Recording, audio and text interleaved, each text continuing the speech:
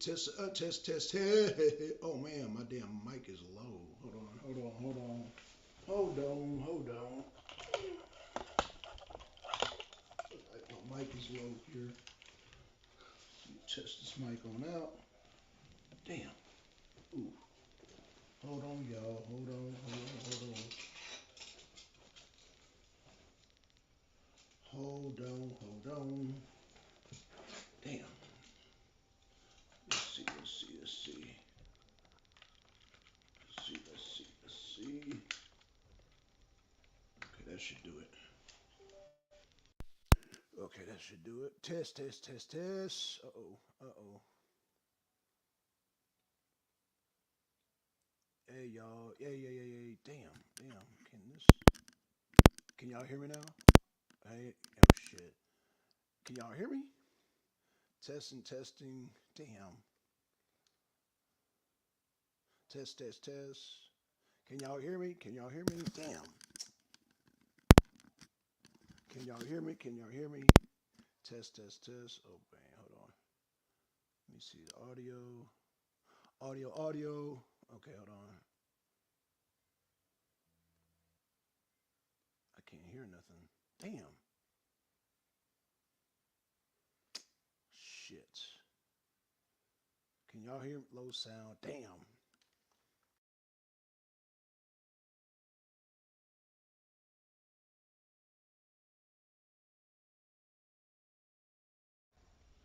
Can y'all hear me now? Can you hear me? Hear me? Testing, testing, testing. Ah, shit. Try this out.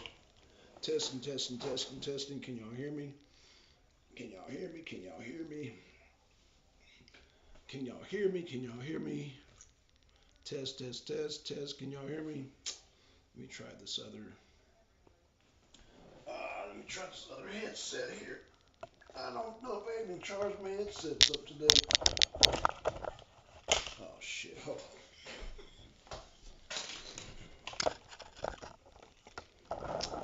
Shit. Let's see. Ah. Okay.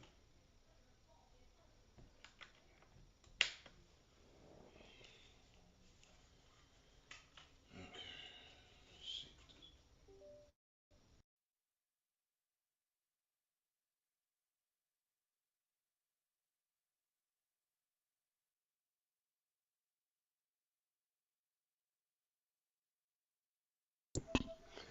Testing, testing, testing, testing, testing, test, test, test, test. I think okay, there we go. There we go. All right, y'all. Oh yeah, Black Sun in the Hizzle. Oh for shizzle dizzle. Okay, so we got an excellent show here today. So I came on early because Kelly wanted to do a simulcast.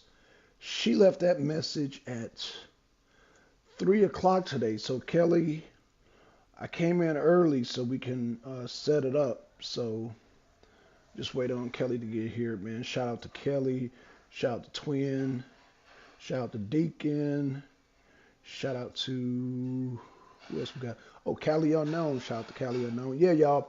Um, I hope my mic is good. I hope my mic is good. So, yep, we're gonna be streaming a little watch party tonight. Now, there's another thing that I want to show. Um, there's something else I want to show too, but it probably won't. Hold on.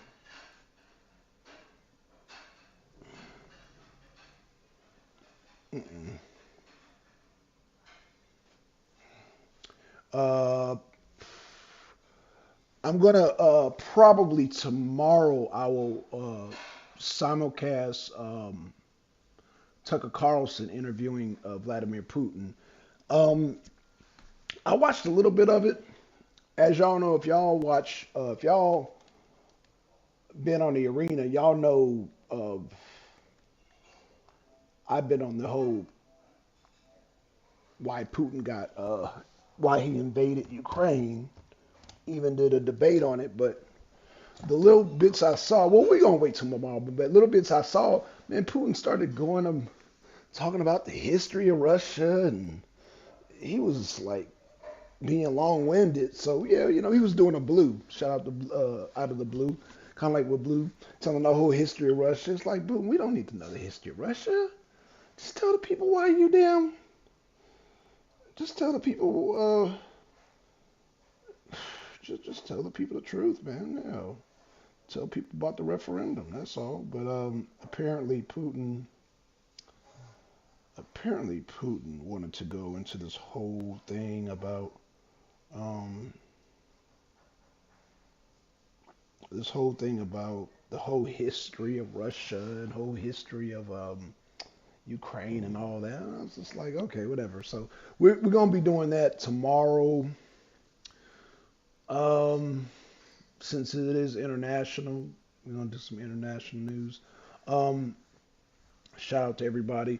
Let me. I'm sitting up here talking, man. Let me send a damn invite because for all we know, Kelly could be waiting for me to send this. So let me pop this in the chat. So we got 30 minutes to go before. Hold on. Let me go to the channel. Make sure I get ready. Right side broadcasting. Yeah. So is the tonight will be the. Hold on. Tonight will be the Nevada caucus, which Trump is poised to win that tonight. Um, Here, let me play some videos while we're waiting on, because there are two videos I want to share with y'all. One is from Doug and one is from Liberal Hive Mind. So let me play both of these videos and let's get started. Oh, yes, Si, what's going on? What's going on? So, yep. Yes, see. Okay, so I'm gonna share this video with y'all real quick. Um, Shout out to Doug in Exile. We'll play that one first. Hold on. Wait a minute. That's the wrong page. Here we go. Okay, we'll play this one first. And if you're very nice. Hold on. Okay, here we go, y'all. So this is the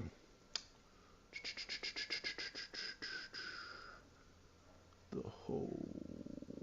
Okay, yeah. Here we go. All right, so yeah, shout out to Doug in Exile. We're gonna play this real quick. So let me play this real quick for y'all while we're waiting. So we got two videos I'll play while we're waiting on the thing to start. So here we go. This is Doug in Exile, and then the next one will be Liberal Hive Mind. Fair usage YouTube. Shout out to Doug. Shout out to Doug in Exile. Here we go. Give you my Super Bowl prediction, which is important. I've never done one of those before. Fulton County DA's office moves to quash Fani Willis top prosecutor subpoenas ahead of the hearing. Now, this is what's weird about a lot of this stuff. The Fulton County District Attorney's Office asked a Georgia judge Wednesday to quash subpoenas of top prosecutors, former President Trump's 2020 election interference case that would require them to testify at a hearing next week over whether they should be booted from the case. So that's what the hearing's about. Are they going to be booted? Now, they have people they've subpoenaed, not just Fani Willis and Nathan Wade, but a ton of others at their office after accusing Fulton County District Attorney Fani Willis and Special Prosecutor Nathan Wade of having romantic ties. One of Trump's co-defendants in Georgia subpoenaed the duo along with more than half a dozen, so let's say 6 of their colleagues for a hearing scheduled for the 15th. So Fani Willis subpoenas 18 of Trump's co-defendants, and then this Roman guy goes in, subpoenas Nathan Wade and Fani Willis and 6 people from her office, which I love. And by the way, given how bad Fani Willis is and mean, can you imagine how much dirt some of her ex-employees that got fired or left the office will have on her, including emails? I mean, just think about it. This is going to be a slam dunk. She's difficult to work with. Just think about how much dirt you have on some of your bosses at previous jobs. That's what they're going to have on Fani Willis. It ain't going to be pretty.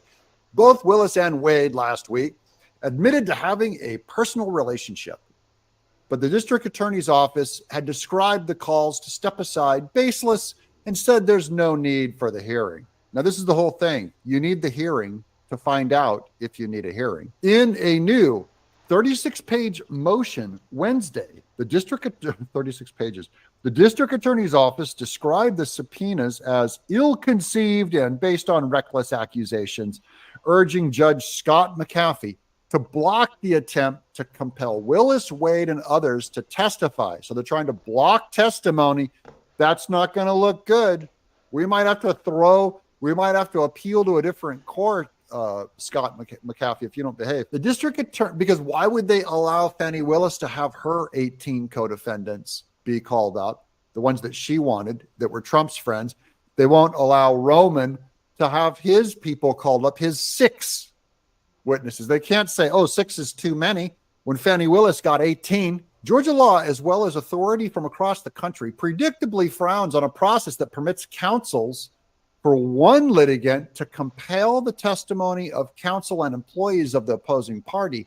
And there's no justification to depart from the general principle here. Special Prosecutor Anna Green Cross wrote on the state's behalf. The district attorney's office also accused defense counsel of attempting to disrupt and delay the prosecution. That's right, baby. We want a disruption and a delay in this thing going on forever. This is one area where Roman did better in not playing, doing a plea, than Sidney Powell and Jenna Ellis.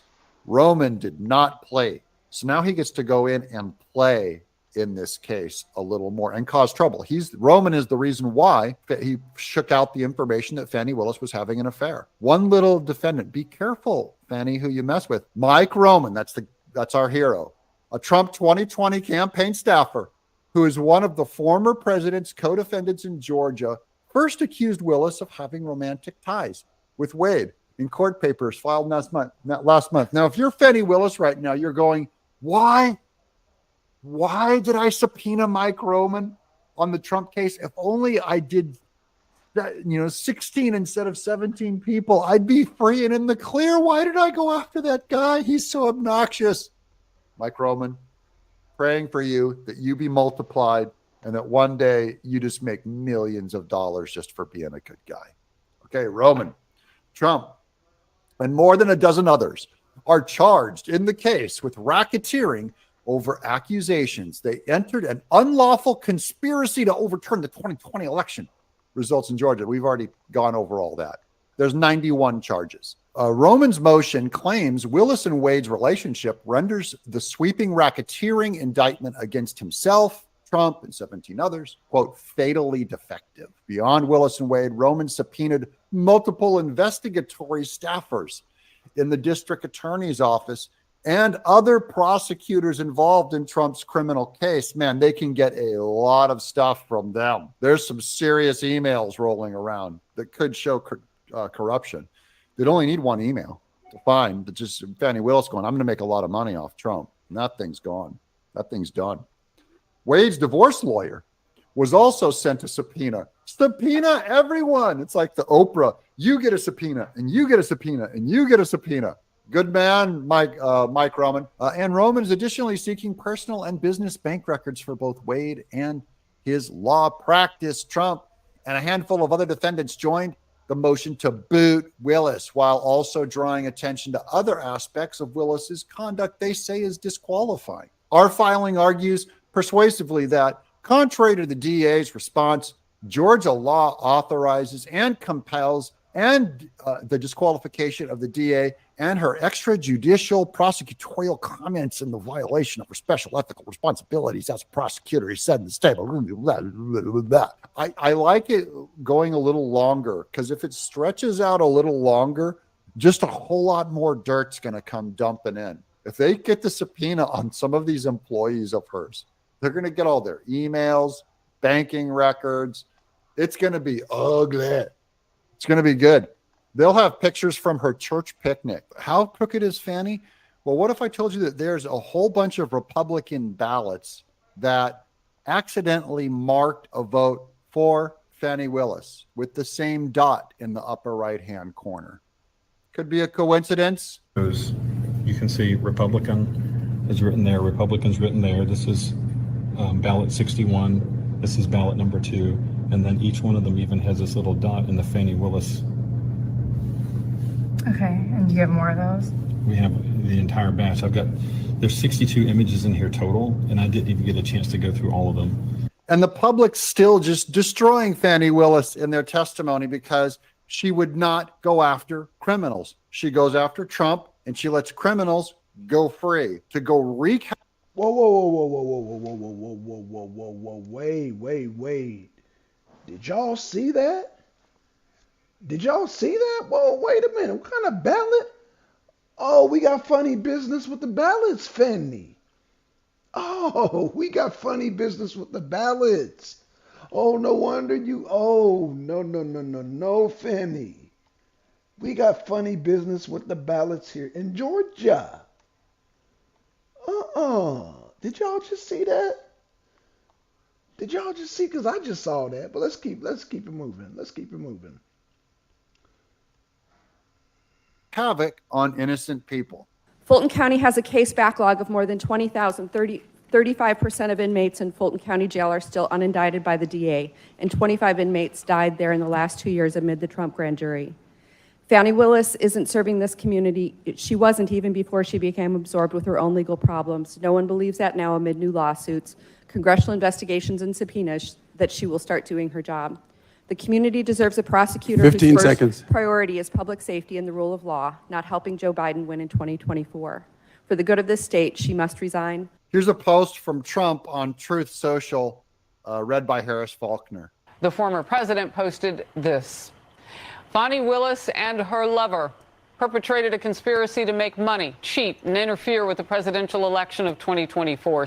Well, at the very least, welcome to the circus, Fani Willis. You started it. You don't get to decide when it's over.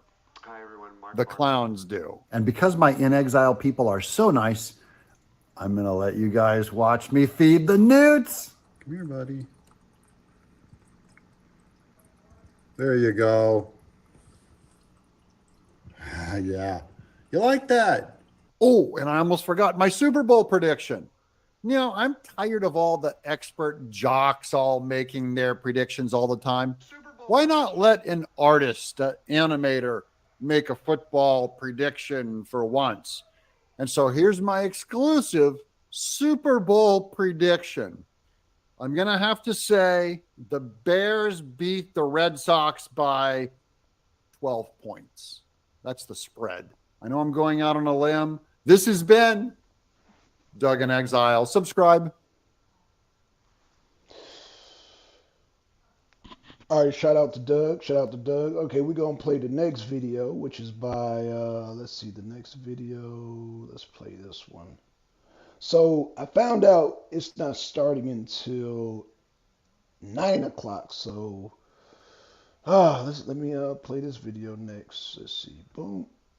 Here we go.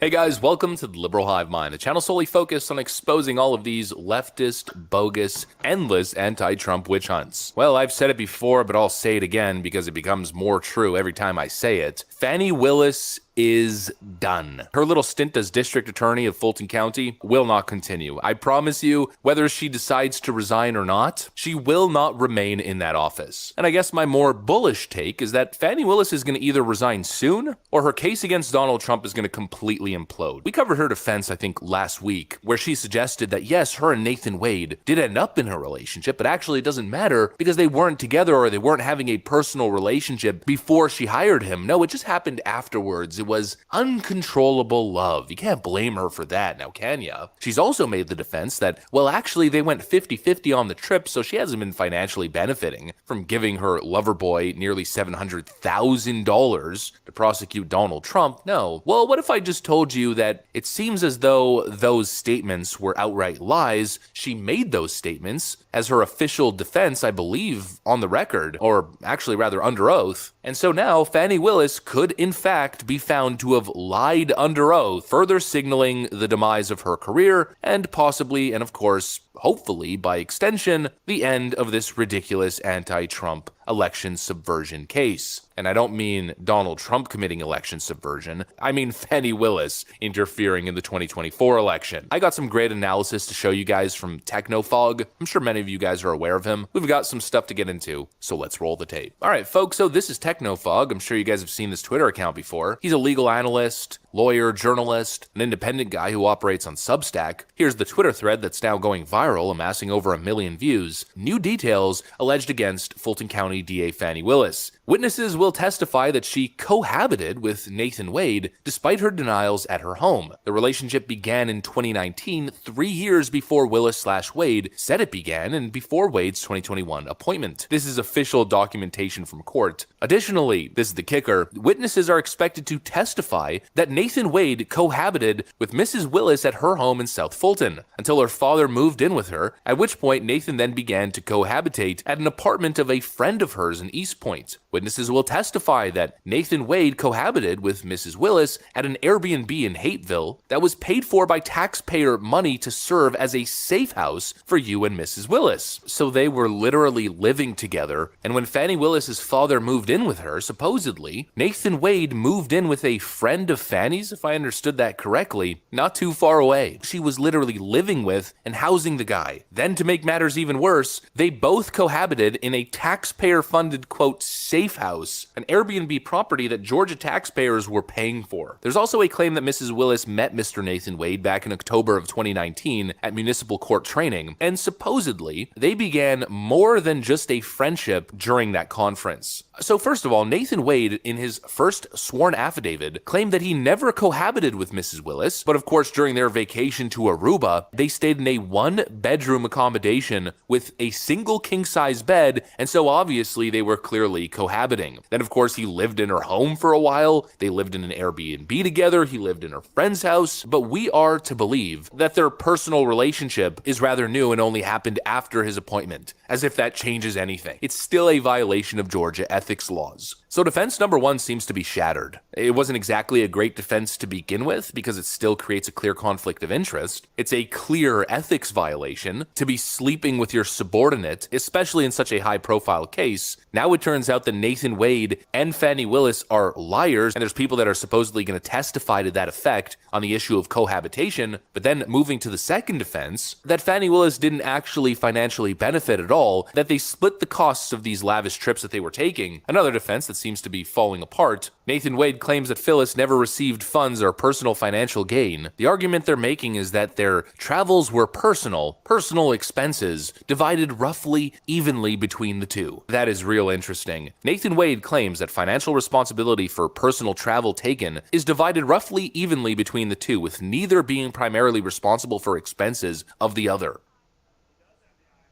Are you sure about that? Very interesting, considering, well, we have all this, and this, and this. All of these transactions paying for vacations in full on Nathan Wade's personal credit card. Liar! I would really love to see the evidence of Fani Willis paying her way or paying for an entire trip using her own personal funds for her and Nathan Wade. Yeah, I have a feeling we're never going to see that. Probably because this is yet again another lie under oath. We have the literal receipts, the actual transactions. Nathan Wade took the money, but he claims that he used his personal funds, not the money that he was making while prosecuting Donald Trump. So therefore, it doesn't really matter. We spent our personal funds. Yeah, where do those personal funds come from? So here's basic accounting 101. Nathan Wade, in a way, is a corporate entity, right? I'm sure he, operates under a law firm. Of course, that's a corporation. They then build the White House, build Fani Willis, build the district attorney's office for the work that they did. Those are corporate funds, right? The $700,000 of taxpayer dollars being funneled to Nathan Wade, that's company money. He then has to pay people who work within his office, who obviously are helping him with the paperwork and the case itself. But then, of course, Nathan Wade takes some of that company money and pays himself what? A salary. Haha, crazy, I know. He pays himself a salary, pays taxes on that money, and then uses the personal funds to take Fani Willis on luxury travel vacations. I guess it's clean now, right? Because it's a personal expense. It's his personal funds. How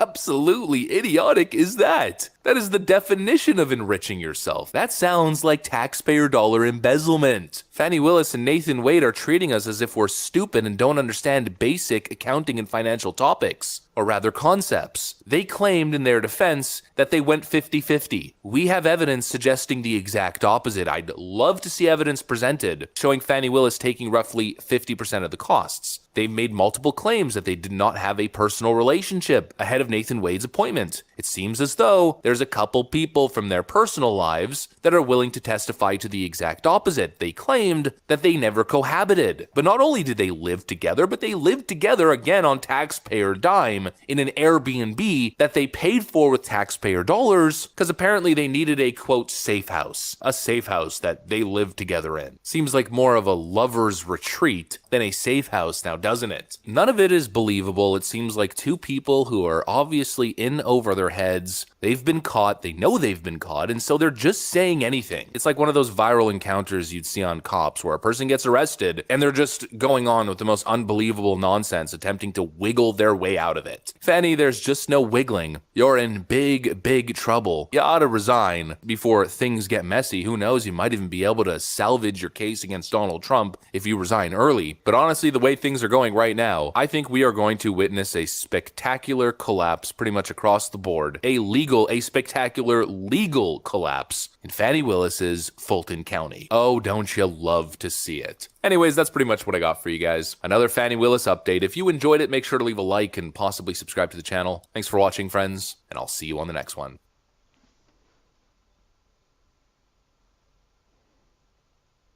All right, there you go. So that's the news. We still got still got about an hour to go.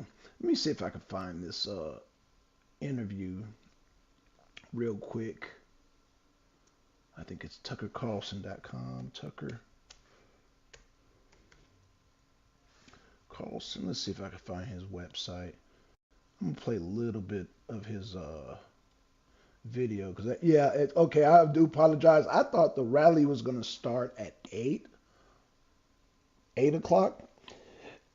They're saying 9 o'clock, so I'm like, oh shit, okay, because time difference. So let me find Tucker's video. Tucker Carlson on Twitter. Let's go to his Twitter. See if the video's up. The interview. Let's see, Tucker. I think this is it. Yep, we found it. Okay, y'all. So let me blow this up.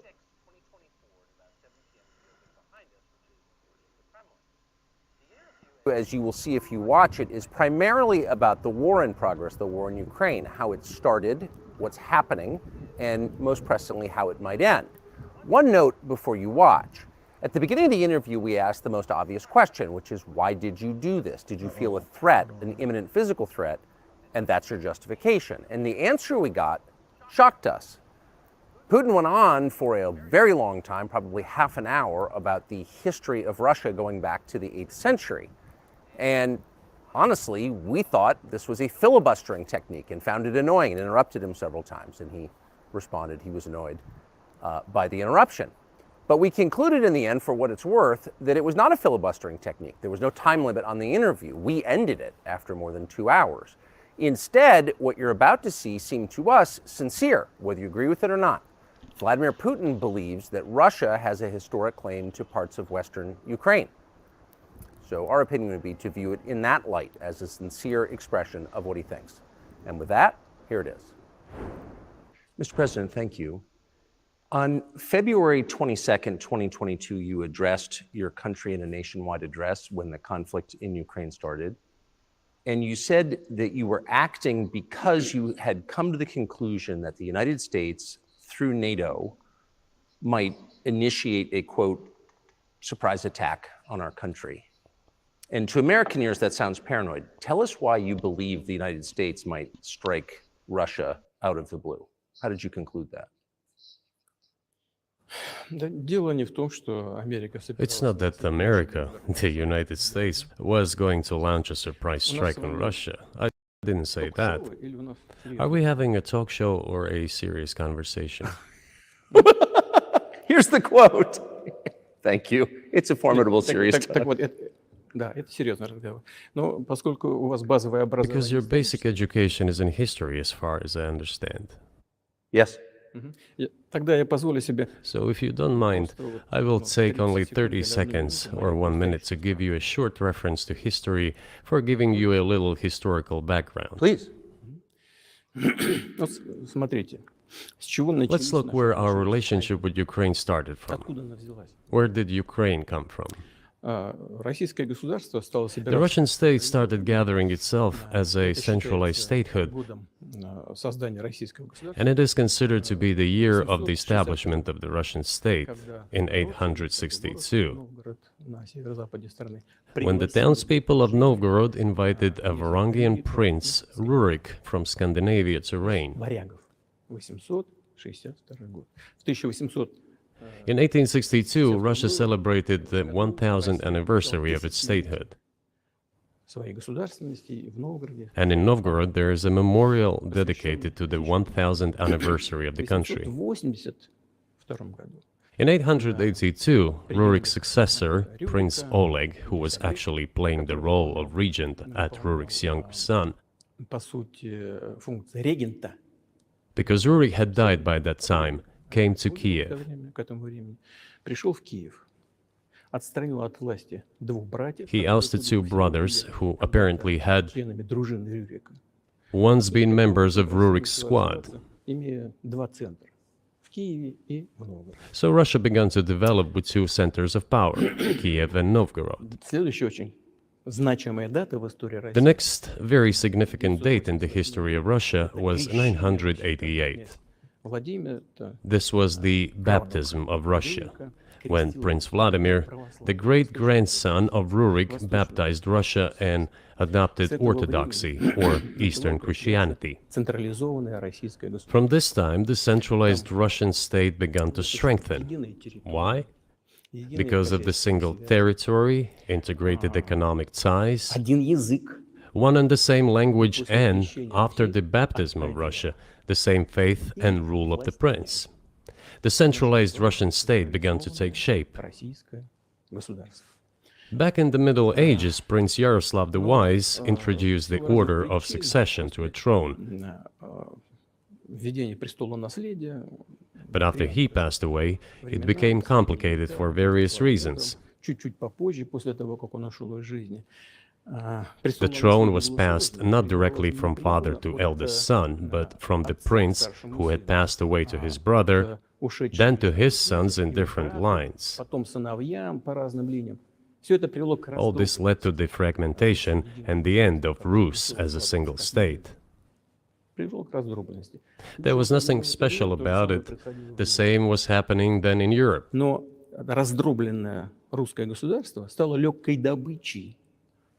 But the fragmented Russian state became an easy prey to the empire created earlier by Genghis Khan. Хан Батый пришли на Русь, His successors, namely Batu Khan, came to Rus, plundered and ruined nearly all the cities. The southern part, including Kiev, by the way, and some other cities, simply lost independence, while northern cities preserved some of their sovereignty. в Орду. Но часть суверенитета сохранили. They had to pay tribute to the horde, but they managed to preserve some part of their sovereignty. Начало складываться единое российское государство. And then a unified Russian state began to take shape with its center in Moscow. Оно начало The southern part of Russian lands, including Kiev, к тому центру, который began складывался to gradually gravitate towards another magnet, the center that was emerging in Europe. Его даже называли Литовско-Русь. This was the Grand Duchy of Lithuania. Представляли значительную It was even called the Lithuanian-Russian Duchy, because Russians were a significant part of this population. славными. They spoke the old Russian language and Затем were произошло Orthodox. объединение, уния Великое княжество Литовское. But then there was a unification, the union of the Grand Duchy of Lithuania and the Kingdom of Poland. Подписано. Уже в духовной силе. A few years later, another union was signed, Священников подчинилось власти. but this time already in the religious sphere. И таким образом вот эти земли Some of the оказались в Orthodox составе priests became польско-литовского subordinate to the Pope. Thus, these lands became part of the Polish-Lithuanian state. Ополячиванием этой части населения. Язык внедряли туда свой. During decades, the Poles were engaged in Polonization of this part of the population. They introduced their language there, tried to entrench the idea that this population was not exactly Russians, that because they lived on the fringe, they were Ukrainians. Originally, the word Ukrainian meant that a person was living on the outskirts of the state, along the fringes, or was engaged in a border patrol service. It didn't mean any particular ethnic group. So the Poles were trying to, in every possible way, to colonize this part of the Russian lands, and actually treated it rather harshly, not to say cruelly. All that led to the fact that this part of the Russian lands began to struggle for their rights. They wrote letters to Warsaw demanding that their rights be observed and people be commissioned here, including to Kiev.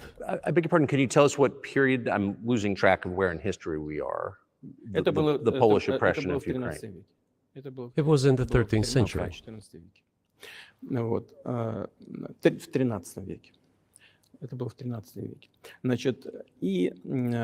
Now I will tell you what happened later and give the dates so that there is no confusion. And in 1654, even a bit earlier,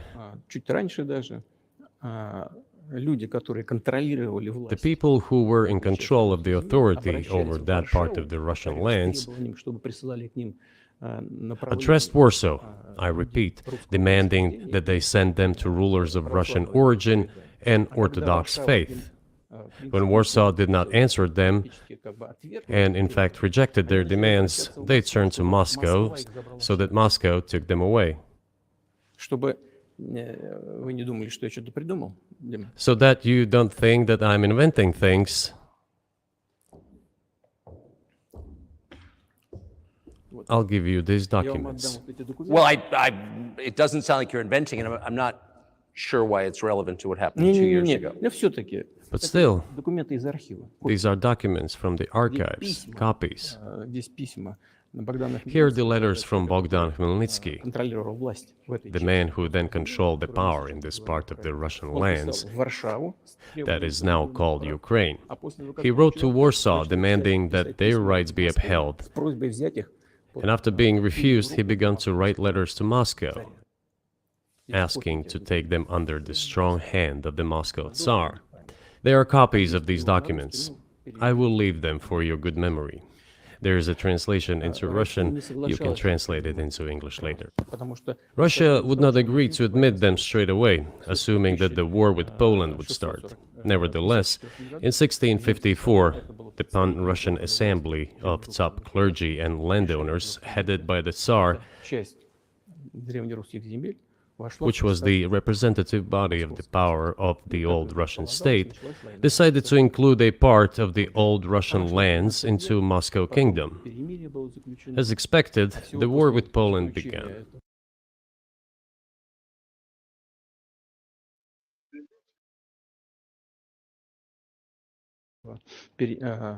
It lasted 13 years, and then in 1654... Fuck black niggers, this YouTube stream has been hacked. You're all fucking goddamn niggers. 32 years later, I Fuck think... goddamn niggers, this live stream has been hacked. ...called Eternal Peace was signed. And these lands, the whole left bank of Dnieper, including Kiev, went to Russia. And the whole right bank of Dnieper remained in Poland. Under the rule of Catherine the Great, Russia reclaimed all of its historical lands, including in the south and west. This all lasted until the revolution. Before World War I, Austrian General Staff relied on the ideas of Ukrainianization and started actively promoting the ideas of Ukraine and the Ukrainianization.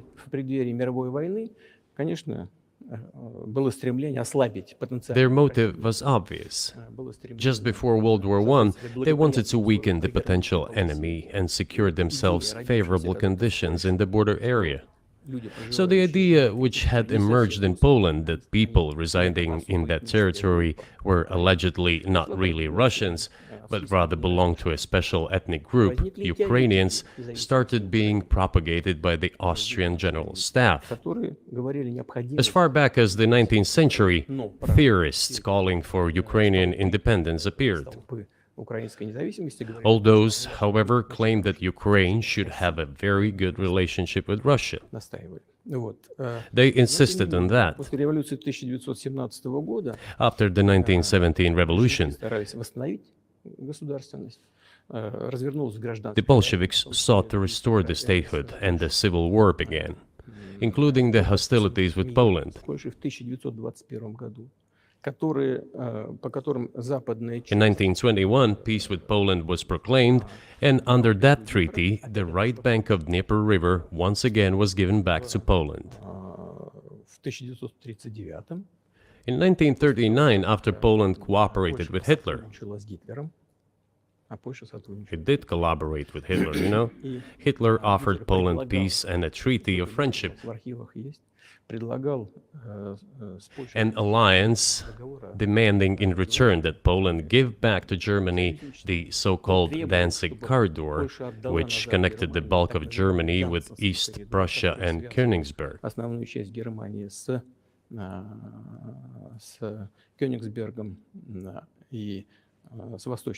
After World War I, this territory was transferred to Poland, and instead of Danzig, a city of Gdansk emerged. Hitler asked them to give it amicably, but they refused. Of course. Still, they collaborated with Hitler and engaged together in the partitioning of Czechoslovakia. But may I ask you, you're making the case that Ukraine, certainly parts of Ukraine, Eastern Ukraine, is in effect Russia, has been for hundreds of years. Why wouldn't you just take it when you became president 24 years ago? You have nuclear weapons, they don't. If it's actually your land, why did you wait so long? I'll tell you. I'm coming to that. This briefing is coming to an end. It might be boring, but it explains many things. I just don't know how it's relevant. Good. Good. I'm so gratified that you appreciate that. Thank you. So, before World War II, Poland collaborated with Hitler, and although it did not yield to Hitler's demands, it still participated in the partitioning of Czechoslovakia together with Hitler, as the Poles had not given the Danzig corridor to Germany and went too far, pushing Hitler to start World War II by attacking them. Why was it Poland against whom the war started on 1st September 1939? Poland turned out to be uncompromising, and Hitler had nothing to do but start implementing his plans with Poland. By the way, the USSR, I have read some archive documents, behaved very honestly. It asked Poland's permission to transit its troops through the Polish territory to help Czechoslovakia. But the then Polish foreign minister said that if the Soviet planes flew over Poland, they would be downed over the territory of Poland. But that doesn't matter. What matters is that the war began, and Poland fell prey to the policies it had pursued against Czechoslovakia, as under the well-known Molotov-Ribbentrop Pact.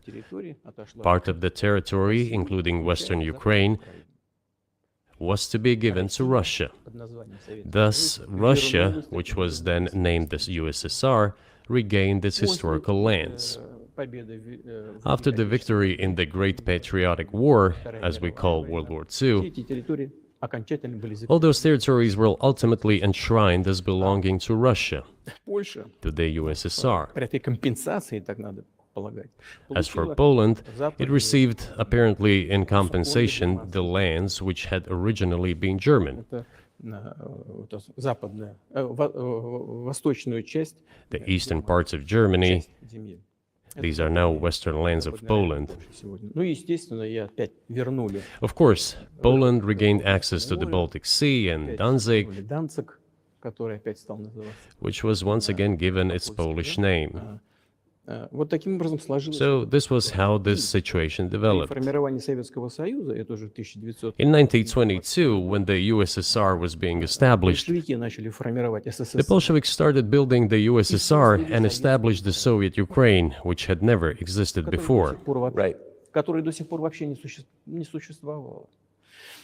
При этом Сталин Stalin insisted that those republics be included in the USSR as входили в качестве автономных autonomous entities. Основатель советского государства Ленин настоял. For some inexplicable reason, Lenin, the founder of the Soviet state, insisted that they be entitled to withdraw from the USSR. Наделил And again, for some unknown reasons, he transferred to that newly established Soviet Republic of Ukraine some of the lands together with people living there, even though those lands had never been called Ukraine, and yet they were made part of that Soviet Republic of Ukraine. Those lands included the Black Sea region, which was received under Catherine the Great, and which had no historical connection with Ukraine whatsoever. Even if we go as far back as 1654, when these lands returned to Russian Empire, that territory was the size of 3 to 4 regions of modern Ukraine, with no Black Sea region. That was completely out of the question. In 1654. Exactly. You obviously have encyclopedic knowledge of this region, but why didn't you make this case for the first 22 years as president that Ukraine wasn't a real country? Да. Итак, значит, советская Украина получила. The Soviet Union was given a great deal of territory that had never belonged to it, including the Black Sea region. At some point, when Russia received them as an outcome of the Russo-Turkish Wars, they were called New Russia or Novorossiya. But that does not matter. What matters is that Lenin, the founder of the Soviet state, established Ukraine that way. For decades, the Ukrainian Soviet Republic developed as part of the USSR. And for unknown reasons, again, the Bolsheviks were engaged in Ukrainianization.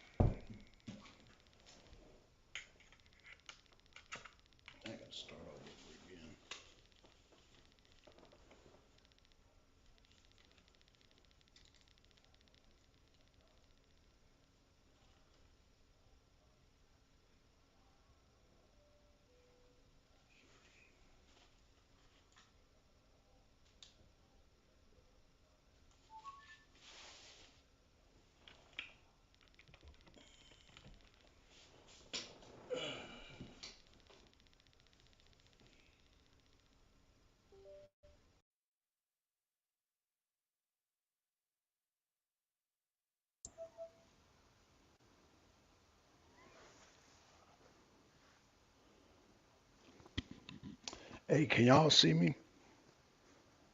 I was trying to do a stream, but apparently YouTube won't let me do the damn. Hold on. They're not gonna let me do the. MD, did you hear? Oh yeah, that troll was tripping, man. Yeah, he came on here real quick and did that. But apparently, I'm trying to. What's going on, MD?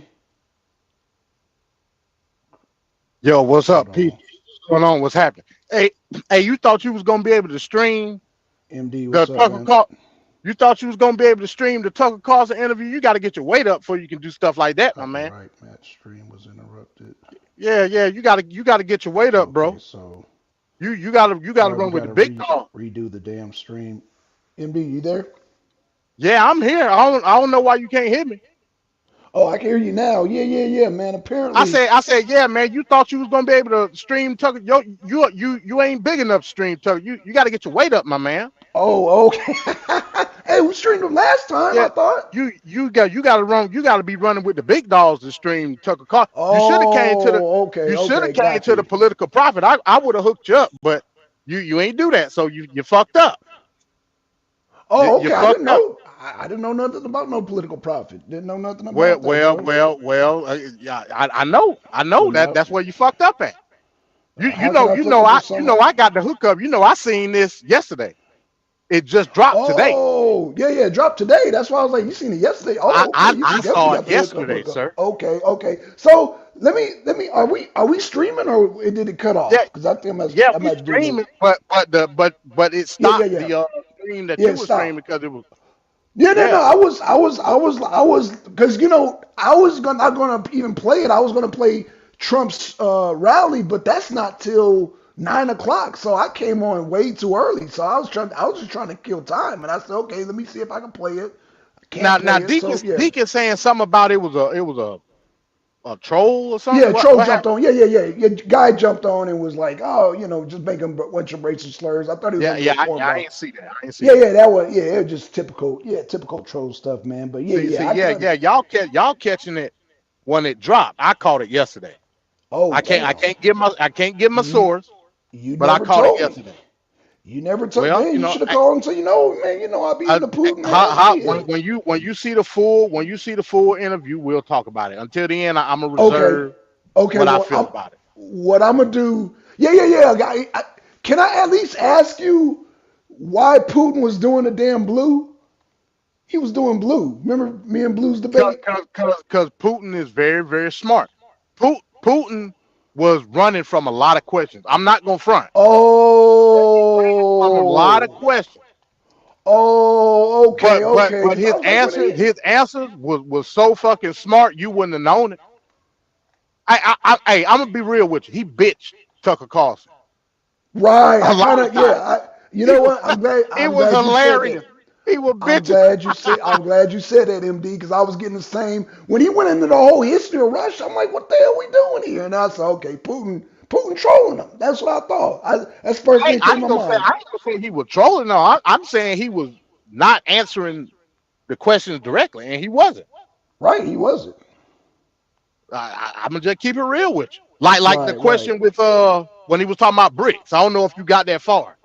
No, I didn't get that far. When he was talking about BRICS, man, he was breaking that. See, it's either one or two things. Either all of the questions that Tucker Carlson had was scripted and Putin was able to like research everything, or Putin just a smart motherfucker. It's either one. Right. Either way, his answers was so detailed. I mean, he was memorizing numbers, dates, all type of shit. I'm like, how the hell? How the hell Putin know all this stuff? I'm like, hell, Putin the political prophet. And then Tucker would say something, and Putin would say, "Hey, look, man, he would basically say, shut the fuck up. I'm still, you know what I'm saying?" Right. He's like, damn, let me answer the first question first. What the hell going on? Oh, damn. So, okay, so it was just... basically Putin. I'm gonna keep it real with you. Putin was KGB babbling, is what he was doing. Right, yeah, that's okay. Okay, we on the same page then. Okay, he was KGB babbling, but the shit sounded so smart. You know what I'm saying? Right, but it was off though, man. I'm like, where the hell Putin going? He lost me. He was Lenin babbling. I don't know what the fuck. KGB babbling, like you said, damn babbling. But check out that whole interview. This the most stark thing that I heard him say, and this was at the very end. Okay. Tucker Carlson asked him something. He was like, what do you expect America to do in terms of the whole situation, just globally? Right. Putin said, and I quote, the United States needs to abandon imperialism. That's what he said. Oh shit. And when he said that, my eyebrow just went straight up. Because based on him, and like I said, I don't believe United States is an imperialist country. I don't. I mean, But by him saying that, that's communist propaganda Babble, yeah. 101. Yeah, communist Babel. I get it. Yeah, we already know the playbook on that. We know. So my whole this interview just changed my whole perspective of what I think about Putin now. My whole perspective. So what do you think about Putin now? I think Putin is deep down in his heart, within the very bowels of his soul, is still stuck in 1980 Soviet Union. Oh, But he does it in a way where he can understand the ebbs and flows of how the economy and social systems work today. So he's stuck in the 80s, is what you're saying. Based on the interview that I just saw. Right. No, I kind of got that too. I'm like, where the hell is he going with this shit? So my whole remember we used to say, oh, Putin understand capitalism and blah. Right. Based on what I just heard, he understand it. But I ultimately think, and I'm just gonna be totally honest, I ultimately think through his intentions of what Ukraine did initially, that gave him the green light to try to gain back land under the auspices of communism. That's just what I believe. Based on what I saw, I can't argue that, man. Because I was like, when I first heard it, MD, I was like, damn, Putin, what you doing, man? Tell him about the goddamn referendum and all that. Like, what are you doing? He didn't. And so now he talked about the Minsk Accords, but he didn't talk about the Minsk Accords in a way that made him look good at all. Right. Yeah, I know. That's what I was kind of shocked, MD. That's why I was like, damn, what is he doing? Hell, he said the reason that they annexed Crimea was to protect Crimea from the guarantors originally of the Minsk Accord. He was basically saying they reneged on the Minsk Accord, which kind of sort of, yeah, they did. Right. I agree with that. Right. But we agree with that, yeah. But at the same time, you saying that Crimea ultimately has their sovereignty, but you annexed it. You just got finished saying that.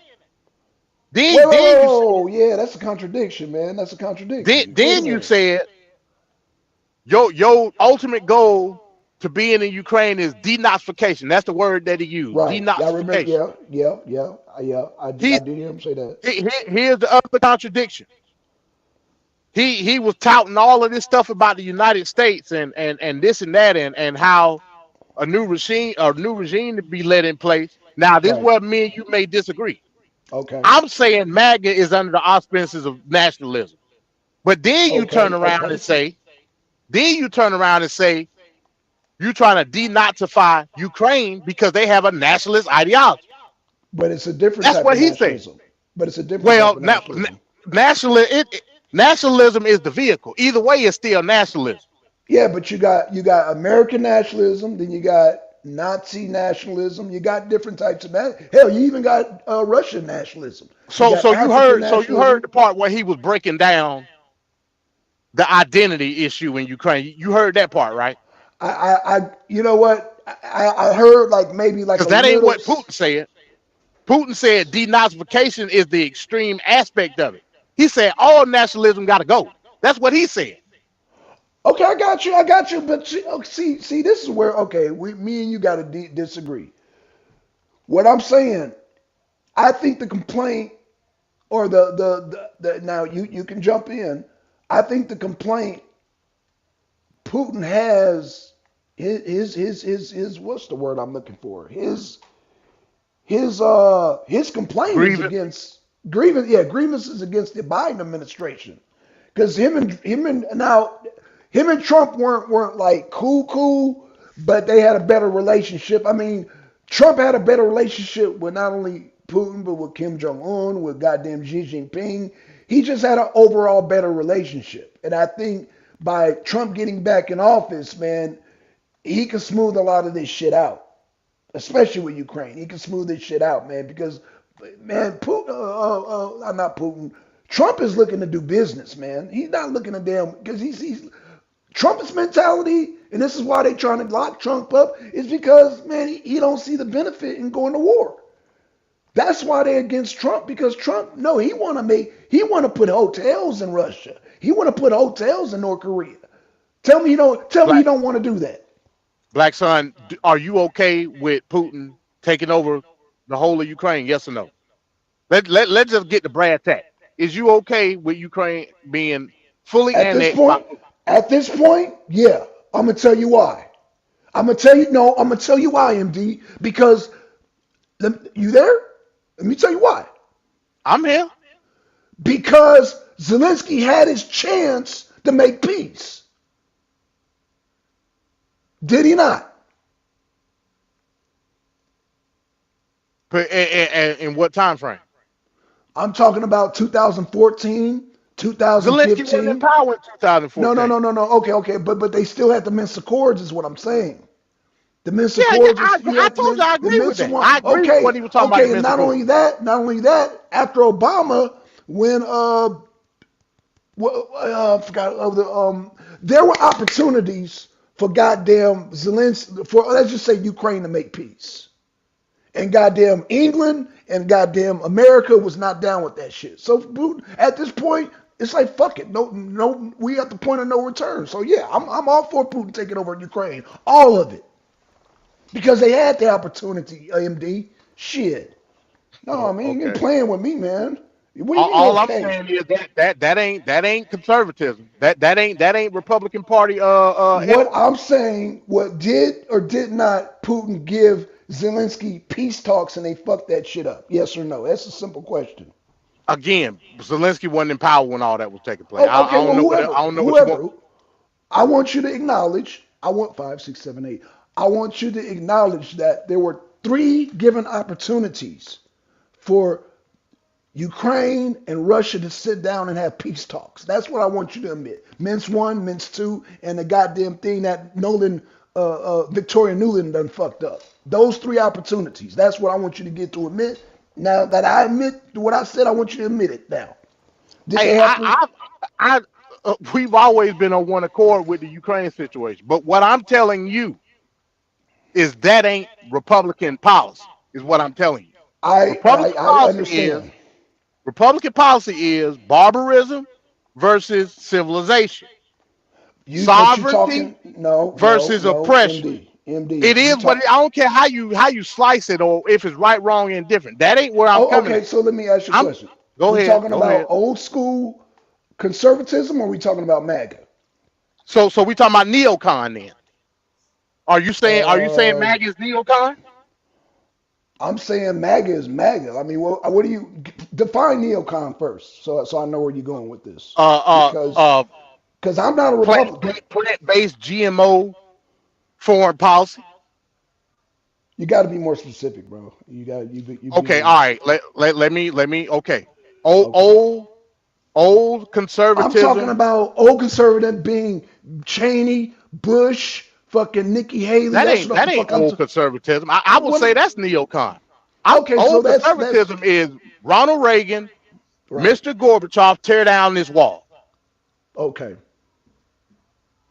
That's what I'm saying. I got what you're saying. This ain't Mr. Gorbachev tear down this wall. Right. The Soviet Union won't move an inch. Reagan said that too. Right. So all I'm saying is identify it accordingly. Don't put it under the auspices of the Republican Party, because it ain't. That's why the pushback is being like how it is now. That's why just today they voted on the new appropriation bill to give Ukraine some more money. They just did that today. And it's going to continue to happen. And I told you that. Even under Trump. Wait. But Mike Johnson said that was going to be dead on arrival. So what are we talking about? Well, it in the Senate. No, this is a whole new bill. They done squashed that. They're not even doing border shit no more. Y'all don't want nothing on the border, fine. Even though y'all said y'all wanted something on the border, now y'all don't want it. I gotta ask you, MD, how the hell is Biden, or is this part of his dementia, is blaming Trump on this? Like the whole goddamn remain in Mexico. Trump the one he said. Trump specifically said that he called people in Congress and told them not to pass the bill because it wasn't a good bill, quote unquote, according to him. He said it. But Biden can just shut down the border just like Trump did, man. No, That's you can't. bullshit. Yes, Trump did it. How did Trump do it, Black Son? Trump just shut it down. He didn't just shut it down. How did he do it, Black Son? Tell us how he did it. Let's talk politics now. Okay, let's he talk. He did it about under Title 42. Mm-hmm. What was Title 42 under, Black Son? COVID. It was under COVID. Is COVID Okay. still going on today as a national pandemic? Not a national pandemic, but it's still going on. Oh my! You can't have Title 42 right now, Black. You just can't. Okay, you can't okay, have fine. Okay, If you got Title 42 right now, then you got to shut everything down like it was. Got you. Okay, got you. Okay. That's how we shut the border down. Okay. You have to have congressional approval to give the authority to the president to shut the border down. That's what they were trying to do. Okay. But that's a whole nother time. That's a whole nother discussion. We can dive into that sometime later. I just wanted to come up and say that. Yeah. When you get a chance, check out that full interview. I will. To me, it was fire. Like I said, Putin was running from a lot. He was running from a lot of questions, but the way he ran, it was smooth. I mean, man, if Putin was in SBDL, he'll be champion. He'll be champion. He did a Rio. I'm talking about, man. He ran. He moonwalked so fast.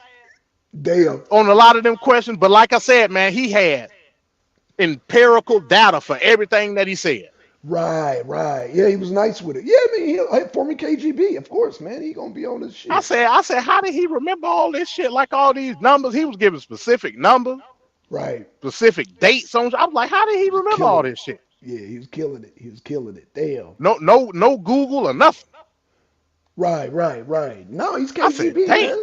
Yeah, they trained to do that. They KGB, shit, former KGB. On other news, Biden just had a press conference about the documents, about the document case being closed. Right.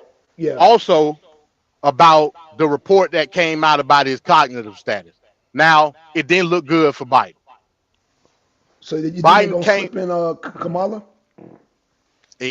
At this point, it may be possible. Trump said, I'm gonna tell you what Trump said. Biden's not gonna run. That's what Trump said. Trump said, I don't think at this point, he might be right.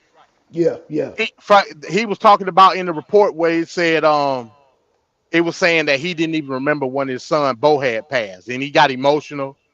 And he started talking about some rosary beads. He said, I still wear these rosary beads on my wrist that my son Bo gave me from son. And then he just paused. He did the mental comment.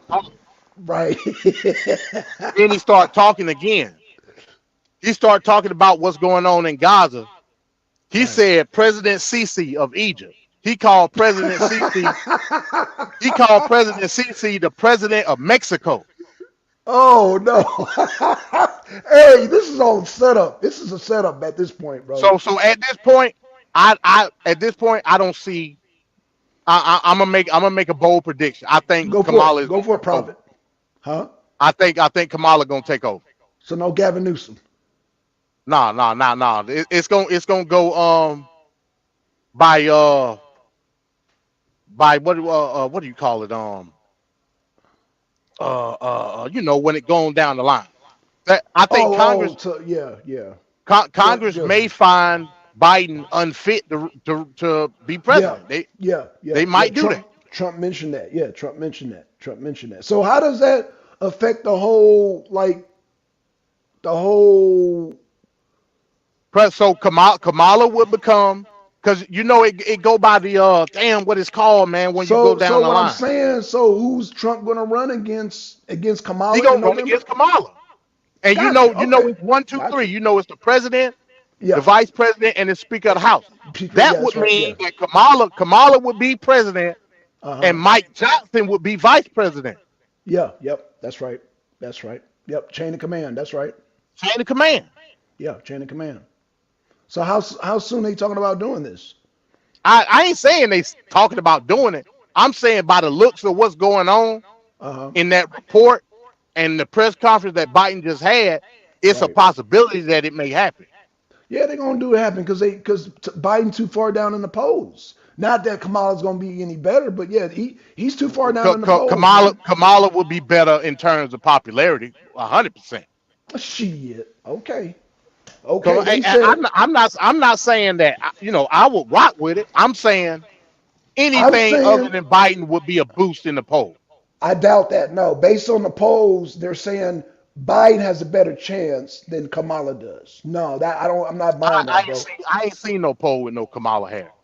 Oh, really? Okay. I tell you what. And if it's a poll with Kamala Harris, it's so anecdotal that it don't matter. We talking about prospective voters in terms of what they believe the general election would be. You can't take Kamala into account with that because she ain't running. I got you. Even if it's a hypothetical poll, the number's so minuscule that it don't matter. Trump gonna still smack. And if you want to be anecdotal in that fashion, if we talking about polls again, the polls clearly show that Nikki Haley would destroy Biden. If we go talk about polls, don't start, bro. Don't. Well, you did it. I did. Man, why'd you bring up goddamn Nimrata, bro? You know Nimrata, yo, man, y'all. That woman got some mental issues, bro. Either she got some mental, or they paying her good money, bro. I'm just going off of what the polls say. You brought her up, bro. You brought her up. I ain't got nothing to do with her mental status. Okay, since you want to bring her up, how you lose to none of the above? How you do that, MD? Because she didn't campaign in Nevada. She that shit. She passed by them and went straight to South Carolina. That's why. I don't want to hear that shit. She said the hell with the state, so why the state won't say the hell with her? I mean, that only makes sense. Why did she choose the primary as opposed to the caucus? Why she do that? She didn't choose the primary. As a candidate, she automatically on the primary. Why she didn't? Well, then why is the caucus? You have to meet specific requirements, which she chose not to do. Okay, she gonna get smoked in Carolina too, bro. Hey, we'll see. What do you mean we'll see? I ain't saying Nikki Haley might. Huh? Are you crazy? Hey, at this point, man, wherever the wind blows with somebody drug test MD. We gonna have to get a drug test. Drug test me. I'm telling you, piss test. I ain't got no horse in the race. I'm just analyzing. That's what I'm telling you. I'm calling for a piss test for MD right now. At this point, when it comes to the Republican primary, I could care less, based on all of the bumbles and fumbles that I've seen from both candidates. So what's your take on Ronna McDaniel? I mean, she's a nothing. She head of the RNC. Now they about to put in a MAGA operative in the RNC. Okay. I think Vivek Swamy should go for that position. That's just my take. Hey, anybody that's under the MAGA helm will do just fine for Trump. This ain't no game of politics no more. This a game of cards. The house of cards is what this shit is right now. So I gotta ask you, because you're from Georgia. Before you go, if it's got something to do with Fannie, I'm gonna tell you the same thing I've been telling. No, it ain't got to do nothing with Fannie, man. It's the GOAT, man.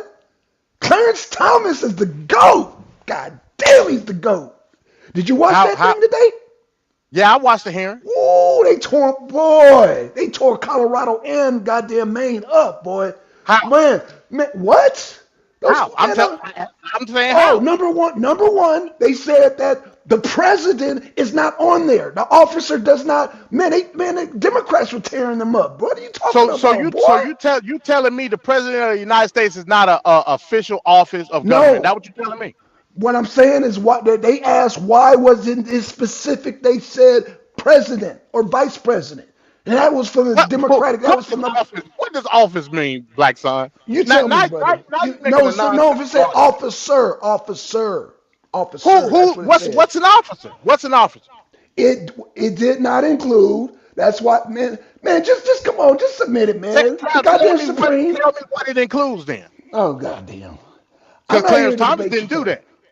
Yes, he did. What? No, he didn't. I listened to it, Black Son. Okay, what did Clarence Thomas say?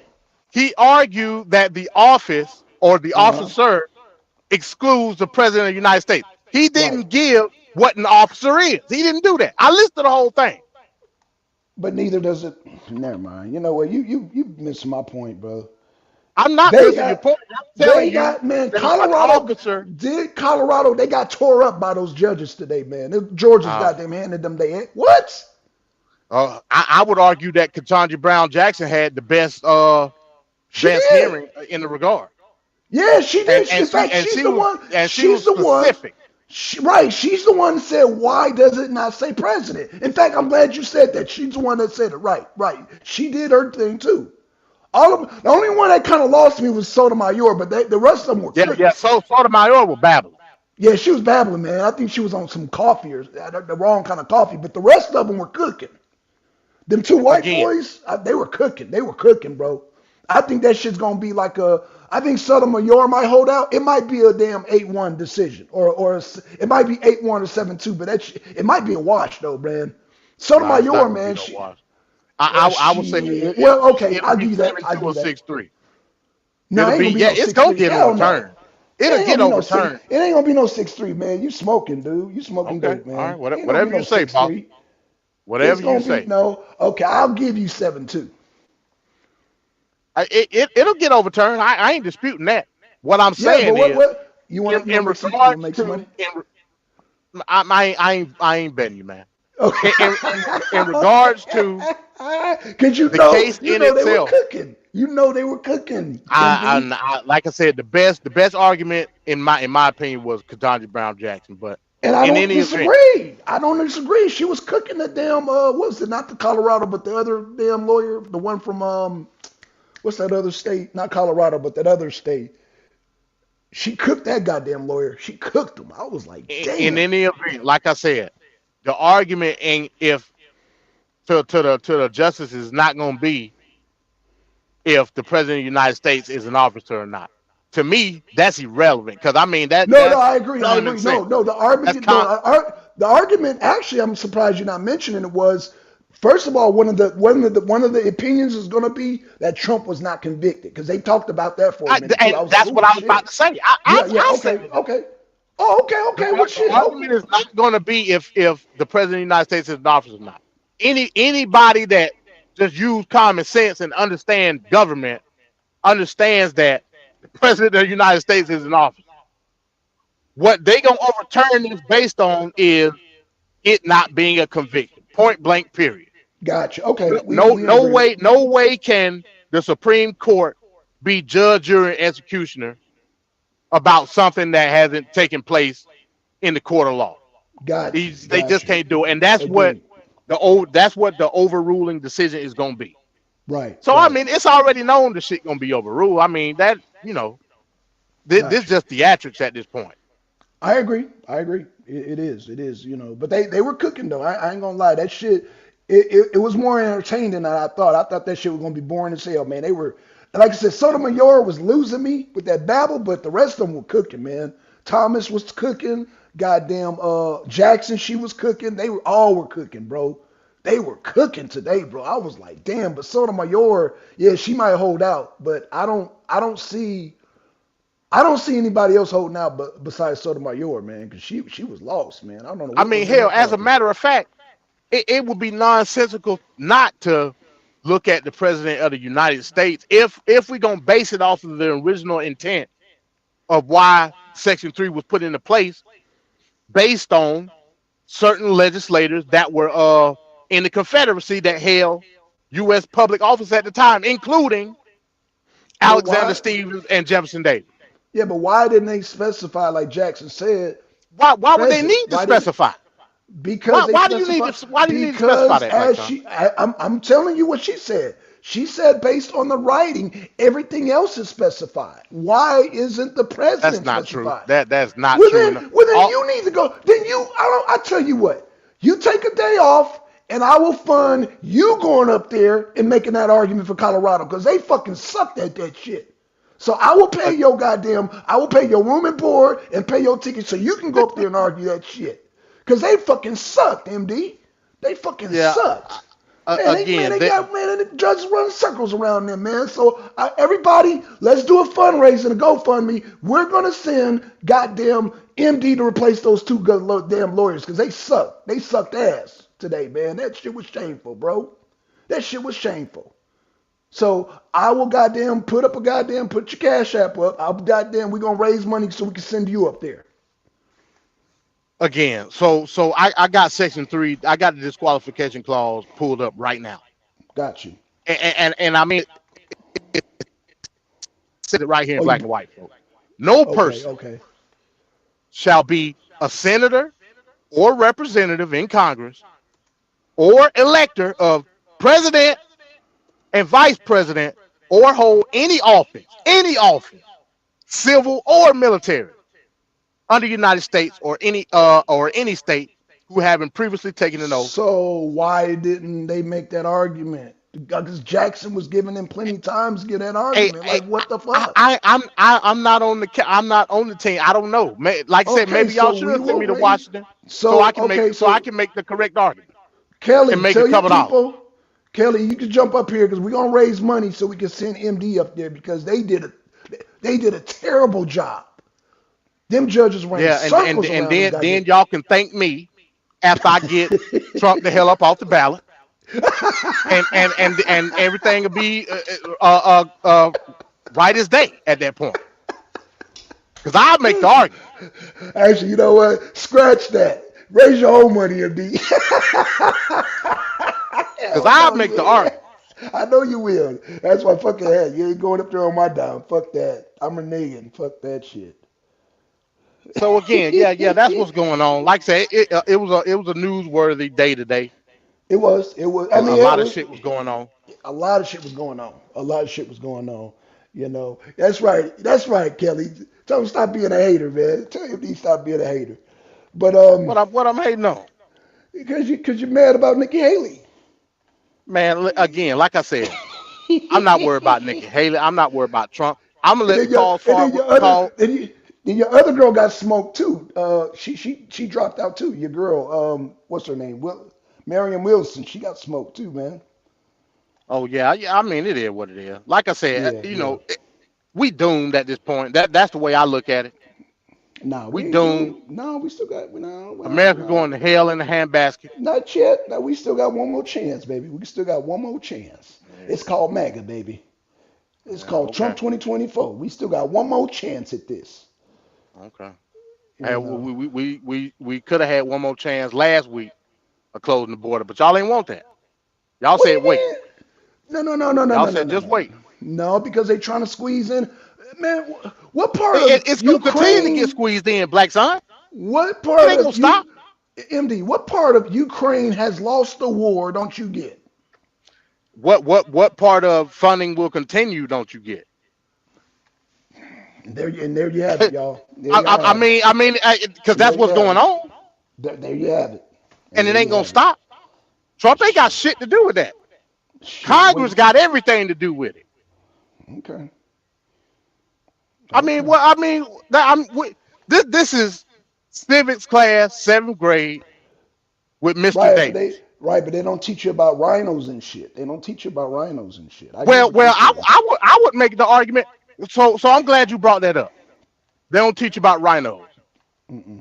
If I'm looking at the context of what a rhino's supposed to be, Republican in name only, Republicanism, GOP, traditional conservatism. In name only, right. Keep going.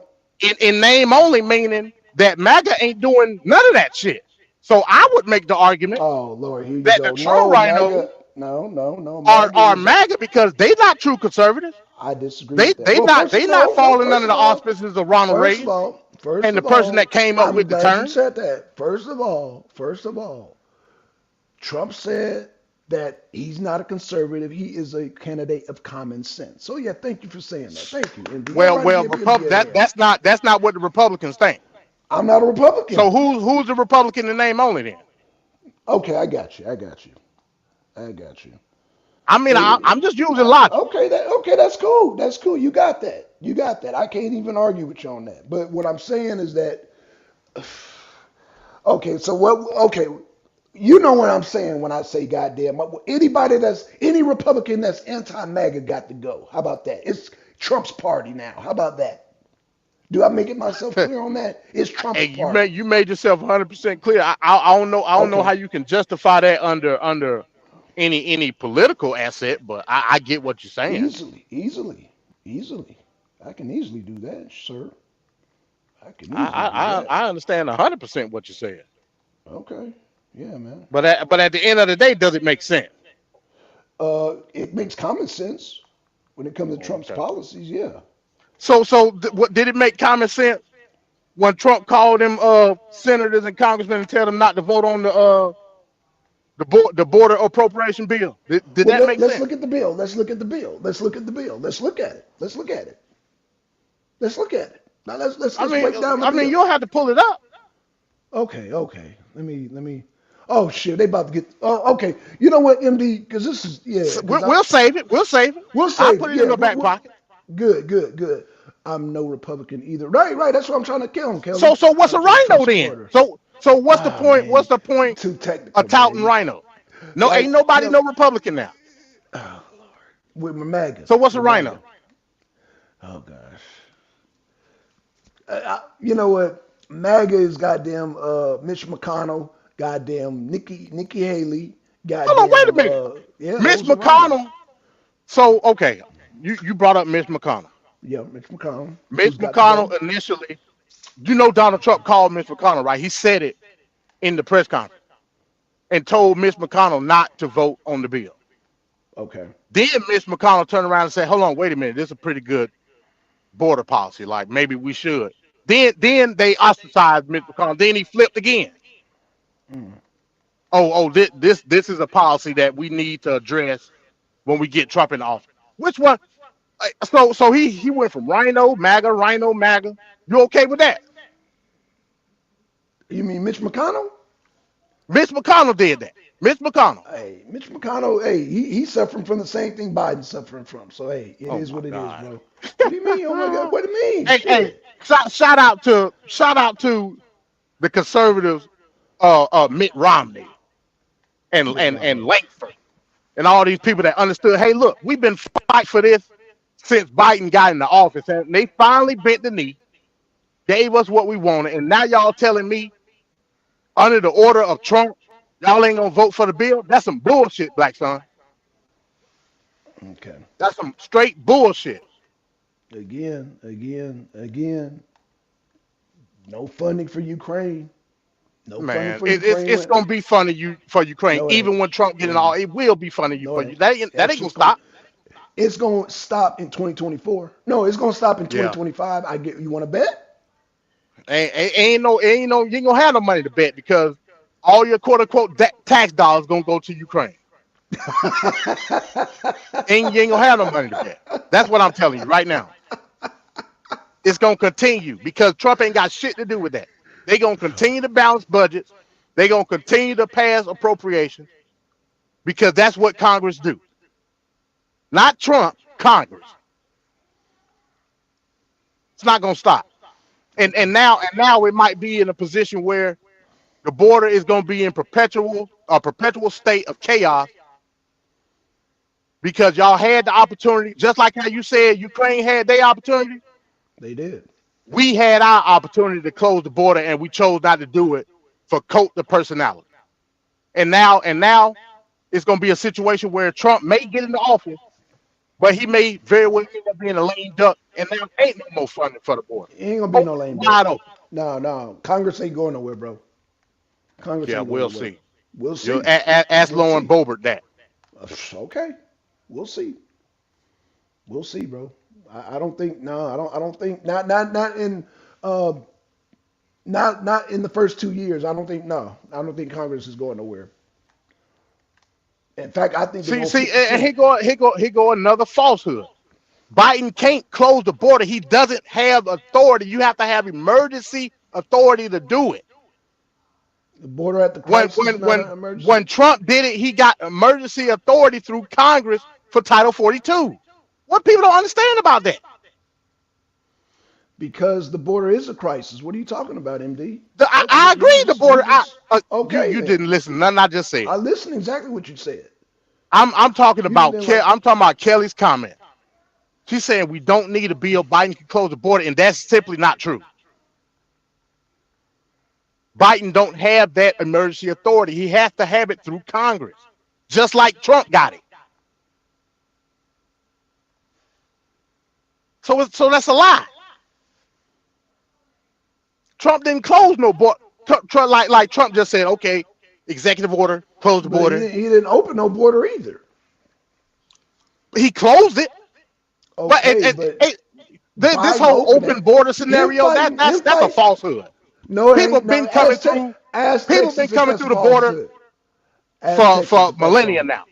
Now you just saying based on the surge, you could call it open. But at the end of the day, Mexicans been coming through for millennia. That's just what it is. We ain't never stopped it.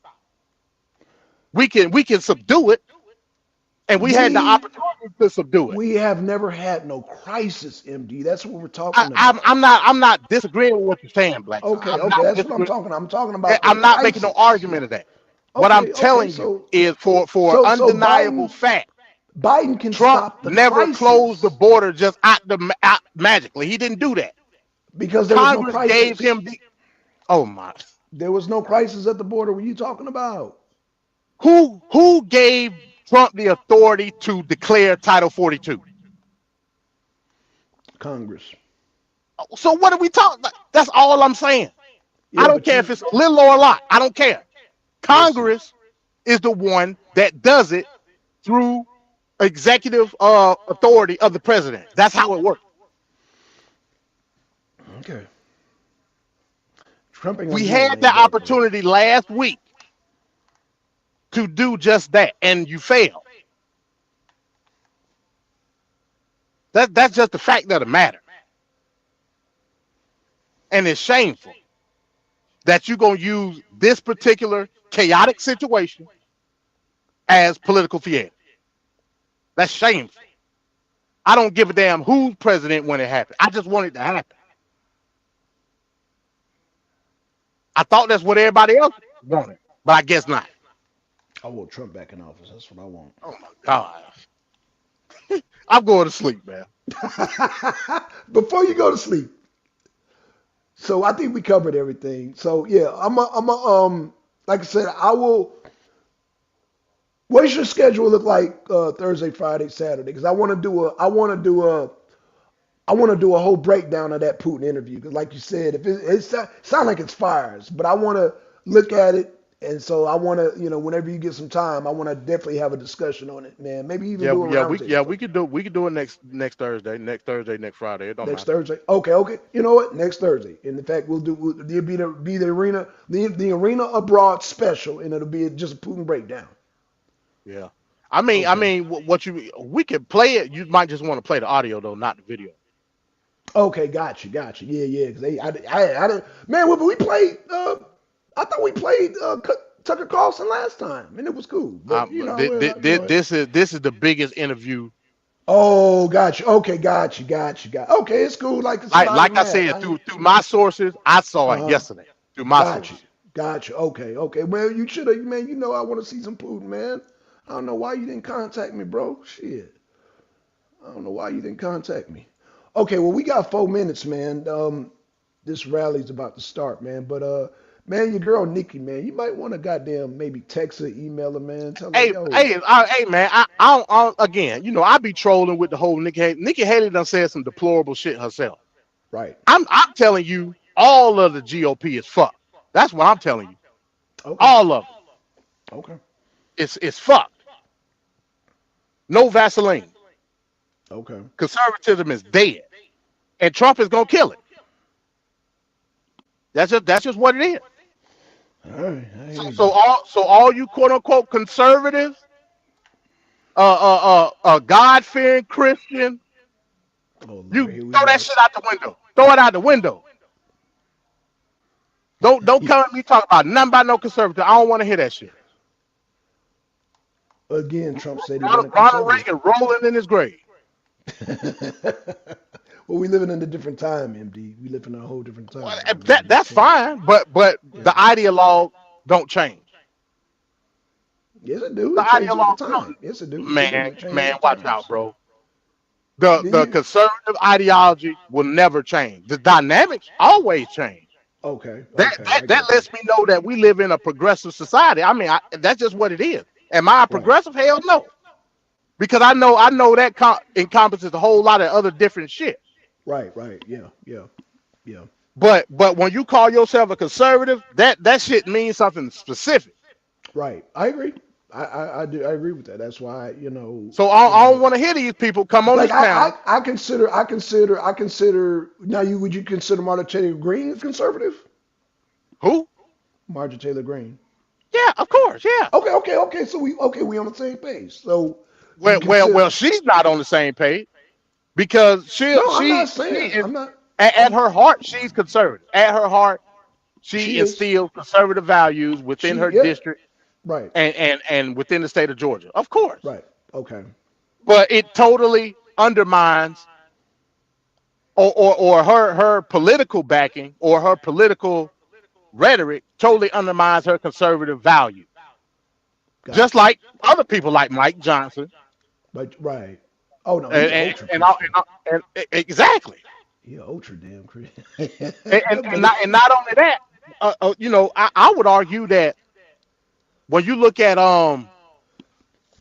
certain social barriers that overlap economic ones, that's where you see the biggest difference. Gotcha. You know what I'm saying? Yeah, I know. Because a lot of these people that's MAGA, you don't hear them saying shit about Israel. A lot of them. I'm not saying you got some. Of course you got some. Right. But that's because they social and economic conservatism overlap. Right. So at the end of the day, we just got to keep it a buck. That's all. I don't want to hear nobody come on it. As soon as I hear the word conservative, I'm jumping on you. Hey, you won't never hear me say conservative shit. No, I ain't saying you. I'm saying people come cool. up on this panel. I got you. I'm jumping on. I got you. Hey, okay, you put it out there, so it is what it is. I'm MAGA, so that's where I stand. I'm a fiscal conservative when it comes to the economy, and goddamn Trump's track record proves that he can do that shit again. I'm going based on his track record of his last 4 years that he did. So that's what that's why I'm damn on the Trump train. But it is what it is, bro. It is what it is. We can talk about conservatism and Christian nationalism all damn day, and you know where I stand with all that. You know what I'm saying? I mean, you had to get Apex on here to discuss all that other stuff because he, your boy Apex is a goddamn he Christian nationalist. Hell yeah, fully. Shout out to Apex, man. I love that brother. I wouldn't even call him a Christian nationalist. I call him a Christian. A Christian ultra globalist. Hell, he wants the whole world to be up under Jesus' rule. Hell, if Apex has something to do with it, he'll bring back the crusade. Good evening, America. I'm Vanessa Broussard reporting to you. Yes, sir. Okay. So yeah, that's where I'm at with it. Okay. But yeah, I got to get up early, man. Like I said, me too. I'm gonna let this thing do the autopilot, man. I'm gonna take a shower. I'm gonna let this thing play out. Kelly, you can jump on anytime you want. If you want to simulcast, Kelly, yeah, come on, do it. Yeah, I'm all with it. MD, so yeah, get ready, man. I'm gonna watch that thing with Putin, man, and we'll set it up for damn Thursday. Hey, how did your debate go, man? What debate? I thought you were debating Mike and Trevor and Demcat. It wasn't really no debate. I mean, it was really just a discussion. You talking about the black thing? Yeah, the black thing. Yeah. We were just babbling at the end of the day. Oh, okay. It was just babble. Okay, that's it was all right. Hey, look. Hey, speaking of Kelly, I saw. I don't know. This was like maybe last week. She tagged me, host, talking about something about. I think it was about the border. And this is another thing about the border. I don't even believe that bullshit no more. And here's why. Your boy, Alex Jones, he was gonna go down to the border. Right. And film all this shit and say, oh, look how bad the border is. They had Texas National Guard at one gate. Right. So what's really going on? And this goes back to me saying, look, I'm not even. Whatever happened. I'm not saying shit about Trump no more. It is what it is. Okay. The shit looked like a photo op to me. Right. So what? And Alex Jones even said as much. He was like, man, this shit ain't, you like, what the fuck is going on? He said it. I didn't say it. He said Right, it. no, I got you. Yeah. Alex Jones be stumbling on a lot of shit. So when you say that, when you said it, I already know. Trust me, it's already. He be stumbling on shit that he allegedly not supposed to be stumbling on. So shout out to Alex Jones. So if I'm compiling all this information, the issue with the border appropriation bill not being passed, the one gate only being guarded with razor wire and shit. I'm saying, wait a minute. If we really focused on doing something about the issue at the border, we've had opportunity to do something about the border. We're making photo ops about shit that's going on in the border. That's really not what's going on, because all the Mexicans doing and the Venezuelans doing is going to the other gate that ain't guarded. Right. What the fuck are we talking about? I want something done at the border now. Right. As soon as possible. I got you. I don't want to wait for Trump. We all do. I hear you. I hear you. But Biden administration is so goddamn wacky. I don't know what to say about that, bro. But it is what it is, bro. So the whole thing. So let's give a little backdrop on what actually happened. Okay. The Republicans said no to the Ukraine funding for months now. Right. The Democrats said, hey, look, man, we got to pass this bill.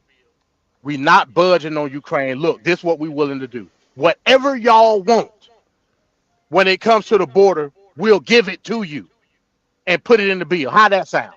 The Republicans initially said, great. If that's the compromise that we got to have to get the border issue done now, we'll take it. We'll worry about the Ukraine shit later. They draft the bill. Chuck Schumer and Mitch McConnell. They co-drafted it. They put it in. They put it on the table in terms of proposing it. Everything was kosher. All of a sudden, here comes Trump. Oh, don't vote for that shit. I need to run on that for 2024. Don't do shit with the border right now. What do you mean don't do? What are you talking about? Don't, like I said, don't do shit for the border. I need that as a bullet point for the upcoming election. Then all of a sudden, here comes Turtle. Mitch McConnell say, we're not focused on the border right now. We're gonna scratch that. But wait a minute, you helped co-draft the bill. Mm-hmm. The hell is going on? So I'm telling you, nah, that ain't no good look, but you can't finagle around that. And then Kelly come put me up in a post talking about the border crisis and the fake border. Ain't nothing fake about what's going on. You want the border closed, don't you? So let's get down to brass tacks and do it. Now, if you want to say, oh, that's not fully closed because it's giving a quote on how, listen, I don't give a damn what you do. There will be illegal immigrants, whether it be through asylum or just crossing, that's always going to get across. Yeah, but there's a difference between that and a crisis. There's a big difference. I totally understand that. Okay, so the Democrats dropped the ball on the shit. I'm saying they did it as through ulterior motives because they want to replace a certain group of people, i.e. me. Oh, I agree with that shit. Yeah, I agree. I totally agree with that. So if you're gonna really make an argument, I'd be willing to say people like Kelly and these other people ain't got no stake in the claim. This shit ain't affecting them. Not from the sense of in immediate economic effect.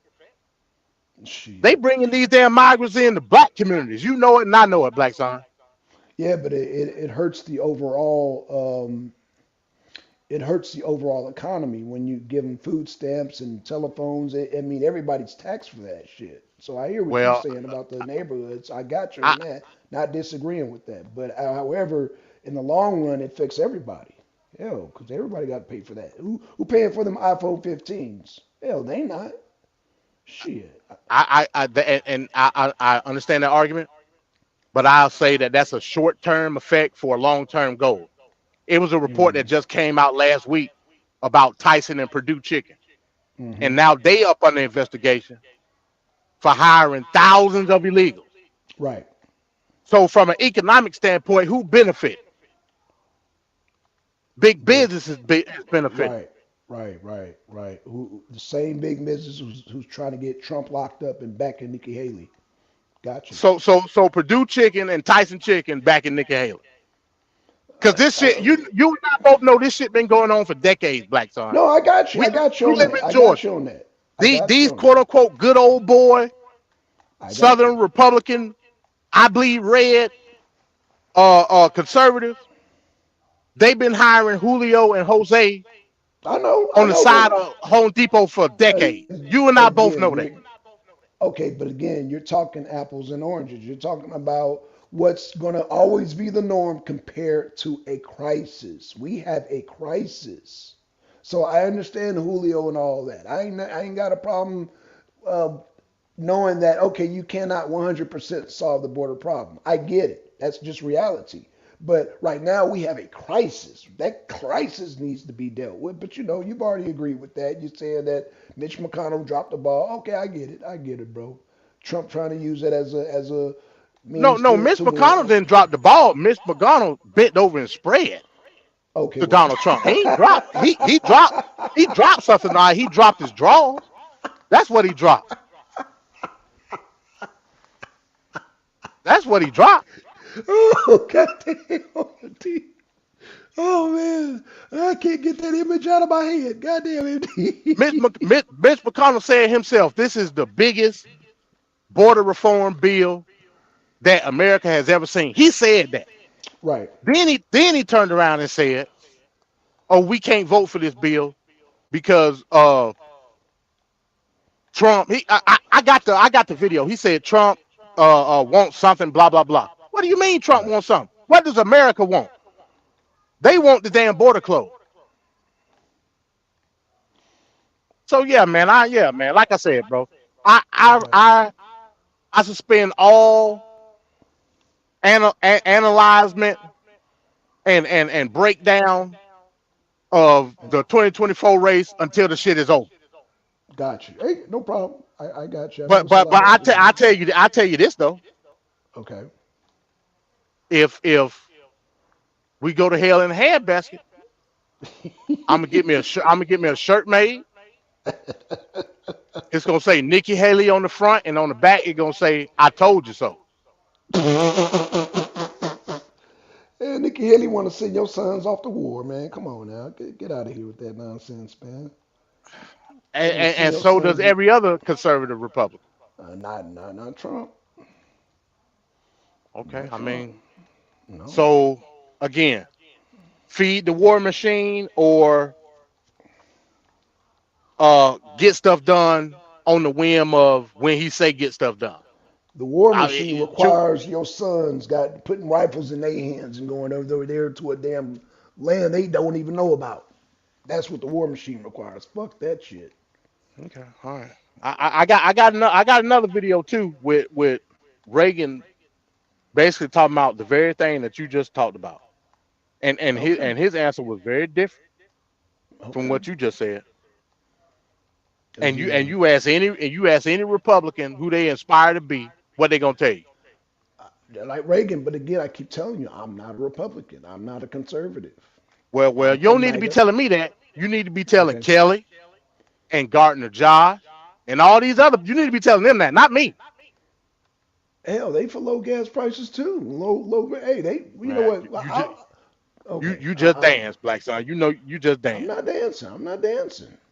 As far as I know Kelly, she's down with Lord. You know what? Let me just again, Trump's track record shows that that he's beneficial for my pocket. In fact, let me do this real quick. Let me do this. In fact, let me console a friend of mine. Hey, Mr. Walter, how you doing? How you doing there? Who do you like for be president? I want Donald Trump. You want Donald Trump? I want Donald Trump. So that's my wallet saying that. This is Mr. Wallet here, everybody. Everybody say hello to Mr. Wallet. I'm saying, and that's cool. I got a friend named Mr. Wallet too. Okay. but the difference is my friend Mr. Wallet knows that there's dynamics to the gas prices in terms of Trump being afforded a position where gas prices was at a low point compared to the inflation rate of what was happening. Biden don't have that again. And like I said, this ain't me defending Biden in any way, because I'm not. Okay. But I do understand that under Biden, we've had a record amount of private, not corporate, private drilling happening in this country right now, that if it wasn't for that, you wouldn't be able to afford to fill that truck up. Hold on. Let me talk to Mr. Wallet. Ask MD about the food prices and the property tax too. Okay, so Mr. Wallet wants to know about the property tax and the food prices too, MD. He wants to know about that. Mr. Wallet is talking to the wrong person, because Biden ain't got shit to do with property tax. But things are better under Trump though. I just understand. Trump didn't have shit to do with property tax. All I understand is that things were better under Trump, and then under Biden, things get more expensive. Ask Mr. Wallet, do he understand local politics? Mr. Wallet, do you understand local? No, but I understand prices. Well, that's the damn problem right there. I understand low prices. There lies the problem. There lies the problem. All I know is vote for Trump 2024. Okay, that's what Mr. Wallet said. I mean, you can't expect Mr. Wallet to know. He's just a wallet. Well, my wallet understand that, because I have to go to the tax commissioner office and do shit. Right. That's local government. Okay. And when I pull Mr. Wallet out, he talks to local and state municipality. He don't talk to the federal municipality. So I think I think my wallet needs to talk to your wallet. Okay. Your favorite person is so here. He can get a better understanding. Hello, Kelly. How are you? Hey, Kelly. I'm good. How are you? You're funny. I was. Huh?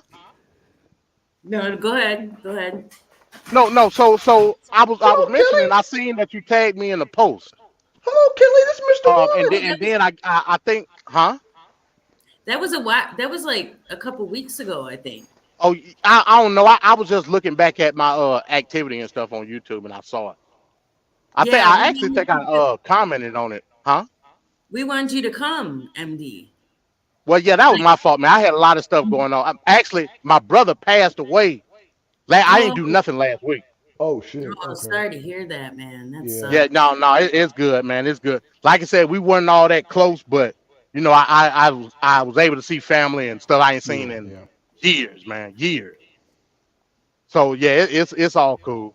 But in any event, yeah, and I think y'all had a video talking about the border crisis. Now, I just want to get for you to give me context about what was being said, and what was your thoughts on Senate and House Republicans saying that they're not going to vote on the appropriations bill that included one of the most dynamic border policies in recent memory. I mean, I get what you're saying, because essentially they've been giving money to Ukraine and Israel anyway, right? So why wouldn't you just do it? Maybe it is a campaign move. I don't know. But I will say that bill is so many stupid pages long. It would probably take you 2 days to read through it, at least. I mean, it's huge. Yeah. I wouldn't disagree with that. But the fact of the matter is, they still had it, and it wasn't something that just willy-nilly came to be. The Democrats basically gave the Republicans. They said, "Look, y'all name what y'all want on the bill. When it comes to we ain't even got nothing to do with that. Y'all draft up what y'all want, and that'll be the compromise for us still having Ukraine funding." They gave y'all a golden ticket to rectify the situation. Congress gave y'all. Like I said, y'all. Yeah. Well, okay. If you say so, but and y'all dropped the ball. Dropped it. Well, I mean, And it's infuriating to me. but I think there might be something to the fact that, okay, if we've already let 18 million people in, maybe there is, I don't know. I know a guy that went live this morning and he said there's nobody there. Like he was on, I guess, one of the access points, right? Where they try to smuggle people through. And he was like, I've been sitting here for hours and I ain't seen a single person. I don't know. Maybe it's something to that. We don't know where that footage comes from. That could have been from 5 years ago. We don't know technically. Hey, let me ask you, Kelly. Did you get to see any of the footage from the convoy? You know, they had a truck convoy this weekend, quote unquote. No, I didn't get to see it. No. Yeah, so apparently, you know, just like some of these truckers do out here, because I was in the other convoy that they had during COVID, which was also some bullshit. They were supposed to have a trucker convoy go down to Eagle Pass in Texas to basically advocate for closing the border. It was a shit show. It's many videos on YouTube right now that live streamed it, and they basically confirmed everything that a lot of other people, including the person that you just mentioned, that the fact there's not shit going on at the border. That's not to say that migrants ain't coming across. That ain't what I'm saying. But the whole issue with what Greg Abbott is doing, that shit is a photo op. I saw videos where they had literally Texas National Guard at one gate, and the dude kept driving, and gates was wide ass open. Nobody around. No razor wire, no none of that shit. Huh? That's so weird because that's clearly not the reports we get from that area. Well, I mean, hell, y'all don't like the mainstream media, do you?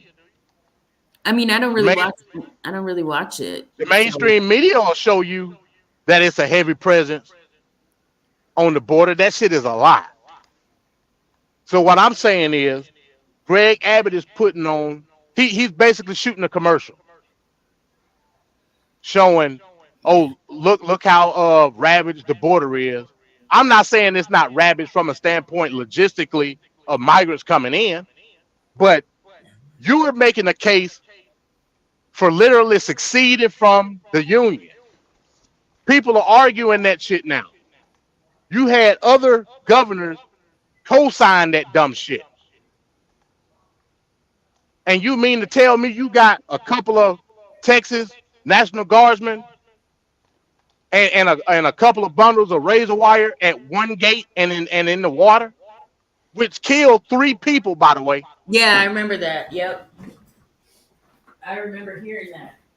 So what the hell are we doing? I don't want photo ops. I don't want commercials. I don't want advertising. I want some shit to get done on the border.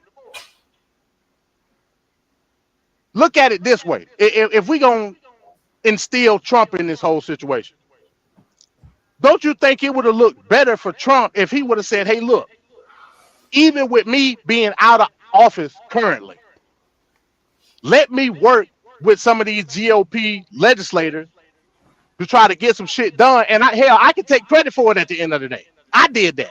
Trump do that shit all the time. Look what I did out of office. I ain't even in office yet. Look what I just did. I mean, I guess technically, like, maybe he would want. I don't know. I just know that essentially people don't want to keep sending money to Ukraine, right? That pisses people off, even though you may have a point, it's going to happen anyway. But within that bill, I think there's a lot of stipulations too. You know, I didn't go through it, but I know people sent me like, go to this section, this blah, blah, blah.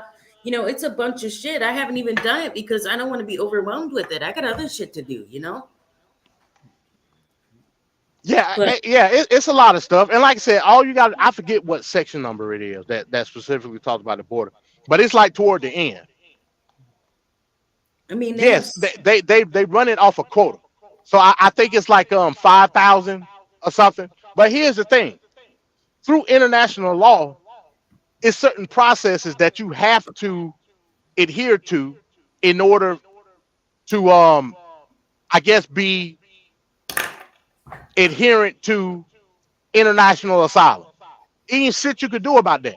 If somebody comes to this country and they officially request to seek asylum, there's nothing you can do about it through international law. Now you could say fuck international law, but you have to have a damn good reason to do it. Title 42 had a damn good reason to do it.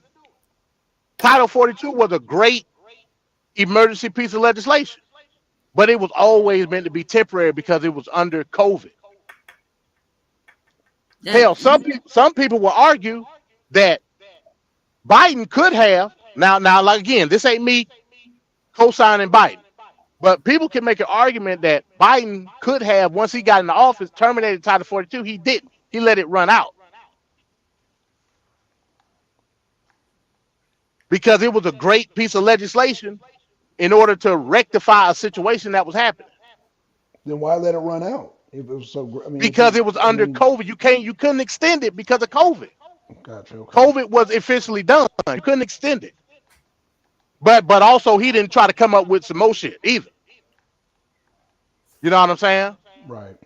Well, okay, you said something about Trump had to get the Congress to give him that, right?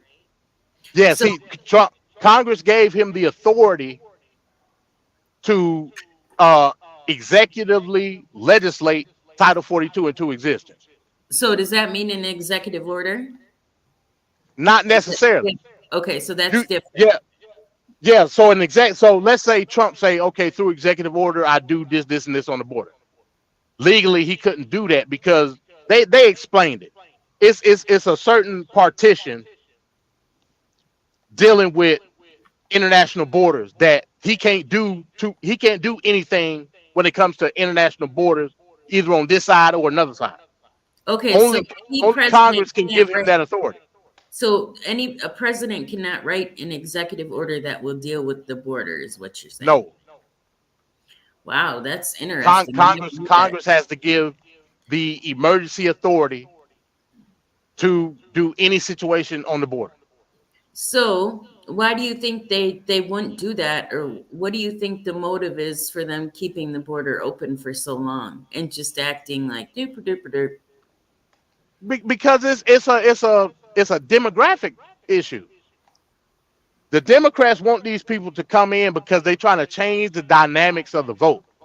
Right. Again, it's an argument to be made. Oh, Latinos and Latinas, they're highly conservative and blah blah blah, this and that. Me and Black Son already had this conversation. That's the old guard of these Hispanics. DACA and beyond, them folks ain't no Republican. Well, like I said, I live in a Hispanic community right now. Those young adults that come up under the conservative family, they not conservative no more. They done amalgamated in Americana. And Americana, whether you want to believe it or not, at least in certain parts of the country, are Democrat. Okay, I wouldn't argue that. I would say that some of the old people that got in here, maybe under the, what do they call them, the Dreamers or something like that. Mm-hmm. Right. Well, no, the Dreamers are the children of the people that got here. Okay. The Dreamers are the ones that amalgamated within the system. The people that had the Dreamers are the conservatives. Well, so a couple of the Dreamers that I do know are productive citizens. Just saying, they're productive. I don't disagree with that. I don't disagree with that at all. And they actually don't want this to happen either. Right. They don't want them. That I disagree with. Again, because the Dreamers that I know are progressive as hell. Really? And we're talking about people my age, right? Wouldn't that be like the Dream? See, I'm younger than that. Okay. You see what I'm saying? Mm-hmm. I'm talking about the Dreamers that were born like in late 80s, early 90s. Okay. These people are progressive. and the children that they are having right now, like the kids that go to school with my kids, are even more progressive than that. I would, okay, my son's like 26, right? And he's partially liberal, but he likes his guns. He, he doesn't like all this like fruity shit. He worked in the school system. And so I would say some of them still have certain conservative values. Now, he doesn't do religion or any of that, right? But yeah, I think that some of them still lean right. Again, I mean, I again, the dream, like I said, I live in a Mexican community. You know what I'm saying? I see this firsthand. Yeah, I live here. It's whites and blacks. I think we got one Puerto Rican, but I literally live in Mexico right now. Every house around me are Mexican people. Again, a lot of the older couples, a lot of the older families, yes, they are highly conservative. Their children that were able to benefit off of the liberal aspects of being a dreamer are liberal within themselves. Their children, the kids that go to school with my kids, they're straight up 100% progressive, and they will grow up to be as such based on the social narrative that they perceive this country to be. What I'm saying is, in terms of what's happening in the border, and you equate it to a social standing with me, you, and everybody else that's in the country, the dynamics are total erasure of a certain group of people, not everybody, a certain group. Yeah. The narrative is black people are played out politically. That's just what it is. So the well has run dry. It's nothing that you can do to sway black folks. The conception is that I don't give a damn what you do to them. Drop a bomb on their head, cut his hand off, punch him in the nose. Whatever you do, he gonna vote blue. That dynamic is dwindling in terms of everybody else. We need another block. DACA was the perpetuation to start that block from a generation ago. We are about, us as black, I'm talking about black folks. Us as black folks are about to be obsolete politically. Now some dumbasses will turn around and tell you, oh, that means we need to start voting red. I'm not saying that. What I'm telling you is, we have to be politically inclined enough, no matter, because we ain't no monolith. Right. But we have to be politically inclined enough to at least understand, just from the very base level, that you have to, one, insert yourself within a PAC, a lobbyist, a special interest group, at least to have a say at the table. Secondly, you have to infiltrate the system and make sure that you at least have a voice to implement your special interest in terms of what you want politically in the country. We don't even do that. And the Negroes that do get voted in, they get voted in based on an old guard mentality, being a torchlight for democracy and civil rights and all that bullshit. All that's dead. I don't give a damn about no civil rights. I got civil rights. Yeah. If you discriminate against me, I'ma sue your ass. Right. I don't need DEI. Still concerning though, MD, because in my mind, they want to keep Black Americans and put them under these people. That's a fucking problem. Right. Yeah. Well, when you keep voting for decades upon decades and not asking for shit, why wouldn't you do that? But we were asking for stuff. Like what? Hell, like police reform, prison reform. I mean, hell, better housing. I mean, all kind of shit we were asking for. The Democrat Party never gave to us, man. So how do you equate that into an exchange? We ain't never did that. We just asked for it. Well, hey, Black Son, let me get $1 million. That's laughable. Right. Right. You need to line somebody's pockets for all that now. I don't know how. Like people will say all the time, like, why don't you white people infiltrate and, you know, shut them down and make it right for everybody?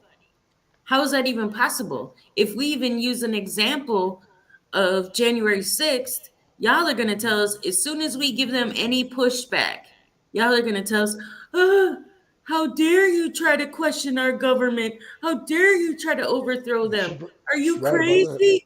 Yeah. Make up your fucking minds. You can't have it both ways. Either you want them to be brought to task or you don't. It doesn't go both ways. So see now I got to give you pushback because basically you just said the only way to do that, we got to storm the goddamn Capitol to do it. No, I'm just giving an example. That ain't the only way. Okay. I like to say that the pen is still mightier than the sword. Okay, I'd never try to send people off.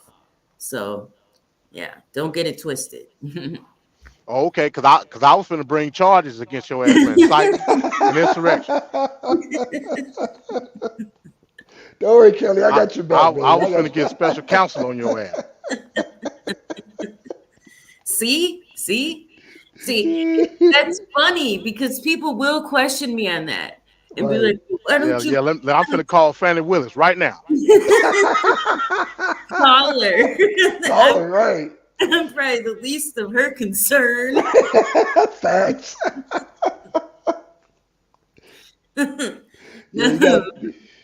people do say that to me. Like, why don't you, like, why don't I infiltrate or, like, why don't we do that? And it's like, what's the expectation? You want us to play Robin Hood? Like, whatchamacallit? That crazy RBR says we like the concept of 1% of our population having all the money, thinking that it's going to trickle down to the rest of us. Clearly, we know that doesn't work like that. Okay, right. They're keeping their damn money, and looks what's even happened to Elon Musk. They denied him what, $55 billion of money that they were going to give him or something like that. If you don't play ball with these people, they'll just cut you off.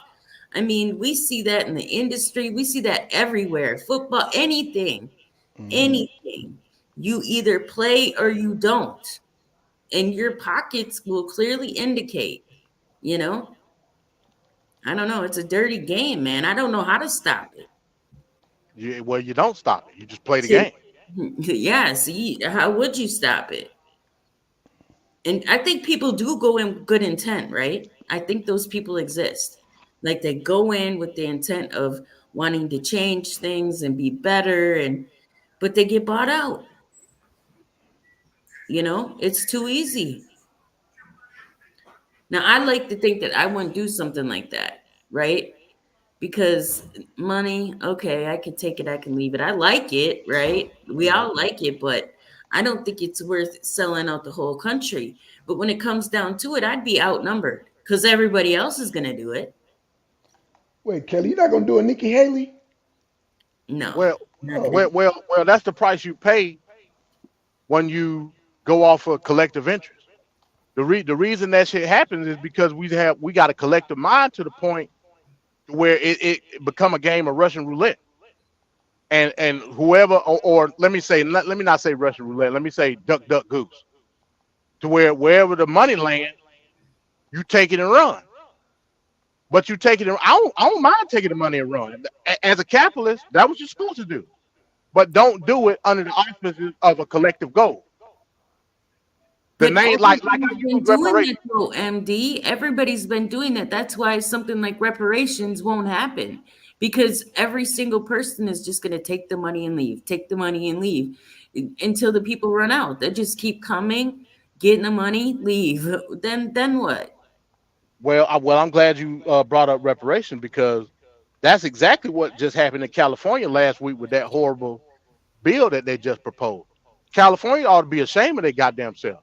And therein lies the problem when you look at a specific goal collectively rather than independently benefiting the people.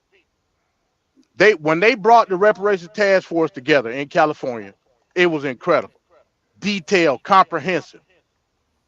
Where they failed at is they based it on things that really weren't comprehensible in terms of reparations. I keep telling people, I just had this argument with somebody else on another show.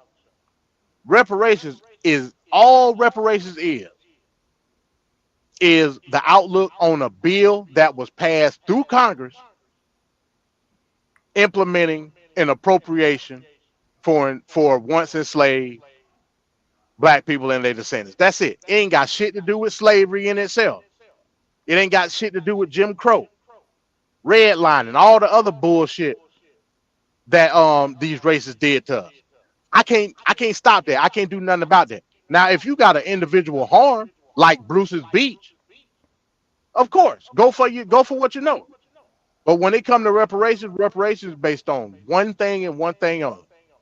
That's the Freedmen's Bureau Act of 1966, Civil Rights Act 1966, 1967. 40 acres and a mule. That's it. So, wait, but doesn't the 40 acres in the mule concept come from some general that proposed that? It came from General Sherman from Special Field Order 15 in Savannah, Georgia. That's where it comes from. Right. But they expanded on it through the Freedmen's Bureau Act.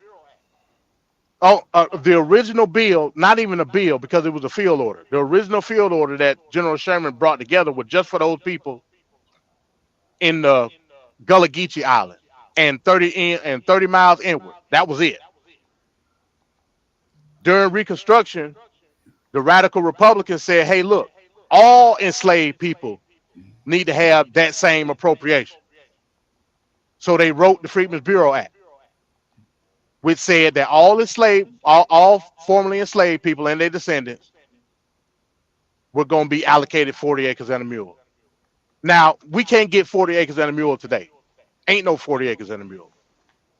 But you can give me the value through inflation, 40 acres and a mule, and I gladly accept it. They won't do it. Well, again, if you look at it from a legal standpoint, if they can argue it in that way, which nobody has ever done, you will have to be forced because it's a piece of legislation that's still here today. It ain't something that we're making up. No, I'm saying, is this so? This is an actual bill. Yes. That was passed and approved that they never followed through on. Yes. Well, yeah, I don't know how that works. Yeah, I guess clearly in all these years, if nobody's been able to bring forth the bill, the scenario, I don't know what ain't nobody argued it. Why not though? Because they want to take the money, right? Because we caught up on low level collective thought. We caught up on being black and look what white people did to us and redlining and Jim Crow. All that shit, it happened. It is what it is.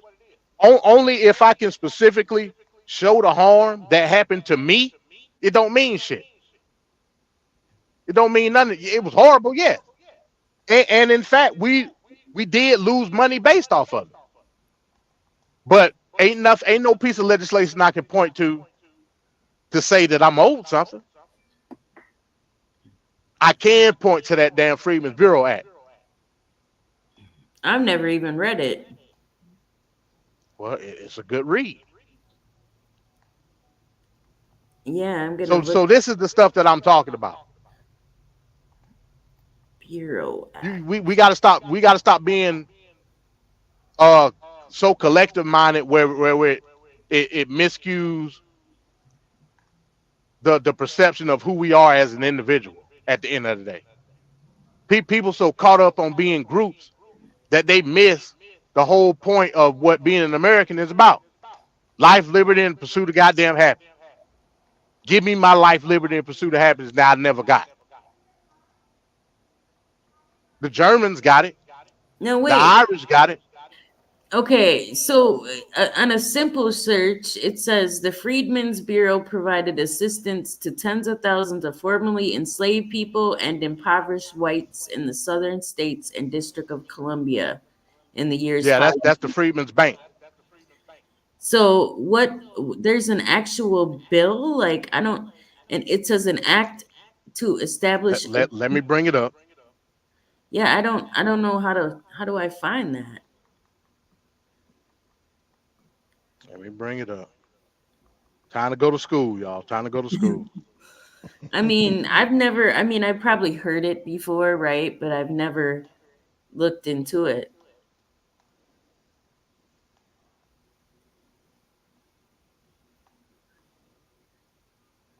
Time to go to school. Let's see here.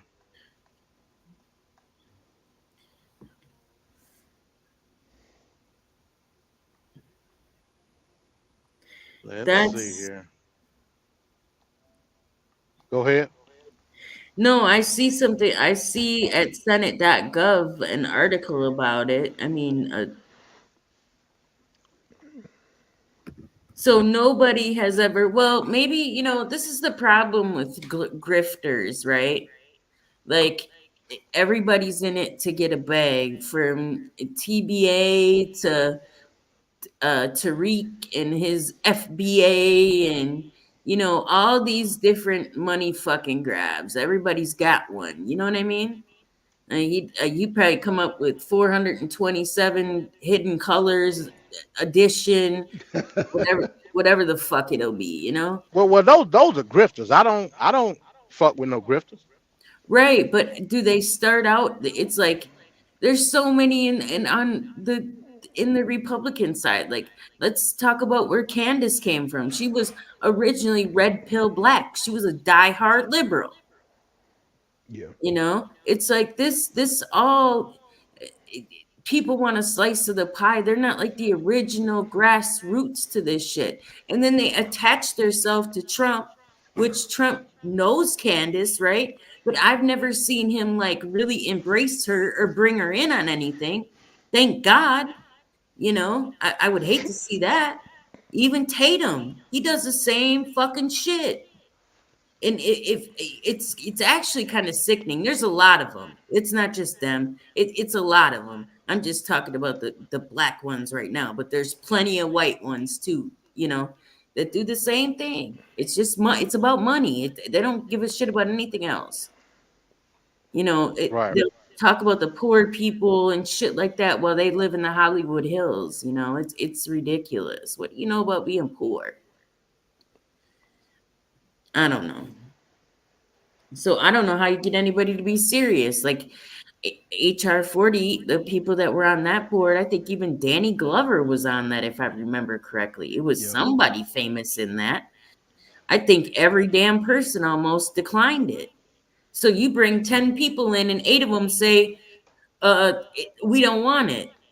Yeah, exactly. It's a setup. So, where do you get the people that aren't going to sell out for the money? Because even you said you'd take it, MD. Oh yeah, but I would take the money. Can you hear me? Yeah. Yeah. See, but here's the difference. I'm not taking the money under the auspices of a collective action. I'm not doing that. I'm taking the money based on the auspices of an individual outcome. So when I say I take the money that's allocated to me, not everybody else. Right. But if you're the one that's elected, let's say they say, okay, we're going to have MD go pitch the bill. He's going to handle everything. And then you get there and then they tell you, well, we'll give you XYZ, but they ain't getting it. Tell them what you want to keep them going, or they, maybe we'll try again in 4 more years. Whatever you got. Well, what you just described as is a bribe. That's a crime. I don't commit crime. Okay, so you're gonna, no matter which way it goes, you're gonna stand your ground on representing everyone. No. I'm confused. I don't know. So when I say individual versus collective, meaning that, and I'm just using reparations as the example. The bill in itself is not a representation of everybody else. The bill is a representation of what you're individually allocated. There's no possible way that only I can get the money under the bill and nobody else can get the money. If you are formerly emancipated and descendant, that's an automatic. So somebody saying, hey, look, man, why don't we just forget about all this? Here go a couple $1 million. That's a bribe. That's a whole different scenario. What I'm saying is, under what true reparations is, it's an individual outcome. My money ain't got shit to do with your money. I'm taking my money and I'm running. I'm not doing no collective action with my money. I'm not doing no quote unquote group economics with my money. I'm not doing none of that shit. Because now I have fulfilled my equity of outcome when it comes to what true Americanism is. Life, liberty, and pursuit of happiness. Right, but all these people. Huh? Shit. What? Am I muted? Okay, wait. Never mind. No, I hear you. What do we do about all these people? Because there's generation after generation after generation. And there's people like my kid who got a white mom and a dad whose family was involved in that, right? So what do we do with all these people? Because we're talking how many generations since then? So every single person gets a piece of this pie? You brought up your son. Does your son have lineage with formerly enslaved people? Yes, sir. Then he'll get reparations. That's my question. Like, how would that even work, though? But there's so many generations. What they got to do with it? I don't even know. At first, You know what I did? I went on Ancestry.com. They give you a 14-day free trial. I did my whole lineage in 5 days. Yeah, it takes. It ain't hard, right? But you got to have a little bit of info. I've been on there, and it is. So your son don't know his grandma? Oh yeah, of course. Yeah. So what? That's all you need to know. That's all I knew. Really? Well, I haven't done it in a few years. Maybe it's upgraded a little bit, but I mean, it was nice back then. It would give you little hints, but it would be like it could be this person, or that person, and you would listen, have to know, Kelly. like, where It's not that hard. It ain't no magical Negroes that fell out of the sky. If you black, you know. If you're a Black American, you know where you come from. It just is what it is. I mean, you're right. A lot of people I talk to are definitely from similar areas, right? So that tells me a little bit of something. Like a lot of people will say, Mississippi. They got origins in that Mississippi, Louisiana, Alabama, yeah. If you got any lineage in the South, you know where you come from. It ain't nothing else to question. I don't know. Except if you're from Florida. No, except if you're from Florida. Why not Florida? Why? Are you a Cuban? Too many Haitians. Right, too many Haitians. Yeah. Florida ain't the South. Florida is a entire different country all on its own. So let me swing something in front of you guys. I was watching, and this is a good watch if you get time. On Netflix, they got a documentary on how they made the "We Are the World" song. You ever seen that? Yeah, long time ago. Okay, well, it's actually pretty cool how they, get all these people in one room, 40-some people, for one night to do one song. All different kinds of singers, and they made them all collaborate, except for Prince's bitch ass. He was too good to do it, but that's another story. I found that interesting. Like, hey, if all of them can get together on one common accord, they made over $100 and some million, and I think it's still going. Matter of fact, I think Mo went on a website and bought a couple T-shirts for us. So I think that cause is still going, right? And I was thinking to myself, like, man, why do we have such a problem getting along, right? Like, clearly it's something that's not really within most of us, because everybody is technically a bigot, right? Because I can get pissed off by anybody. It doesn't matter, right? You could have a white person that's ignorant confront you, be like, stupid fucking cracker. You know what I mean? Like, whatever. Or a Mexican, it doesn't matter, whoever it is.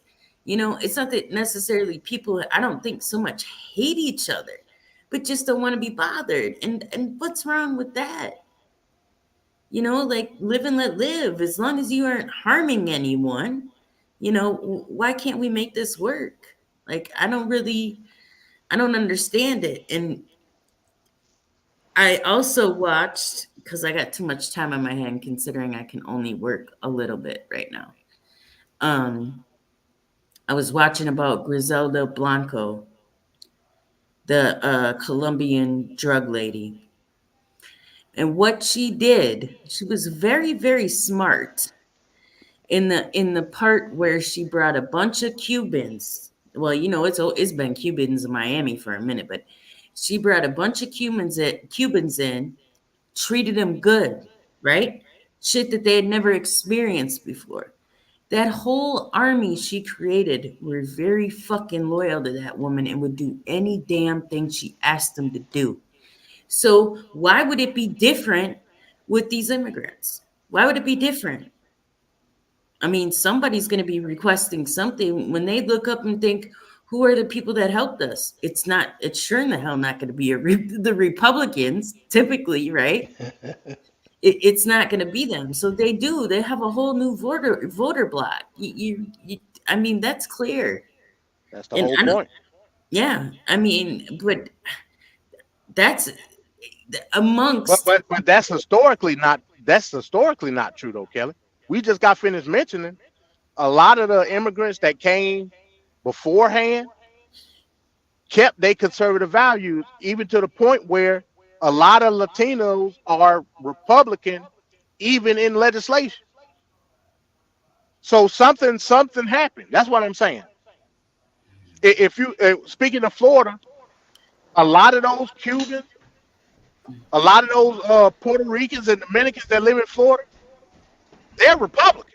As a matter of fact, a lot of the people in Miami that are legislators in the state house, congressmen, a lot of those Latinos are Republican.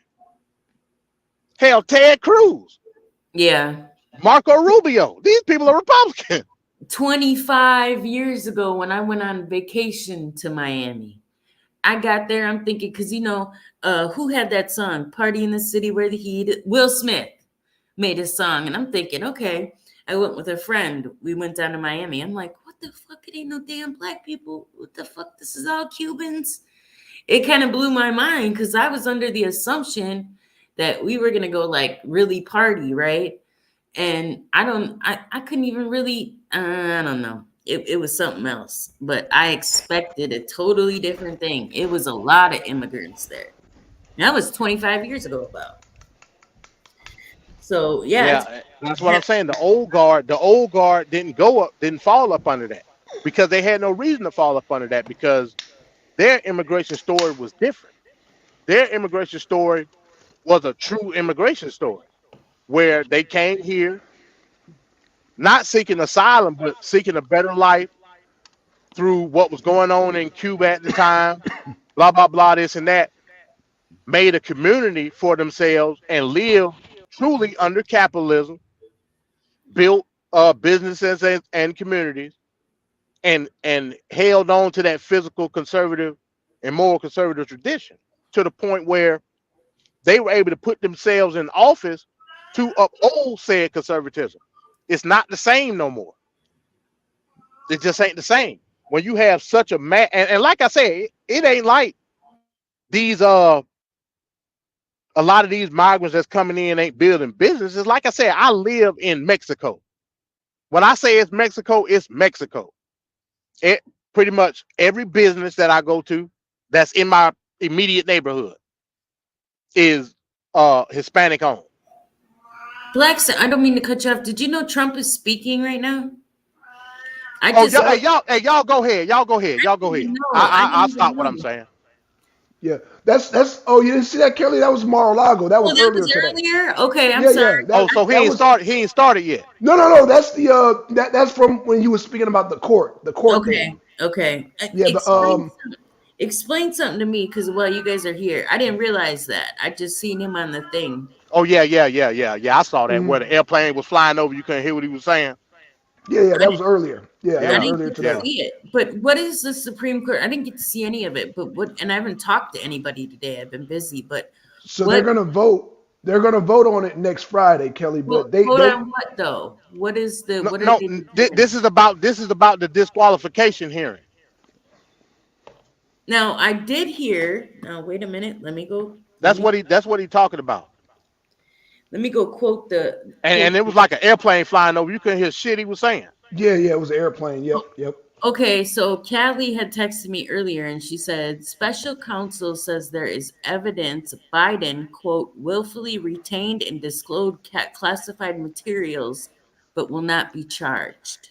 Yeah, they just closed that out. Okay, every fucking president does this. This ain't new. So I agree with that.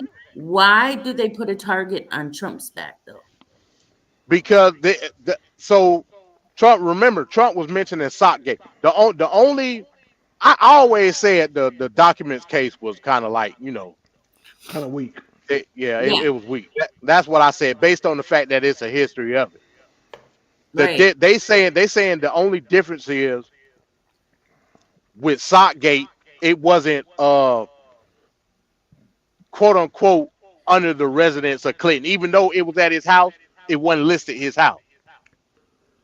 They saying up under Trump, that's a private residence. Okay, but So the Corvette was in private residence? You talking about Biden? Yeah. I mean, hey, like I said, I ain't never really went off of the document. It's bullshit to me. It is bullshit. I mean, and they just totally threw out Hillary's server. That wasn't a problem. Hell yeah. That went away quick. So what are we doing here? Because I'll tell you what, if they come for Trump under that guise that he can't have immunity, there are people that are going to spend their time with the pen trying to take down every fucking other president. It'll be, like you said, the house of cards to fall. That's what will happen. Hey, real quick before I get up out of here, let me the Supreme Court. Go ahead. Go ahead. No, finish up what you're saying, because I'm finna get ready to get up. I gotta go. Like I said, I gotta go to sleep. Kelly, this is what I think is going to happen. The Supreme Court, they're going to say in certain instances, like you can't, like they made a ridiculous argument talking about can the president hire SEAL Team 6 to assassinate nobody. It's not going to be at that extreme, but what the Supreme Court's going to do is they're going to break down specific, like they're going to say while he was president, he gets immunity. However, what happened afterwards, that is going to be kind of complicated, but they're going to break it down. That's going to eliminate Jack Smith's case. But the Fannie case, Fannie's going to take herself out. My concern, I don't care about her. I really don't. Yeah. She's going to take herself out.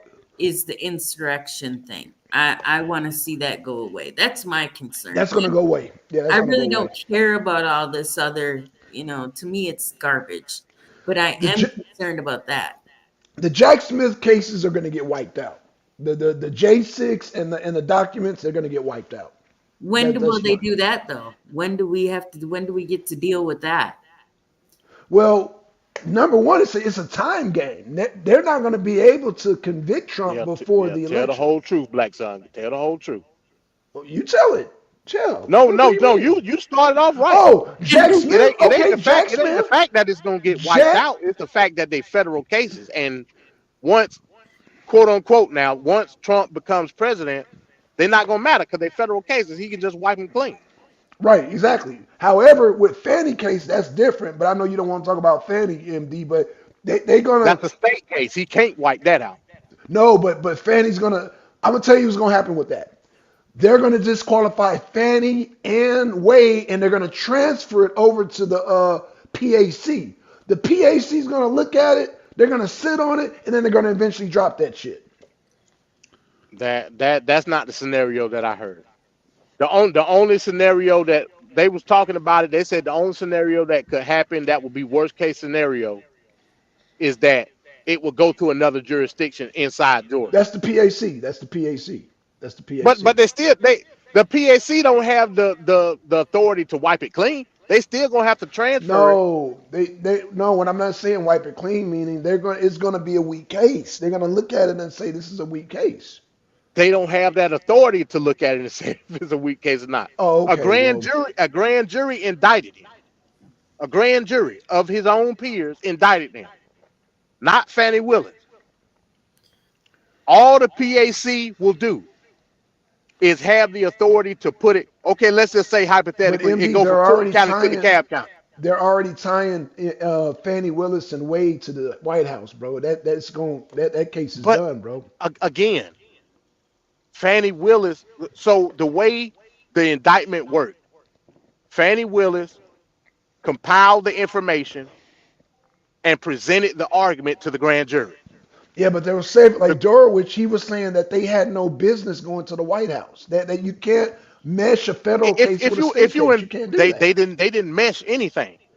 When you investigating the crime, Black Son, you go to whoever you go to compile information on investigation. Twice, and you charge them? If needed be. Nah, bro. When I got locked up, they came to me twice. Yeah, but what I'm saying is that the first time I said some bullshit. The second time they came back and knew I said some bullshit. Okay, let's say. Okay, let me say it like this. Fannie Willis and Wade are going to get disqualified, and that means the PAC got to start all. Right. But it's a time thing, meaning they're not going to get a conviction. All these cases, they're not going to convict before the election. Now, I never argued that. Okay. So now, during his presidency, they're going to drop the shit. They're going to drop the shit. Again, president. It's a state case, Black Son. It's a state case, right? Okay, all right. Okay. The federal, yes. The federals, yes. The state, no. Okay. Keep believing that. All the PAC, let's say hypothetically, Fannie Willis and Nathan Wade, they get fired, whatever. It'll then go into the PAC, which will transfer it to another jurisdiction. Possibly. And they have to start all over again. I ain't saying they don't. I'm saying I'm saying is that don't mean that the case is gonna be null and void. I'm not saying null and void. I'm saying it's gonna get transferred. I agree with that. They're not just gonna drop it, but that shit is gonna be so weak by the time they get it, and they're not gonna have the same enthusiasm. Is what I'm saying. Yeah, it's gonna be a case, but they're gonna rip that shit apart, bro. And I'm telling you, Fannie and Wade fucked that case up big time. Is what I'm trying to tell you. They fucked that shit up, bro. Just by putting the wrong, like nobody's not gonna want that shit. Well, they're cooked, but they're still gonna pass it on, Black Son. I mean, no, I agree with that, Kelly. I'm up on it for sure. No, Kelly. What I'm saying is, I agree. They're gonna pass it on, but what I'm saying is that they have proof. It is gonna come out. They have proof that Biden administration specifically picked out Fannie Wade and Nathan to take on this case. They specifically gave them specific instructions, and it's going to come out. And once it comes out, it's over with. See, MD believes that, oh no, it's a legitimate case. They were this blah, blah, blah. What he's ignoring and what he's not telling you is that Biden and Kamala specifically chose goddamn Fannie and Nathan. They specifically instructed them. How am I ignoring that? I'm saying it's no evidence proving that. That's what I'm saying. And I'm saying the evidence is going to come out. That's why it's going to destroy that case. They got okay. So when the evidence come out, so that's what I'm saying. Once the evidence come out, it's going to weaken that case. Nobody's not going to want to touch it. Because that shit's going to expose Biden, it's going to expose Kamala Harris, it's going to expose the DOJ, it's going to fucking crush that shit. That's why they're trying to set up Biden now to goddamn step down so Kamala can run against him. I guess you didn't hear that part, Kelly, that Biden's about to step down. I've been heard that. You know what? Oh, you did? Okay. Mo told me that months ago. He was like, and sometimes I slough him off and I feel bad. But he was like, you don't even know what's going to happen. They're going to make me. I was like, whatever, you know, like I didn't want to hear it, but. Right. No, I get it. I get it. You Again, after I heard what I heard tonight, that shit did not look good. What'd you hear tonight? Biden had he did an address earlier today. Well, not earlier today, but like what was that, about an hour ago? Right. Yeah, he did an address talking about the whole document thing being closed and talking about how the report came out, talking about his memory and all that shit. Again, after he called President Sisi the president of, I said, oh shit, yeah, it's over. It's over. He called the president of Egypt the president of Mexico. Oh my God. Fuck my life. Look, and it's so ironic because he was talking about his memory. Oh my God. I'm like, how stupid can you be? Let me tell you, I ran into like I said, I live in a black neighborhood predominantly. There is some white people here, but I'm just saying. Anyway, I was at the gas station and I ran into an older black guy, right? And he was real friendly with me. So I opened up the conversation, like, are you a voter? He was like, yeah. I'm like, he's like, who are you voting for? I'm like, Trump all the way. He's like, what? And I'm like, absolutely. Do you know this man went on to tell me that Trump bombed a village in Russia? I said, bro, I have never in my life heard of Trump bombing a village in Russia. You need to really look into it. He's like, no, it's for real. It's for real. And I just walked away. Yeah. But after consulting with some people, they, the suggestion was next time that happens, Google it up in front of them and then talk about it. Because people are really uninformed. Even myself, I'm trying to learn this stuff. That's why I ask you guys, right? Like, what's this? What's that? What's happening with that? I'm trying, it does come, but it's coming slow. It feels like slow, but it is kind of piecing together. You know what I mean? Like, where all these people like play roles. Like, I didn't really understand Matt Gaetz. Like, I don't even know what's really going on with him right now. Like, from what I'm told, he was at the Trump rally out in New Hampshire, but Trump didn't even know he was there. What kind of creepo shit is that? What the fuck are you on? Like, I don't know what to think about these people sometimes. Hey, it is what it is. Hey, but let me give you this piece of legislation, then I'm gonna get up out of it. Shout out to Wisconsin.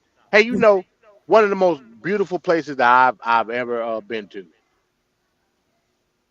Superior, Wisconsin. Yes, sir. Yeah, it's nice. That's a nice and it was in the dead winter on Lake Superior. Mm-hmm. I was like, man, y'all white people got it good. You been to Door County? What? Have you been to Door County? I don't know the counties. I just know the place. Well, it's a city called Door County, but it's nice there too. If you ever get an opportunity or load or whatever, check it out. Yeah, I'm never getting a load going that far again. I refuse to do it. But yeah, I was in technically MD, my dream. Duluth? Go ahead. Yeah, Duluth and Superior right next to each other. Okay, yeah. It's not far for sure. Yeah, it's right next to each other. My goal is, if we still have a country like in the next year or two, I want to go north. Man. I would rather live up north, right? And have my like wood burning stove and all this. I'd rather be on my own, like 5-10 acres, right? Out of the way. I'm not leaving Wisconsin unless I have to. It's too nice here. Hey, I told you, man, that if I lived any other place, it would probably be Wisconsin. Only because I kind of look at it like Georgia. You know what I'm saying? Where you got your cities and stuff, but like the countryside, like it's phenomenal. I love Wisconsin. Yeah, I like it too. Just not the city shit for sure. Yeah, I love Wisconsin. I tell you, I used to be like I used to go like to UP Michigan. Some of that shit now that's going too far. Like when I would go past like Green Bay, going up. What is that? Is that 40? That's 41, right? Kelly. Like if I don't know if like if you've been like Appleton, Yeah, Green Bay. yeah, I think so. Yep. Because I think I take Yeah, 41 to and then go you to get up to Oshkosh. You go past Oshkosh, right? On 41. Do you remember? MD, break it up. I'm sorry. Yeah, MD, can you hear me? yeah, go. Yeah. Now Go I ahead. hear you. Yeah. 41 will take you up through Oshkosh, Yep. and Yep. eventually you'll be in like Appleton and Green Bay. Yep. But if you keep going, you'll end up in Upper Peninsula, Michigan. You know, it's two parts of Michigan. You got the mainland and you got Upper Peninsula.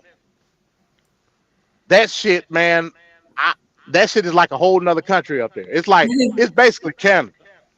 I've never been there.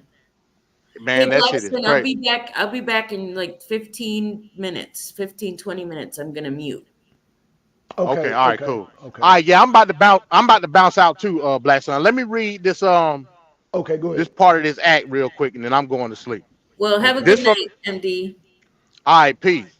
This from the Freedmen's Bureau Act, right? It's talking about the different shit about the Freedmen's Bureau Bank and all that. It says be it enacted by the Senate and the House of Representatives of the United States of America and Congress assembled that is hereby established in the War Department to continue during the present war of rebellion or for 1 year thereafter a Bureau of Refugees, freedmen, and abandoned lands to which shall be blah, blah, blah.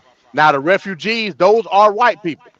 So there is a case, at least on the Freedmen's Bank part, of the refugees. The refugees are the white people that got the hell on during the Civil War and didn't fight in the Confederacy.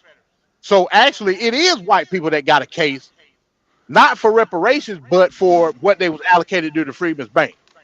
For the people that say, oh, you trying to say white people get reparations? Nah, but they get their piece of the pie from the Freedmen's Bank because that's what the legislation say. But let me go to the important part. The part that Kelly wanted. Let me find it again. Okay, this is in section 4.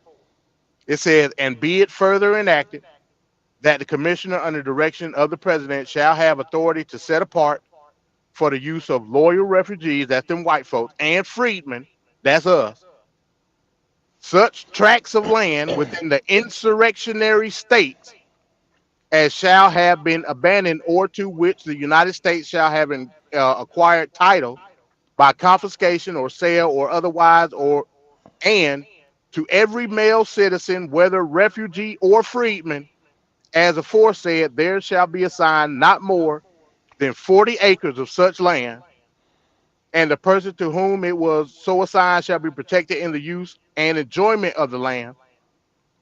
Blah, blah, blah, this and that. So there go your 40 acres and a mule right there in the bill. And with that, man, I'm going to go and get up out of here. I'm going to be listening in on the nightcap. All right. All right, peace, y'all. All right, peace, MD. All right, so there you have it, man. MD checking out. And me and Kelly, we waiting for this thing for Trump to start. Like I said, they're over there on the West Coast, so the time time is different over there. So the shows this is going to be later than usual. You know, most of the Trump rallies were here on the East Coast. So now they're on the West Coast, so it's starting a little bit later. So, but I will be hanging out here streaming, even though it is 10:30. But I will definitely hang in there, y'all. I'm gonna definitely hang in there. Yeah. So Kelly has said it. MD has said it. Biden. Biden's not gonna be running, man. I think it's gonna be Kamala Harris. So she's still gonna get smoked. She's still gonna get smoked. So It is what it is. She can run all she wants. She will get smoked. I don't care if they put Gavin Newsom, and I don't care who it is. They are going to get smoked because the Democrats, Kamala Harris is still part of that administration. So, she didn't do shit for the border. And, people, we remember that. So, they're not going to beat MAGA. They don't have a chance. But, I think MD had a slight disagreement, but we'll see. She'll get smoked. She will get smoked. So, you guys, I'm going to get to this live stream. Let me play this live stream. Shout out to Kelly. And let me get to this thing and listen to it. There was a truth I was looking for. That was the wrong one, but that was a good one when it comes to that case. I think, Vanessa, what we learned was that smoking marijuana is legal in Colorado, and I think that everyone in a position of power must be high on something, because that's just what they thought they could do to President Trump, and they can go ahead and extend that to Maine. Maine did the same thing. Maine removed him, an attempt to move him from the ballot. This is not the way you beat your political opponent. You beat them at the ballot box, and I've said this a dozen times. Joe Biden, if you want to beat President Trump at the ballot box in this election, then have your people show up. If you've got the support that you did back in 2020, just have them show up again. But guess what? He doesn't have the support. You and I both know it. So this is the only way that they know how to beat President Trump, is to take him out at the courts. You beat by cheat. Beat by cheat. That's what they do. Cheat some way, somehow. Hey, we want to talk about, I know there's a lot of rocks being thrown, a lot of stones being thrown at President Trump as he tries to win another term in the White House, but we want your children to learn about President Trump. They're not going to learn this at school, but you can teach it at home. All the great teachings start at home. So get this free Trump book. He's winning by other candidates by a wide margin. So it's expected that he could be president again. It's looking really good for him. So now's a good time to go ahead and get this free Trump book. You can go to freetrumpbook.com. That's freetrumpbook.com. Now, there is a small shipping and handling fee, I believe, for that. But these are flying off the shelves. Little Marty has one at home that he's 2 years old, but he looks at the pictures, Brian. He loves it. He enjoys it. But I'm starting him young. He's a baby for Trump. They have that little group and organization, too, Babies for Trump. So get your kids one. And I like to read mine as well. It's good for adults as well. So get that free Trump book.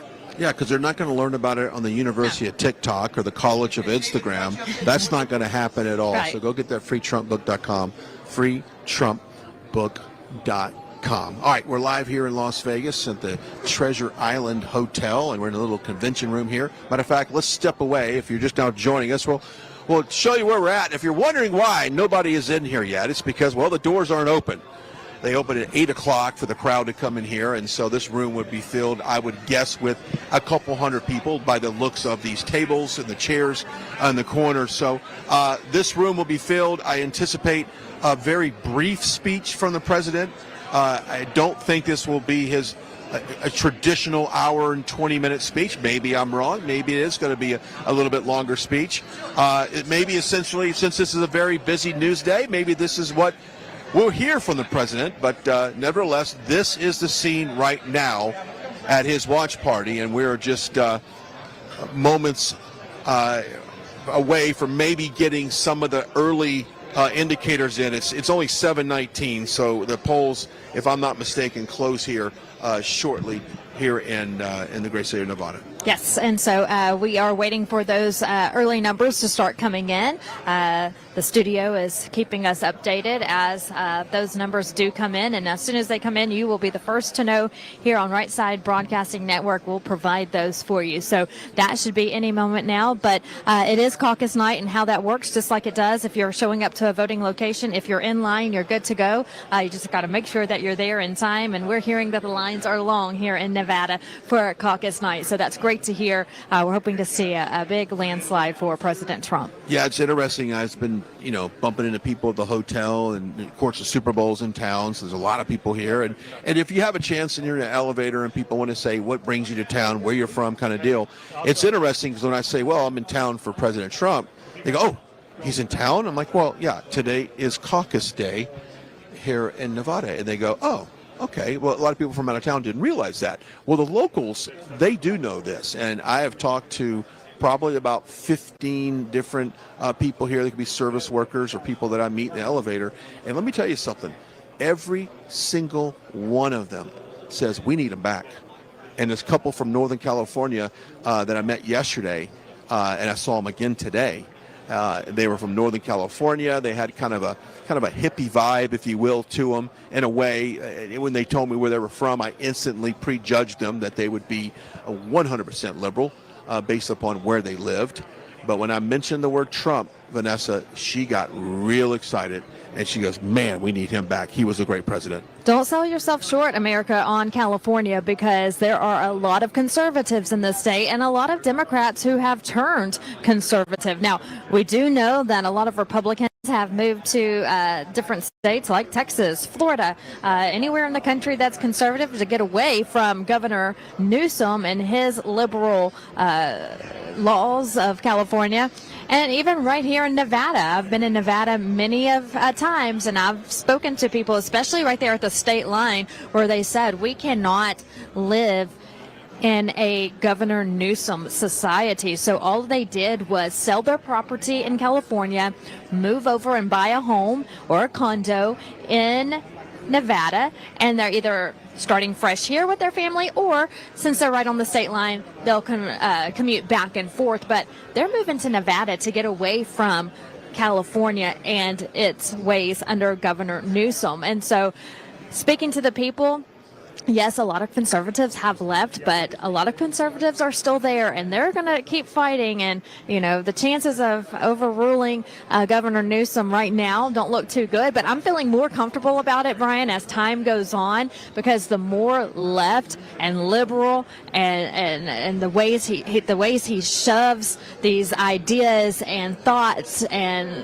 everything that you can think of in a negative light down the throats of his residents there in California is just sickening. Look at what he's doing for the illegal immigrants who come to California. He's providing them free health care. Now, you're talking about California, who has a massive cost of living dollar amount, whether it is your rent for your apartment, your mortgage for your home, your gas for your car, no matter what it is, the cost of living in California is astronomical. People are working multiple jobs. They're living with multiple friends just so they can have a roof over their head because they can't afford their own apartment.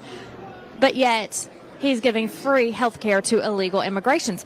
I wouldn't want to live in a Governor Newsom, California. Beautiful state, gorgeous state, love to visit there. But now it's gotten to the point to where I don't want to spend my tax dollars in a state to go to Governor Newsom. Well, Vanessa, I don't think you should feel safe driving around those areas. My son lives out in West Hollywood, and I often worry about his safety just walking out to get in his car, to be honest with you, because of the lawlessness that's there. And it's just not Gavin Newsom's fault. It goes down to the district attorney not prosecuting crime, of being loose on crime.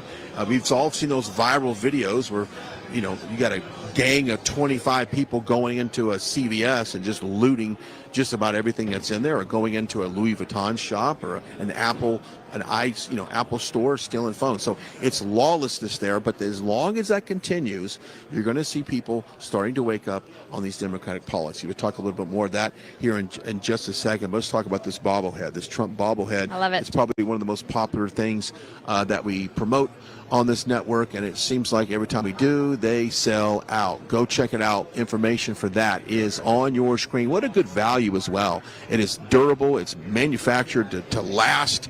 I've even seen it on the in the cockpit of Trump Force One. It's gotten up there, so go check it out. The bobblehead, the President Trump bobblehead. Let me tell you, flowers are nice for Valentine's Day, and so is chocolate. But if somebody gave me a Trump bobblehead, sold immediately. Is that the way to your heart? That's the way to my heart. Anything Trump is the way to my heart. So yes, flowers are great, and balloons, love it. Dinner is nice, but that Trump bobblehead, that will win her over, gentlemen. I promise you. There you go. Go check it out. The Trump bobblehead, one of our sponsors tonight.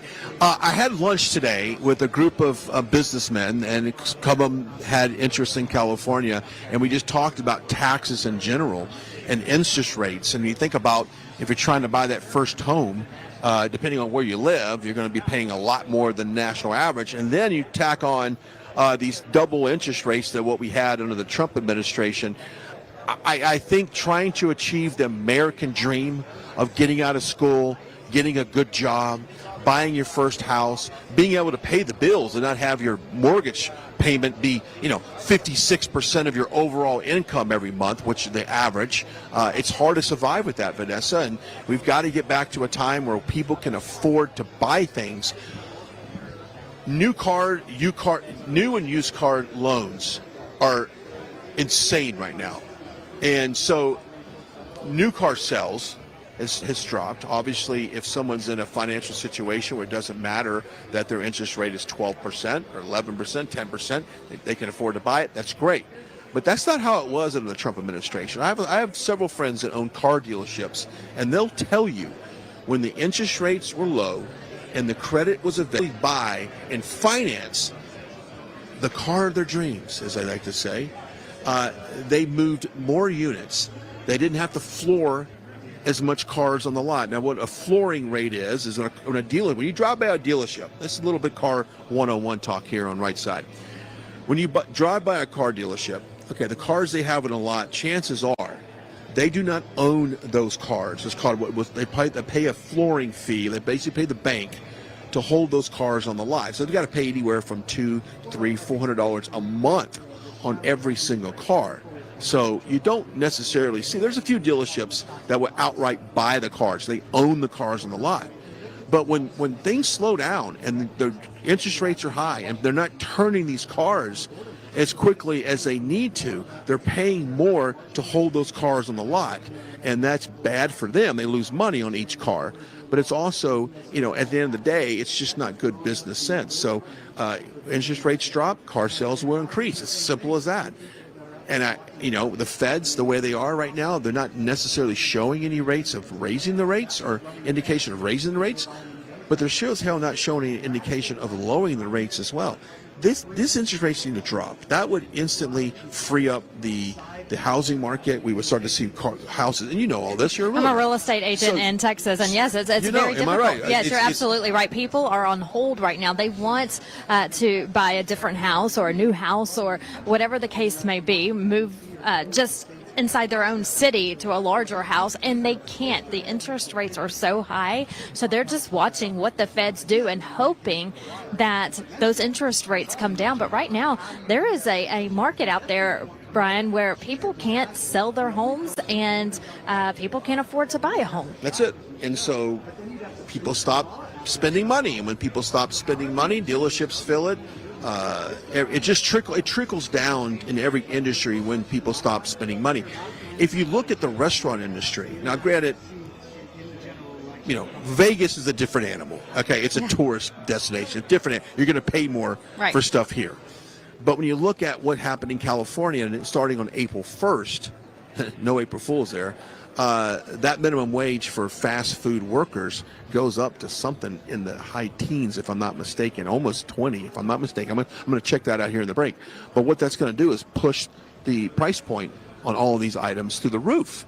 And so now you're hurting the very people that were the core consumer for your brand, customers. Your customers. Mm-hmm. They're not going to buy your product because they can no longer afford to buy your product, which means you're going to sell less product, which means you're not going to make as much money. Your profit margins are lower. Your cash on hand is lower.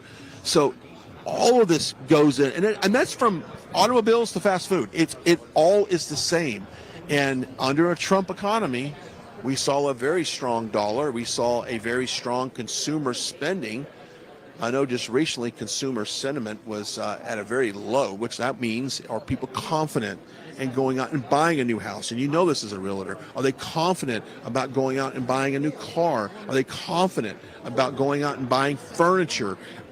They're not, because they don't know the outcome of are we going to go another 4 years with Bidenomics? We've seen what the last 3 has looked like. Disaster. It's disastrous. So you got to get the confidence back in the American consumer in order to drive the economy, because they cannot count on, if you recall, the COVID money that they just dropped COVID money in the economy, that pushed a lot of stuff up. It was a temporary bump in that. And I think it was an artificial bump in all of that. It did not reflect the base of the economy. It's like you can pump in trillions of dollars into the economy and give free money away and say, go spend it. And when they spend it, you're like, yes, the economy is great. But at the end of the day, those people are still struggling. It's just that injection of cash. It's not good. We need sustainable income, lower inflation rates, and more affordability across all industries, or we're not going to simply survive.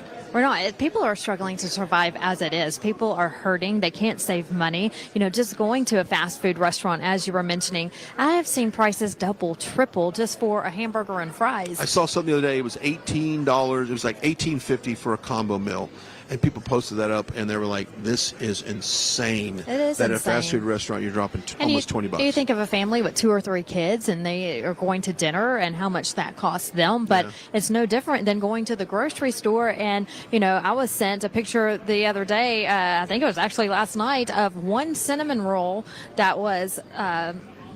in Texas, this would be a lot. $3 for one small cinnamon roll, where it would usually have been about 97 cents. Oh. So that, looking at the rate difference there, that's how prices are going up. So about a 3, you know. Well, let's look at 3. gas for a second. I mean, people may not know that, and depending on where you live, you might have gas in the $2.75, just under $3. You might be at $3.25 and even higher out here on the West Coast. But what people don't understand, Vanessa, is we are actually producing a lot of oil right now. Okay, I mean, our output is very high. Now, if we're producing almost as much oil as we've produced in the last 20 years right now, and those prices are still up north of $2.95, $3, what does that tell you? Well, that tells you a couple things. That doesn't matter how much oil we produce, we're still not lowering the price of oil, because we are once again we're dependent on the Middle East. We were so energy independent during the Trump administration. We actually had like an excess supply of oil. The oil companies were still making a great margin. You know, that $60 a barrel oil was like the golden spot. Just a little bit slightly below that increased their profits. It was good for the consumer. Certain states had lowered their gasoline tax. So it was affordable for people. When a gas is affordable, your transportation for these goods, the cost of transportation goes down. It becomes more affordable. Oil companies can still make profits, but keep in mind that Joe Biden drained the petroleum oil reserves in order to lower the price of oil. Now, those reserves, Vanessa, are meant for times of war, natural disasters, hurricanes that shut down rigs in the Gulf of Mexico or wherever, and then times of war, when you absolutely need a little bit more of a supply of oil and gasoline to propel you into war. Well, we're not in any one of them right now, and they still drain those oil reserves. To my knowledge, they have not completely filled them up, and if they do, they're filling them up at much higher rates of the cost. So it's costing us more to fill back our oil reserves than it did under President Trump. Unbelievable. Brian, I'm just getting word that numbers should be in momentarily as the caucus locations are wrapping up and starting to close. So we are waiting on Decision Desk to start coming in with some of those numbers. So we'll report those to you as soon as we get those in. But yeah, now's the time. We are down to the wire here in Nevada, reporting to you live from Las Vegas, from Treasure Island, beautiful hotel and casino here on the Vegas Strip. And this is where the Trump team is holding its caucus night watch party. We have several guests who are standing by. We're going to talk to tonight who can give you kind of an inside expert look on what this election season means and what to look forward to here in the coming months. Yeah, and of course the Super Bowl's in town. This is the first time the Super Bowl has been in Las Vegas, and you want to talk about an injection of cash into this market, into this state. You've got two very high-profile teams, with the Chiefs obviously winning multiple Super Bowls.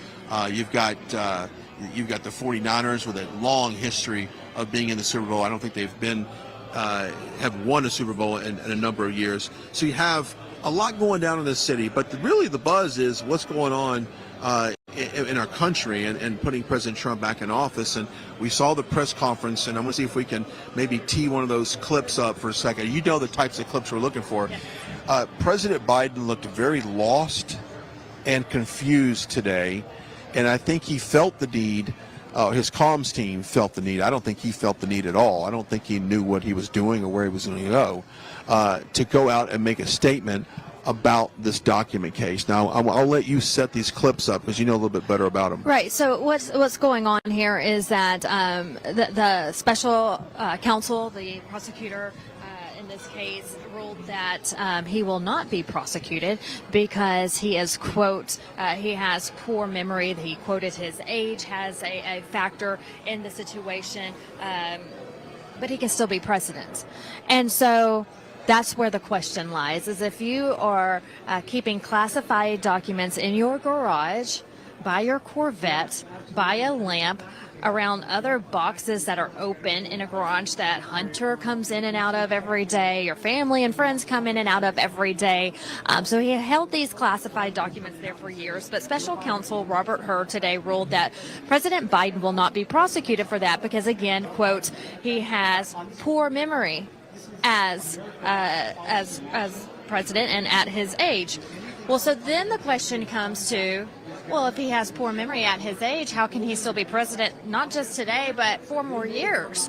And so what happened was not long after this decision was handed down from special counsel Robert Hur, we got an alert that President Biden would be addressing the nation. We waited for that for 45 minutes, like you mentioned. There was kind of some hope that he might be stepping down, but at the same time, do we really want a Kamala Harris in office, right? So it's neither one would be great. So we waited for 45 minutes until the press conference. So he came out and he was very confused and he was very angry.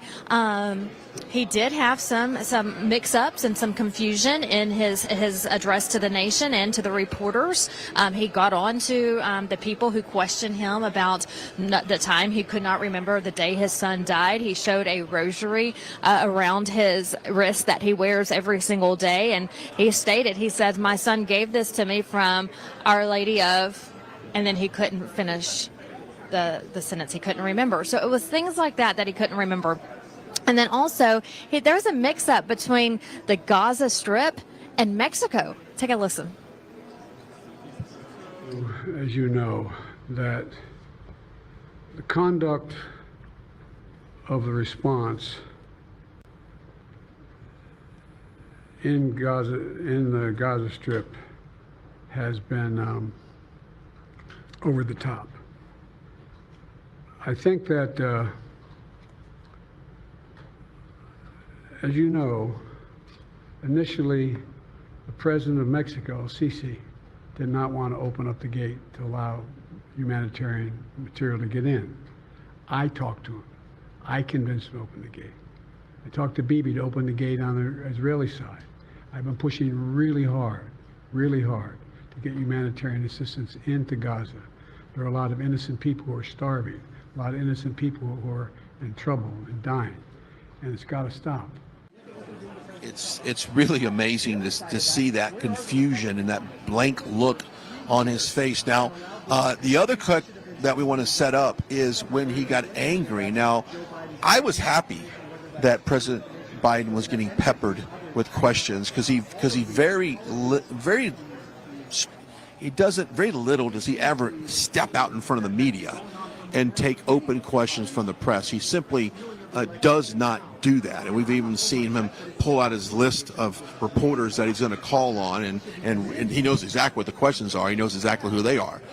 Well, take a listen to how he reacted to some of these questions that were being fired away. Take a listen. Mr. President, for months when you were asked about your age, you would respond with the words, "Watch me." Many American people have been watching, and they have expressed concerns about your age. That is your judgment. That is your judgment. That is not the judgment of the press. They express concerns about your mental acuity. They say that you are too old. Mr. President, in December, you told me that you believe there are many other Democrats who could defeat Donald Trump. So why does it have to be you now? What is your answer to that question? Because I'm the most qualified person in this country to be president of the United States and finish the job I started.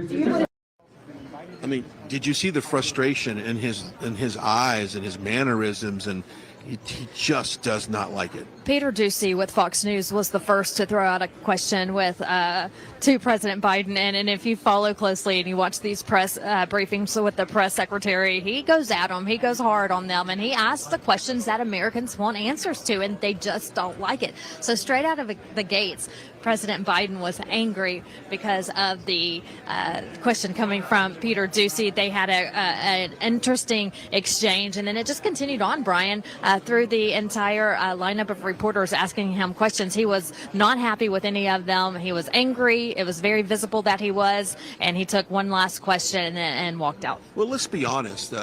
President Biden has dodged any real answer to these questions that people have been asking him for 3 years now, and whether it's Hunter Biden or whether or not his involvement with his son in business dealing or China or anything else, he simply does not face the music. So I took personal enjoyment seeing the media pepper him with some questions and see him getting a little disgruntled.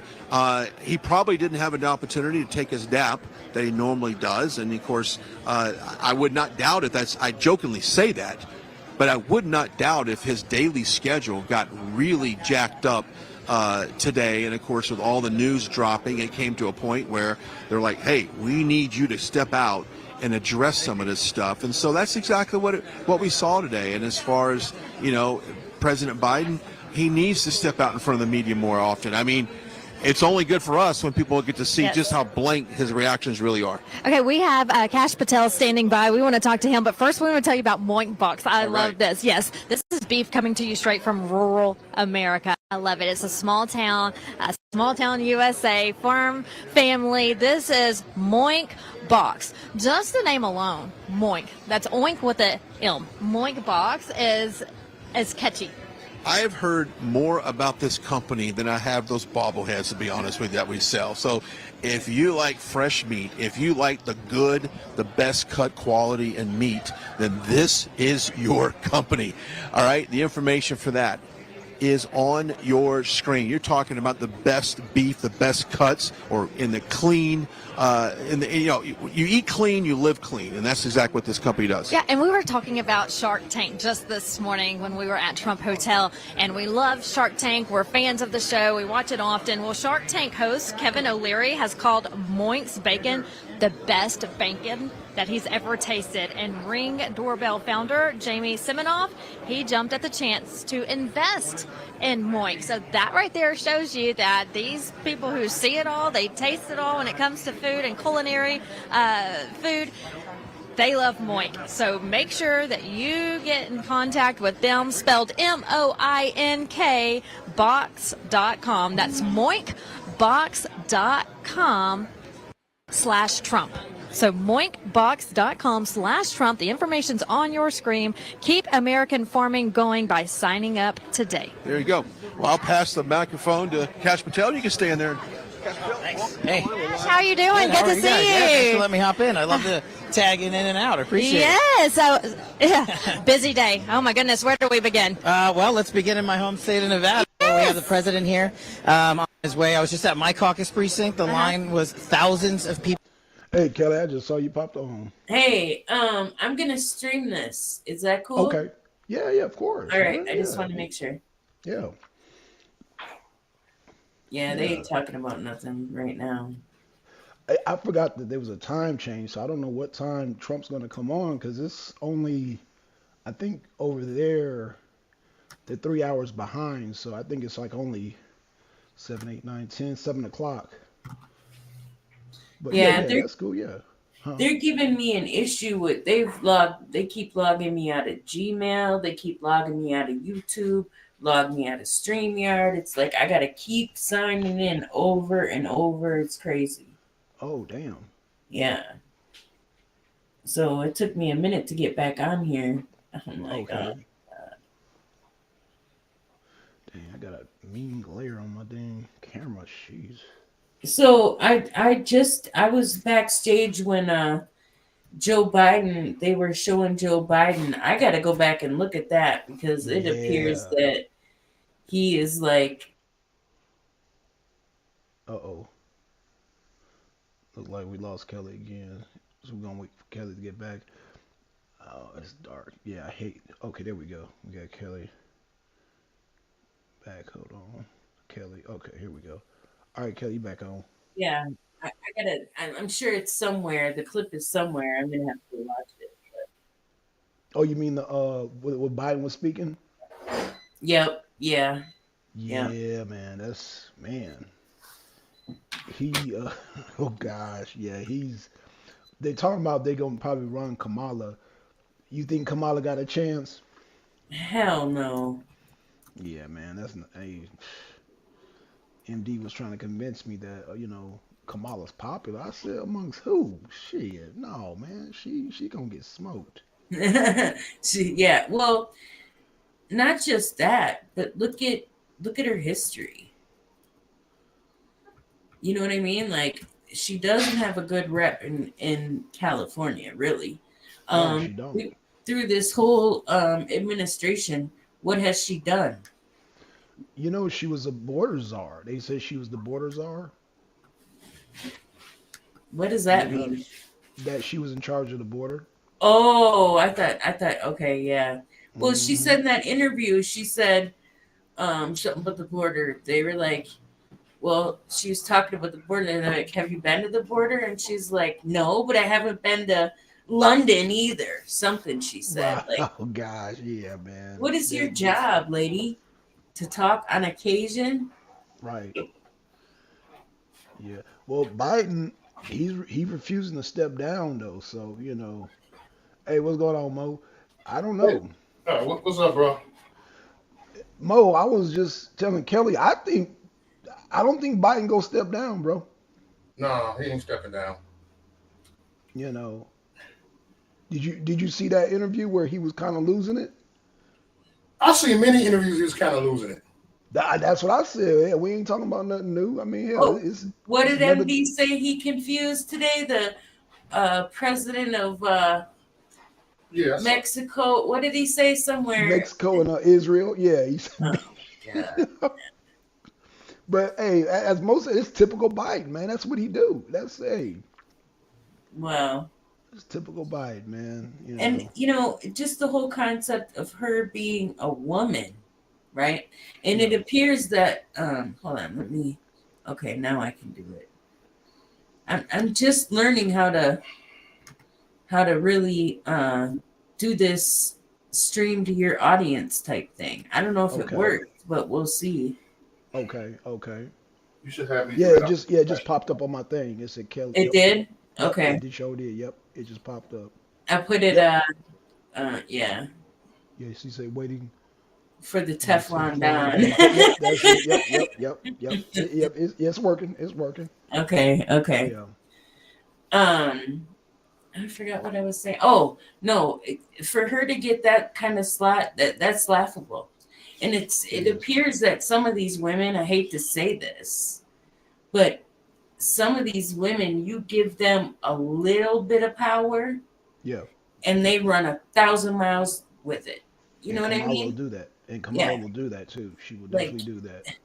And I've watched a lot of women in politics, or women that get selected for these slots, in different positions, and they're not always so friendly or make the right decisions. And I really don't think, and that's no offense, but I really don't think that America would accept a female president right now. That's not just yet.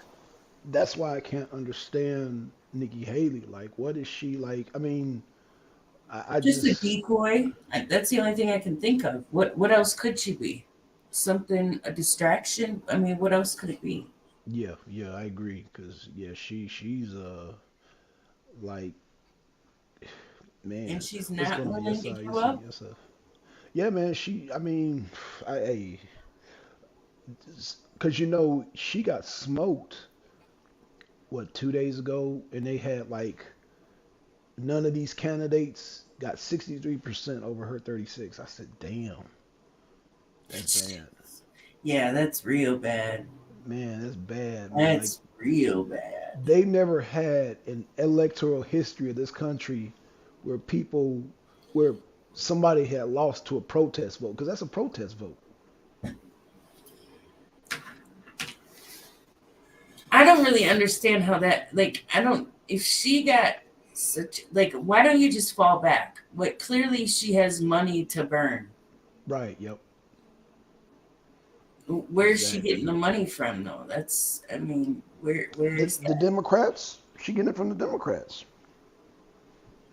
I'm telling you, man, it's totally different. I guess there's certain selected people on the quote unquote conservative side that probably get the, money thrown at them too. But I don't see it like I do in the Democrat Party. And truthfully, I've been on both sides. Just saying. Right. You know what I mean? So it's kind of crazy how that works, but. Well, since they what's the RNC chair? Her name Ronna McDaniel. They saying that she was like blowing the money on like limousines, flowers, just blowing the money. So now that she stepped down, she's gonna step down after South Carolina. Hopefully they could put the money towards where it's supposed to be going now. Cause you can only hope. Yeah, I know. Man, that first you were playing that Tucker interview, right? Would they do take you down? Yeah, copyright. Yeah, they took it down. Yeah. They didn't strike me though, but they just took the video down. But they didn't give me a copyright strike, so I'm glad. I mean, that's huge though. I didn't think. I popped in and I seen that. I just didn't have time to stay. I was doing something. I'm like, oh shit. Like, I don't know, you're gambling with that one, but clearly you probably don't care. Like, screw it, it's a crapshoot, huh?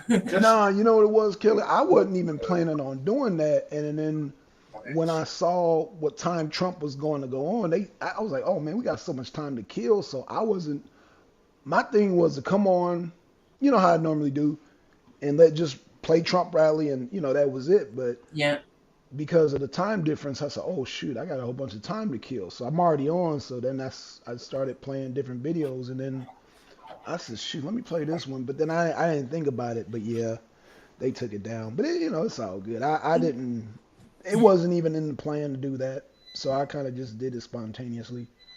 It's a little late for you right now, ain't it? Yeah, it's almost 11. Shit. Yeah, you probably didn't expect to be up this late waiting on it, huh? No, I didn't. I didn't know. Like I said, I knew Trump was speaking today, but I forgot the time difference, man. I'm thinking, he gonna come on around 7, 8 my time, and but jeez, because hell. Hey, what do you have it just run it? How do you have it playing in the back? Do you got another device that you're watching? No. The StreamYard, you can share. You can do the. Hold on, let me pop it in. So you see that? Yeah. Yeah, but what do you have that like? I don't really know how to operate StreamYards. Okay, so I gotta ask people everything. Or I'll have him do it because I don't really know. How do you do that? You just keep it in the background? Okay. So go to your you're on your computer, right? Yeah. Okay. So open up another tab. Okay. Okay, now type in RSBN. Oh, go to YouTube? Yeah, go to YouTube. Okay. RSBN. Okay. Dang, okay. All right, do I click on it? Yeah, where it says live, it'll say live. Yeah. Nevada. Yeah, click on that. Okay. And then what? Okay. Now Just go back mute to your it? other tab. Okay, the StreamYard. Yeah, go back to your StreamYard. Okay. And then you'll see something that says what does it say here? Hold on one second. Hold on. It'll say present. Oh, okay. And share screen or something? Yeah. Okay.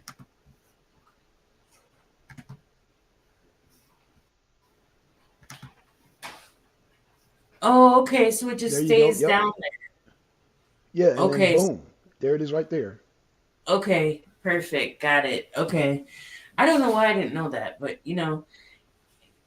Mo will show me things, but I forget. I just don't do it enough, Yeah, that's all it is. Once you learn it, man, it's like riding a bike, So it's nothing Yeah. to it. Yeah, because Kelly, I may not be able to. Yeah, it's already 11, man. I don't think Trump gonna speak until about 1 o'clock my time, man. Damn. Are you saying you can't hang or something? I gotta get up You're early. gonna get up out of here? I mean, I'll stay for a couple more minutes. Okay. You're Well, gonna have to take over. You're gonna have to. You and Mo gonna have to take over because. Yeah. Okay. That's cool. That's cool. Because when they say Trump is gonna speak, that usually means if they say Trump gonna be on at 8, he don't come on till about 10.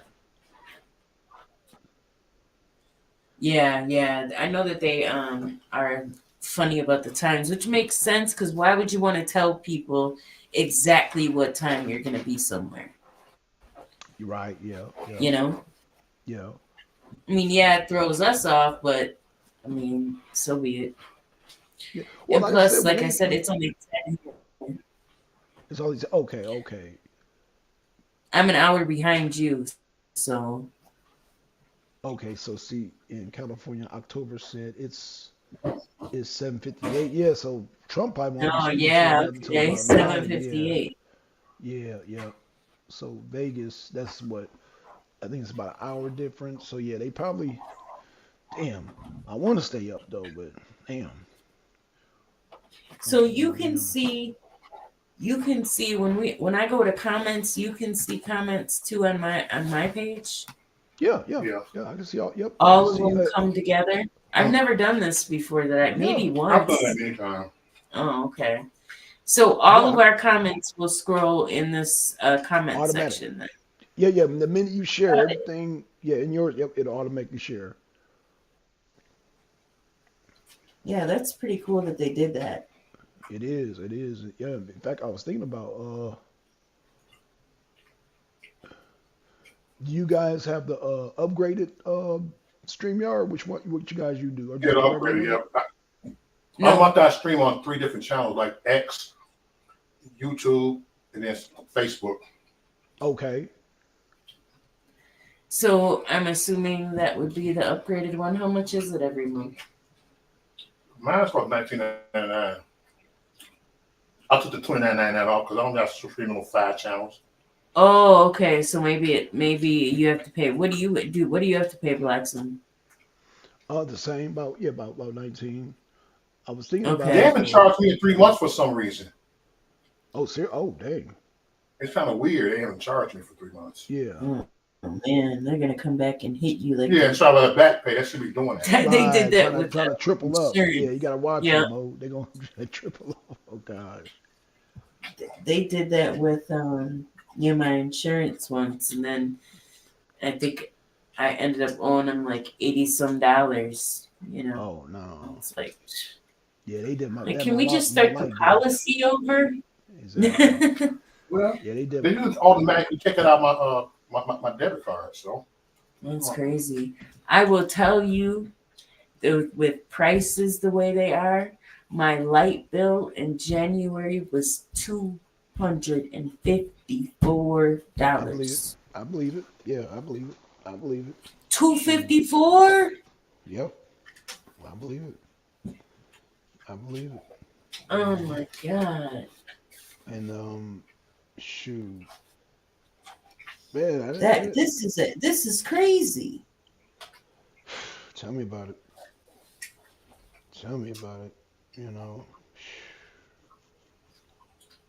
They say, man, you can't even, man, yeah.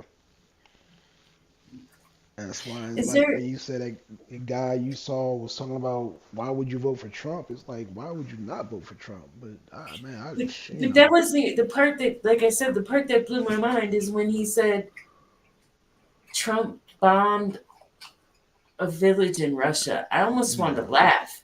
But sometimes these people will really make you question yourself. Like, even if you know the answer and you're solid on the answer, their rebuttal seems so, like, you know, they're so serious about it that you'll sometimes like, man, I know that didn't happen. Right. Wait a minute. I know that didn't happen. Yeah, no, man. No, Trump, no. Oh my gosh. Hey Jeff. Oh my God. Yeah, man. They you know, but the thing is, yeah, Biden, man, that's yeah, I don't, you know, I don't know what's gonna happen, to be honest with you. You know, if he But gonna Mo slow down did or say not. it. I'll give him credit. He did say a little while back when I was talking about this, he was talking about Biden being asked to step down and some other stuff that I'm not going to repeat on here. But, you know, I was like, whatever. And I did slough him off, like, oh, whatever. And I'm like, damn, now looking back, I'm like, okay, maybe he was on to something. Yeah, if you pay attention to Biden, I just, yeah. But like Mo said, it's just normal. I mean, hell, looking at them now, I mean, he does it all the time. They now want to make a big deal about it. He been acting senile, dementia, man. He been doing this. So that's why That I ain't say, new. And if you pay no, attention too, he won't really take questions. no, he don't never take He questions. doesn't Hell really no. even mess with questions. Nope. You know, he wants to just keep it moving. He doesn't want to be bothered with the questions. No, he sure don't. Like, who gets away with this? Who gets away with, like, not showing up anywhere? It's weird. I know.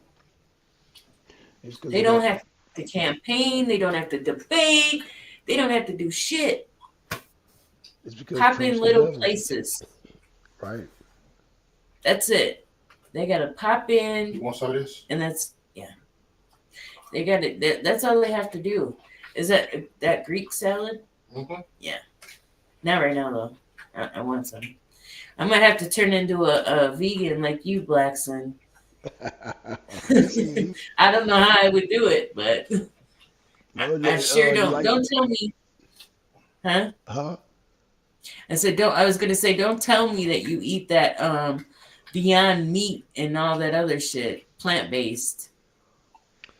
I mean, I eat mostly like beans for my protein. Beans and rice, stuff like that, yeah. Yeah. Yeah, You like like that, beans, okay. pinto beans, Bullshit stuff. chickpea. Salt, you don't have Beyond stuff. Beans will kill my stomach, man. Oh God. Well, it depends. Usually if I make beef neck bones and some black eyed peas, I soak them the night before. Right. And then it seems to be okay, but yeah, man, I'll be in trouble, man. I don't know. Maybe I'll get used to it, you know, like anything else, but Twin said get the Caesar salad. Yeah, I like the Caesar salad for sure. I prefer the chef salad, but that's got meat in it, you know. Yep. Yeah, it's you know it's easier I don't now. Oh, go ahead. No, I was just gonna say it's easier now to do it than it was a couple of years ago. You know, because they got more options now. You know. Yeah. Yeah. But you know, it's just I mean, me, I'm 50 years old, so I ain't got no choice. You know. I'm not far behind you. Okay. So I'm 45, so yeah. Oh, okay. So yep.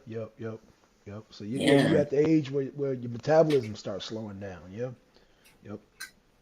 Well, I can maintain my weight, right? For the most part. My problem is when I do eat, I want to eat something reckless. Like when we were driving, I'm like, man, I want that Italian beef double dip so bad, right? Yeah. But I didn't do it. I didn't stop. I didn't get it. Jeff says we're youngins. Youngins, oh damn. Shout out to Jeff, man. Shout out to Jeff. Yeah, man. I don't know about youngins. I don't feel young. Oh man. But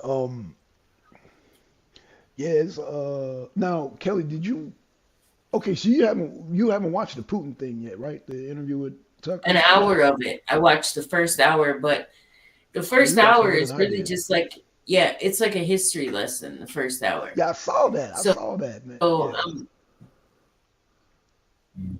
so I'm hoping that we get to the good stuff in the next hour. Matter of fact, I think I'm gonna have Mo watch that, so then we can at that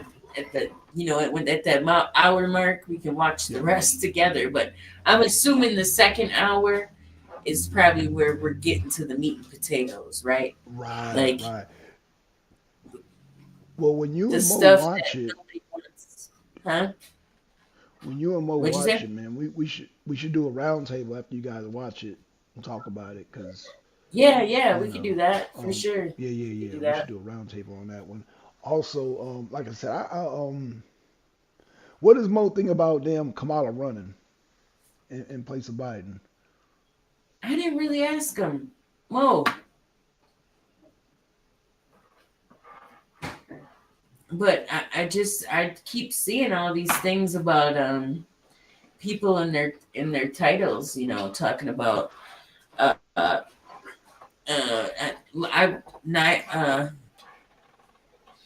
look, I don't want to hear this.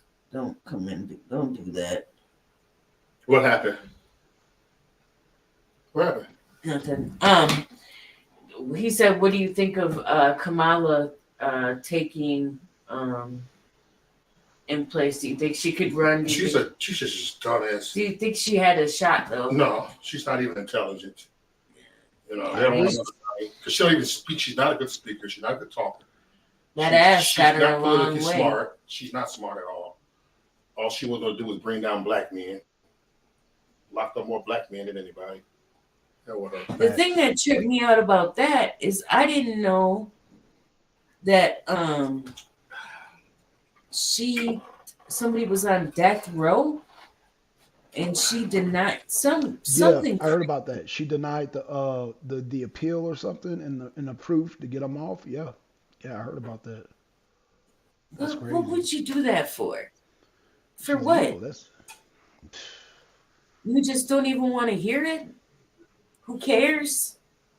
Like, I'm wondering, one thing I'm really concerned about too is like, where are these people's morality at, right? I mean, do they have a meter? Do they have it? This is crazy. I can't imagine. I mean, wow.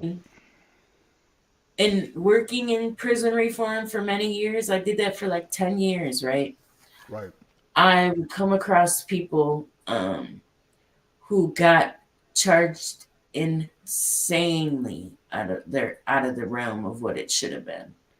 And I would never just say, oh well, not for a nonviolent crime. No. Right. Nonviolent. Now I could see if you got other things going on, right? But a nonviolent crime, yeah. Come on, man. Giving people 20, 30, yeah, that's too much, But right. The one thing Obama did do that helped was making, crack and coke equal, which led into Trump did the best thing with that First Step Act. A lot of people got another chance at life who had been, locked up either for a long time or got them crazy sentences. So, And another thing that people don't get Trump credit for, he outlawed handcuffing pregnant women to the beds while they're having their babies. He outlawed that shit. Oh, okay. Yeah, they used to, at least here in Georgia, like if a woman was pregnant and she was an inmate, they could take her handcuff and handcuff her to the bed. Trump said, no more of that shit. Yeah, that's bullshit. Where is she gonna run to? Right. Where are you gonna run giving birth? Hey, Humberto. Nana J, hey, how you doing? Hope you're having a good evening too. Illegal smoke in America? Absolutely. We agree. Believe me, we agree. Now I disagree with MD saying that. One second. Okay.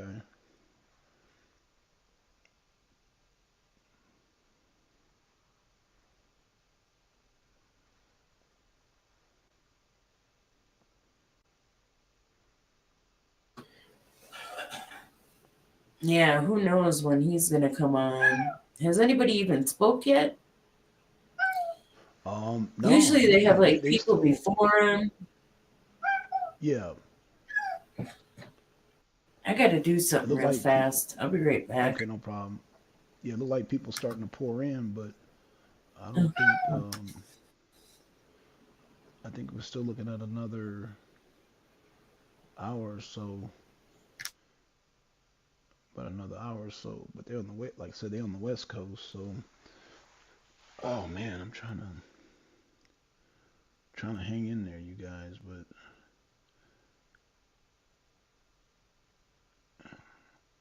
Kelly's gonna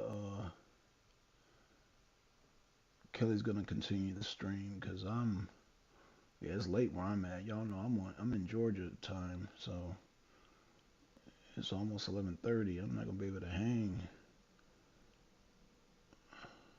But looks like, yeah, they're barely even setting up, so they're still in the early.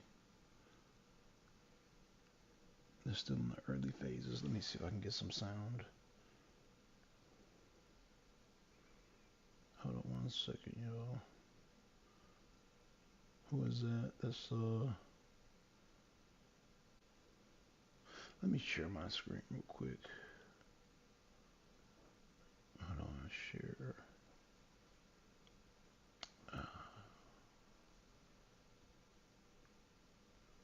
See what they're talking about. To get that vote secured. Now they will re-vote. I would say take this to the floor for another vote on Tuesday. I think you can feel fairly confident. Okay, they still setting up, Kelly. Oh wow! I wonder how many people are there. Oh, they just getting started. They're just now letting people in the door. So they Oh, okay. Yeah. See where it says hold on, let me share your thing. Hold on. Okay, you see where it says percent in 1.2? So they haven't even started yet. Binkley and Trump. 26 delegates. Take 2 bong hits, eat 2 cookies, and drink some tea. Wow. I kind of like this. You ever tasted this before? Oh, wait. Oh, hold on. Let me see. What's that? Starry. What's that? Yeah, Mo says it's who says it's replacement for Slice. Oh, yeah, I remember Slice back in the day. Oh man, that was old, man. Did you good. guys have? It's yeah, good. okay. Do you guys ever have Five Alive? I've heard of it. Yeah. Wait, is it orange? Yes, orange, grapefruit, lemon, lime, and wait, orange, grapefruit, lemon, lime, grapefruit, orange. Oh, and tangerine. Yeah, all mixed in. Oh, okay. I've seen it, but I don't think I've ever tried it. It's pretty good. It's pretty good. It means it's very acidic, of course, because it's all citrus, but it is pretty good. You know. You haven't seen that either, October? It's good. Huh? October, I've seen not that. I'll find it. See, we in all different parts of the country, so I don't know what kind of grocery stores y'all got. See, we got Kroger. in Kroger. Georgia. Oh, you got Kroger? It's not called Kroger, but it's called Pick and Save or Metro Market, but it's owned by Kroger. I remember Pick and Save. Damn. They had Pick and Save in Cali. And I think they had them in New Jersey too. But yeah, Pick and Save. I remember Pick and Save. Damn. And see, in Cali we had Ralph's, we had ABC Market, we had Lucky's, we had damn. I'm trying to remember all the damn grocery stores, man. In California, we had a whole bunch of them. But in Georgia, you just mainly got Publix and Kroger. And then you got Whole Foods for, people that, eat more expensive stuff. We got, let's see, what did you say, Fresno? Fresno sucks, I imagine. Oh, yeah. Dang. Oh, Jeff is in Nevada.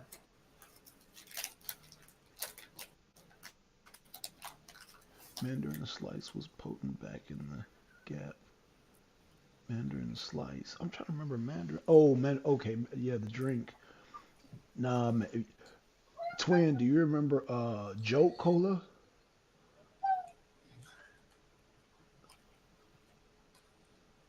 Hey, John. Oh, you cockless. That's cool. Just didn't want you to blindside it. That's all.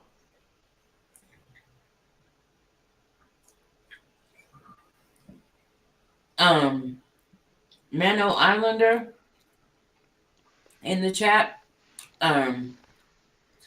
That's Mo's good buddy.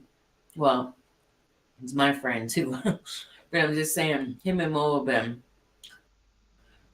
tight for a long time. Yeah. He's been around. Yeah, Mano. Yeah, I know Mano. Yeah. You know what? At first, I could not say that name. I was like, Mano Slander. Yeah. I didn't get Mano Islander.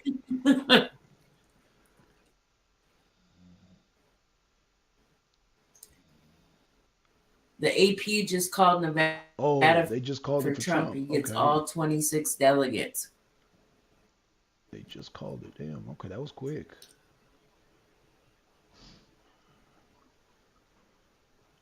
Yep. Trump How the won. heck did they do that fast?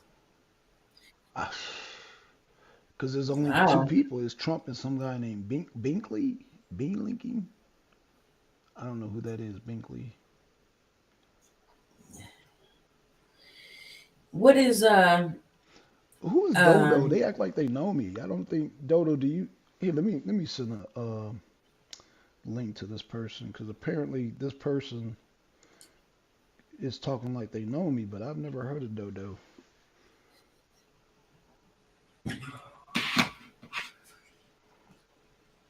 Trump has 90. 6%. Yeah. Yeah, they call Now, it quick. I see your. Yeah, that was quick. Yeah, that was real quick. What did you try to put the StreamYard link in there? Yeah. I don't It's on see my it. side, so I don't know if I put it on my side, but yeah. Dodo seems to hey, what up, man? John, what's going on? Dodo claims to I'll know go me, get so I it. want to just interested because Dodo's, I guess. Yeah. I've been sold to you since the debate league, like son, to alleviate your mind. But do I know you? Okay, you've been, but do you know me or do I know you? That's all I'm saying.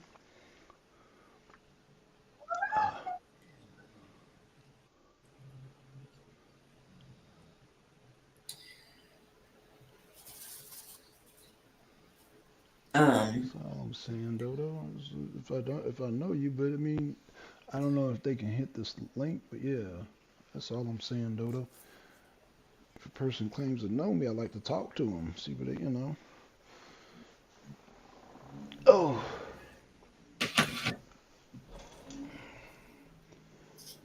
So yeah, Trump won, man. So I guess hopefully. What's the debate league? It was I'm just friendly trolling you, bro. Keep it cooking. Oh, it was a debate league. Was a league that it was like On YouTube? yeah, it was on YouTube. Yeah, yep, it was on YouTube, and Oh, okay. it was different people from around the like MD was in it. We had a guy from England in it.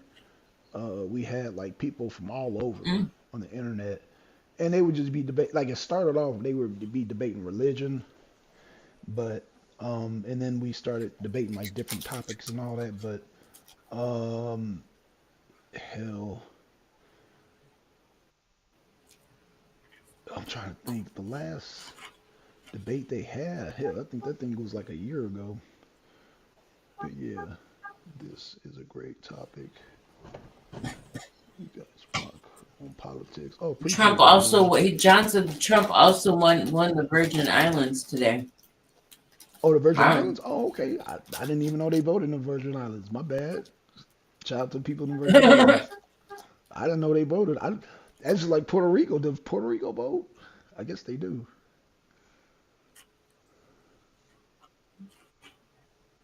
Shout out to the Virgin Islands. I don't know, Humberto. I'm being rude. Sorry, I'm eating. Oh no, you good? You good? Combos. Oh, I ain't combos But in years. What flavor? The pepperoni? you know, it probably could be only. These are pretzel and cheddar. Okay. Yep. Uh, I haven't seen those in years. there must man. be a little bit of a delay on your end. Is it a delay? Probably so. Yeah, my internet is. I think it's a delay. Oh. Well, we kind of had some thunderstorms. I don't know if it's on my end or I don't know. Okay. Kelly, do y'all have But, 7-Elevens?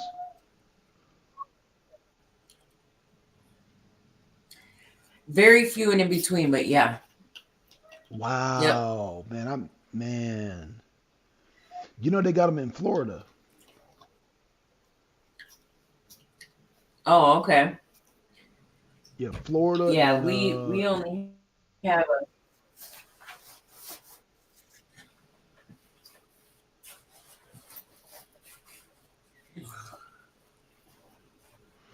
I remember, and then when we went to Vegas, they had them. They had them in Vegas. Kelly, you ever been to Vegas or Louisiana? I only went to Vegas because I was switching planes. Okay. And this is 20 years ago, right? Right?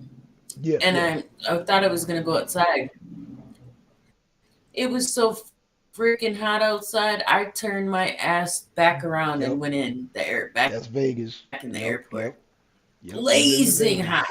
Yeah, you went in the dead of summer. I said, how can you guys even tolerate this? That's horrible. That's horrible, Blackson. I know. Vegas is oof. Hey, what's up, Ricky? Good to see you.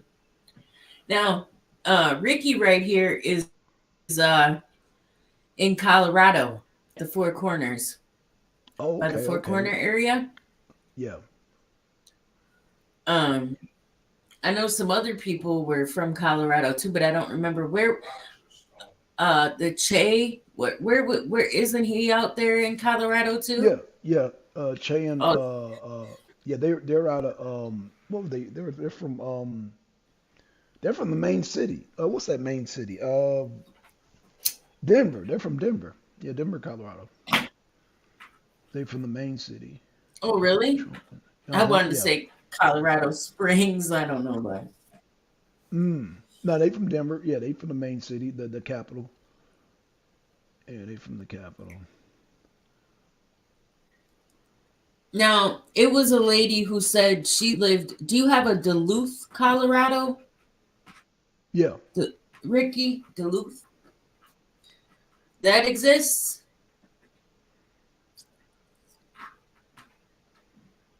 You heard of that, Blackson? Duluth, Colorado?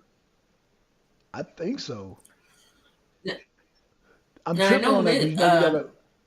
we got a Duluth, Georgia. Oh, okay. Yep. Not that I know of. It was something with the D. She said she wasn't far from you. That she wasn't far from that area, Ricky. I could swear it was like Duluth. Maybe it was something else. Maybe I'm thinking of Duluth, Michigan.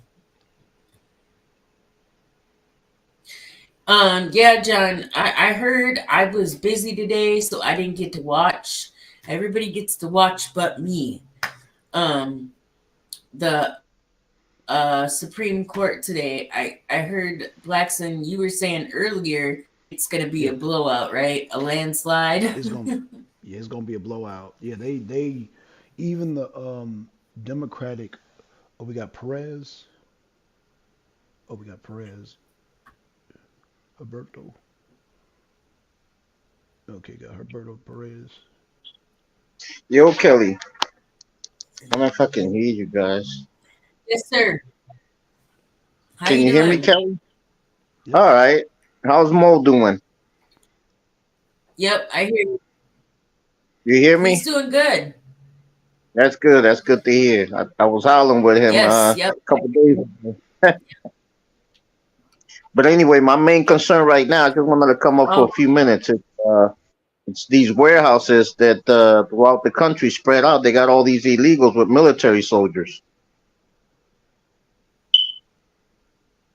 I don't know how no, well I I would be haven't able to heard. send.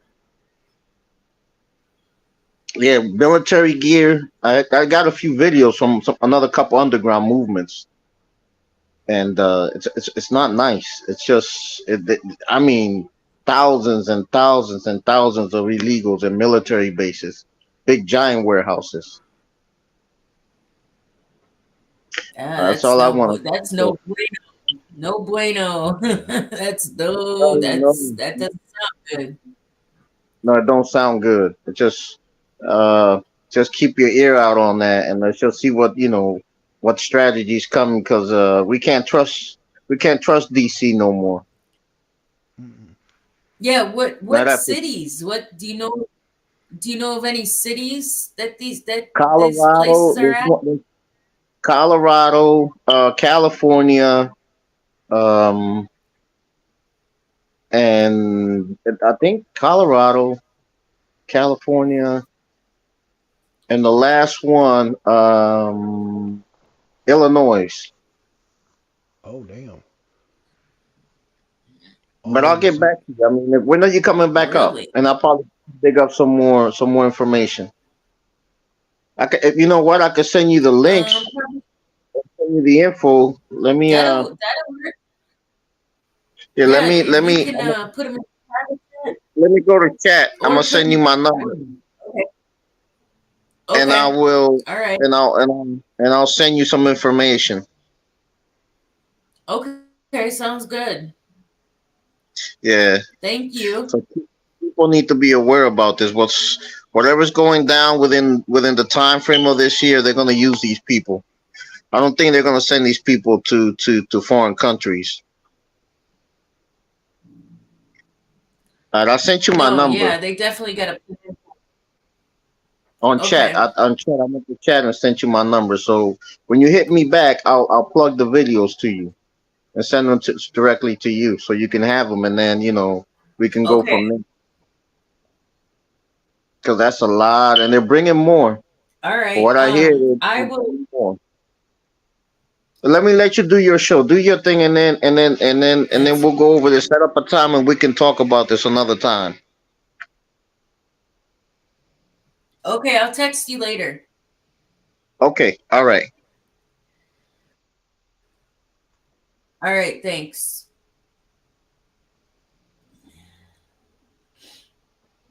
Wow, that would be crazy, man. That I don't doubt it though. I don't doubt either. it.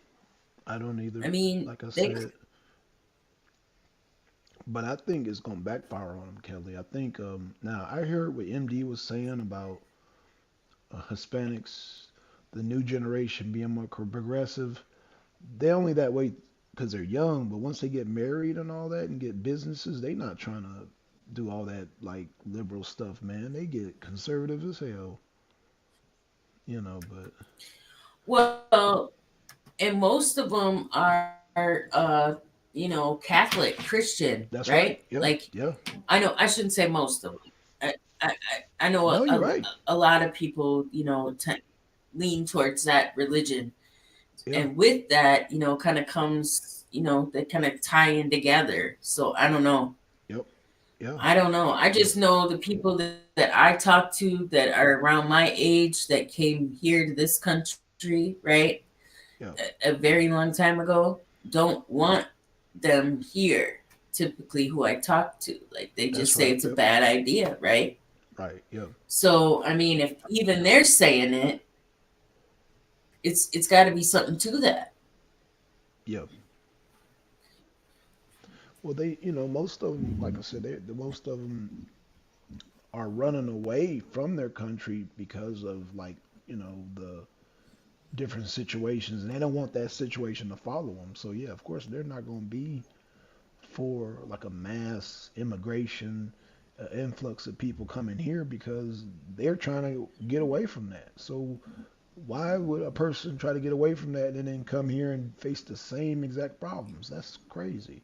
So yeah, of course they're going to be against it. So that's why I disagree with MD on that. But you know, I totally I don't agree with that. I think that them being Catholic, they're very conservative too. They not, you know, they don't even. The democratic values do not line up with Catholic values. I went to a Catholic school, man. Let me tell you, they're more strict than Christians are. And I'm actually seeing videos of these people complaining about the conditions. There was a warehouse they set up as a temporary like shelter in Chicago. Yeah. And they're dealing with, I guess, unsanitary conditions. Yeah. I believe something about mice, maybe not getting fed properly. Yeah. And then they gotta share them porta potties. You know, them porta potties, they're not cleaning them.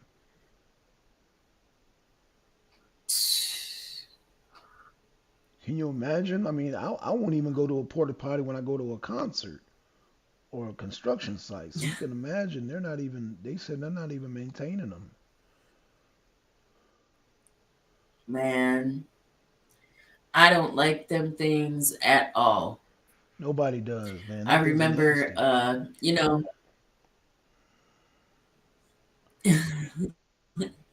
when I was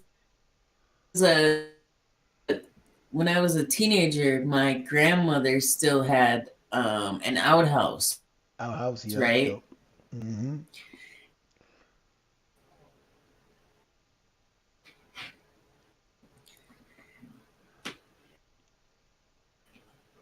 I don't know. It's like going in and out.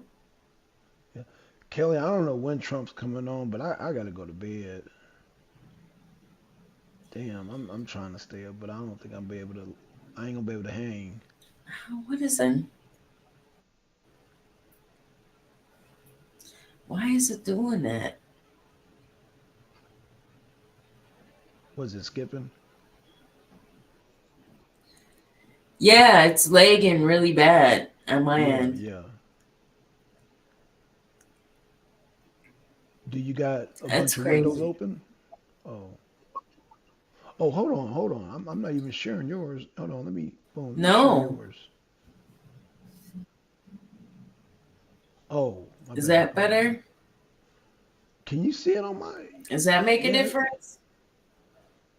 Hold on. I can't see yours. I can only see mine. Let me try to. What do you mean you can't see mine? See my what? Were you sharing the screen or what were you doing? Oh, I turned it off. I closed it. Oh, okay. So maybe that was giving us the problem. Okay, can you see my screen? Yeah. Yep. Okay. Because now I can hear you better. There's no delay. Do you hear a delay still? Nah, you sound fine on my end. Okay, yeah, maybe Yeah, it was. yeah, I hadn't had no trouble. October said I'll clean them for $200 an hour. Had to Hazard pay. day. Dang. I always wondered Hey, who they hired for crime scenes. Like, I wonder how right. much them people make. You know? October, I don't know what state you live in, but if you come to Georgia, you would not want to clean them things, man. Them things are nasty here in Georgia, man. They don't, oh gosh. Some of these construction sites have them. Ugh. Bro, No, thank you. nah. Someone No, has to thank do you. it. I mean, yeah. If you want it to be you, look at that. Look at that. 98, yep. 98%, yep. Damn. That's embarrassing. That's what you call a straight up blowout. That's a blowout, yeah. That is a blowout. Damn. Oh my God. Well, looks like what was it? South Carolina's next, man. Nikki Haley's hometown. Nikki Haley's hometown. She gonna get smoked in I her heard hometown.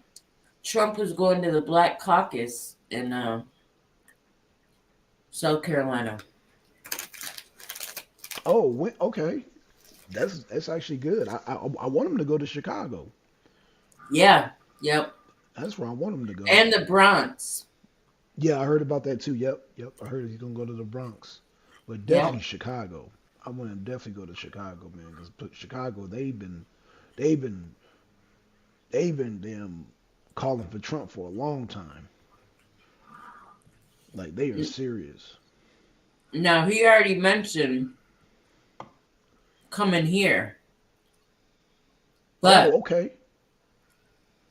I would like for him to stop at the same place Biden did and Right. talk to them same people Mm-hmm. if I could have it my way. Right.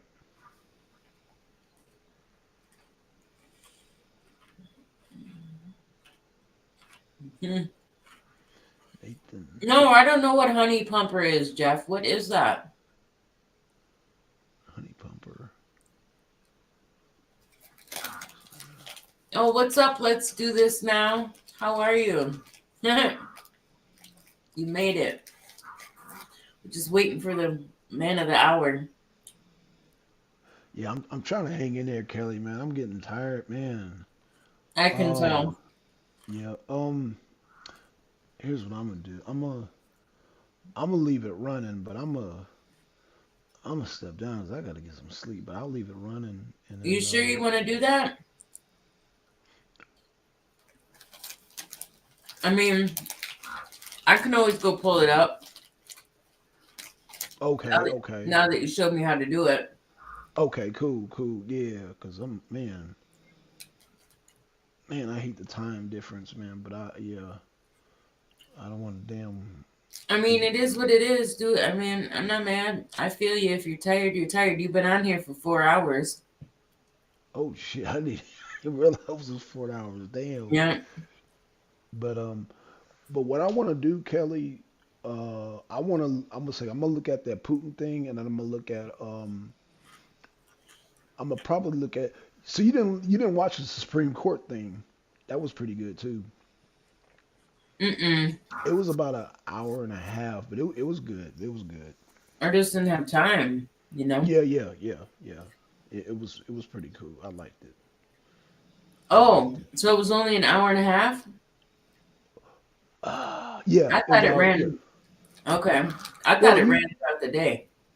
Well, the actual hearing was an hour and a half, but I mean, you know how news do it. They'll be talking and talking and talking. So the meat and Yeah. potatoes was about an hour and a half. Got it. I can But handle that. Yeah, I have to yeah. check that out. It wasn't bad. It went by kind of quick. It went by kind of quick because they got right to it. They weren't beating around the bush or nothing. They got right to it, and they. Yeah, we're going to watch that. We're for sure going to get the Tucker Putin. Oh yeah, I definitely gotta watch that. Yeah, man. Like I said, Kelly, I wasn't planning on showing it when I just did. So again, that was on me. I should have known. I should have known better. I was just like, hell. Well, I mean, it is what it is. What they do this, I mean, took it down. They didn't strike you, so that's good. Yeah, they didn't strike me, so I'm happy about that. Cause yeah, man, they quick to strike somebody. They are quick to strike somebody, so they didn't do that. So I guess I got lucky on that. Oh, is Trump coming up? John, what did you think of the? Oh, let's see if he's coming up. What did you think of the Putin interview? Oh, October said, I think it's interesting.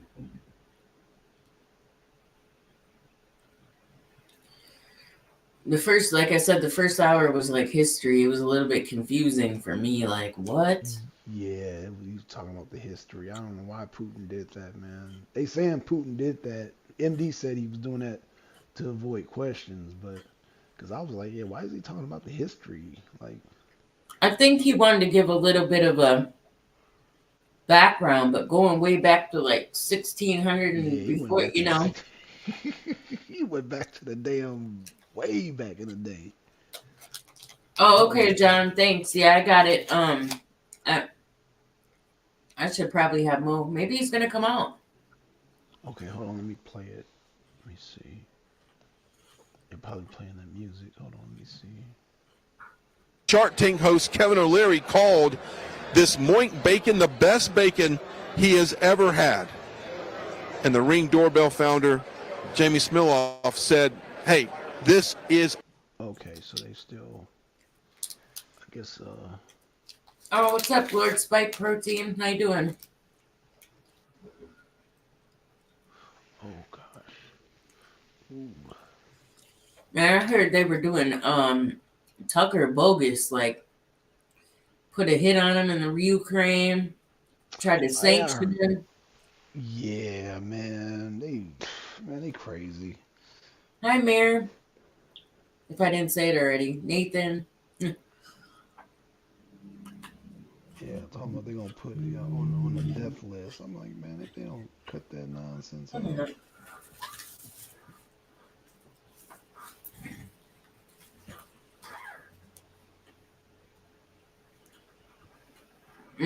Wow, Ricky's talking about watching it again.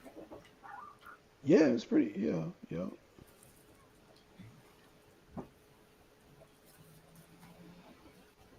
Oh gosh. Yep, 98.9%. Damn. Okay. You must not. You don't got no animals over there, huh, Blackson? No. Never had them. Just the squirrels that live in my attic. Oh shit, that's a pain in the ass. Yeah, man. I've had squirrels up there, possums up there, raccoons up there. Oh man. I get rid of one species and another one comes and moving. One time I had cats up there because they were chasing the damn squirrels.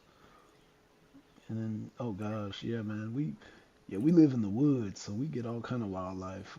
Now, living in the woods, I would think you'd see some type of mice. And one thing cats are good for, they'll keep the mice out. We got a lot of feral cats, and they're fat too. So yeah, I don't think they have a chance around here because we got a bunch of cats. We got a bunch of feral cats, man, and they stay around this house. I don't know why, but they stay around. All right, John. See you in a few. Thank you. Okay. All right, John. Take it easy.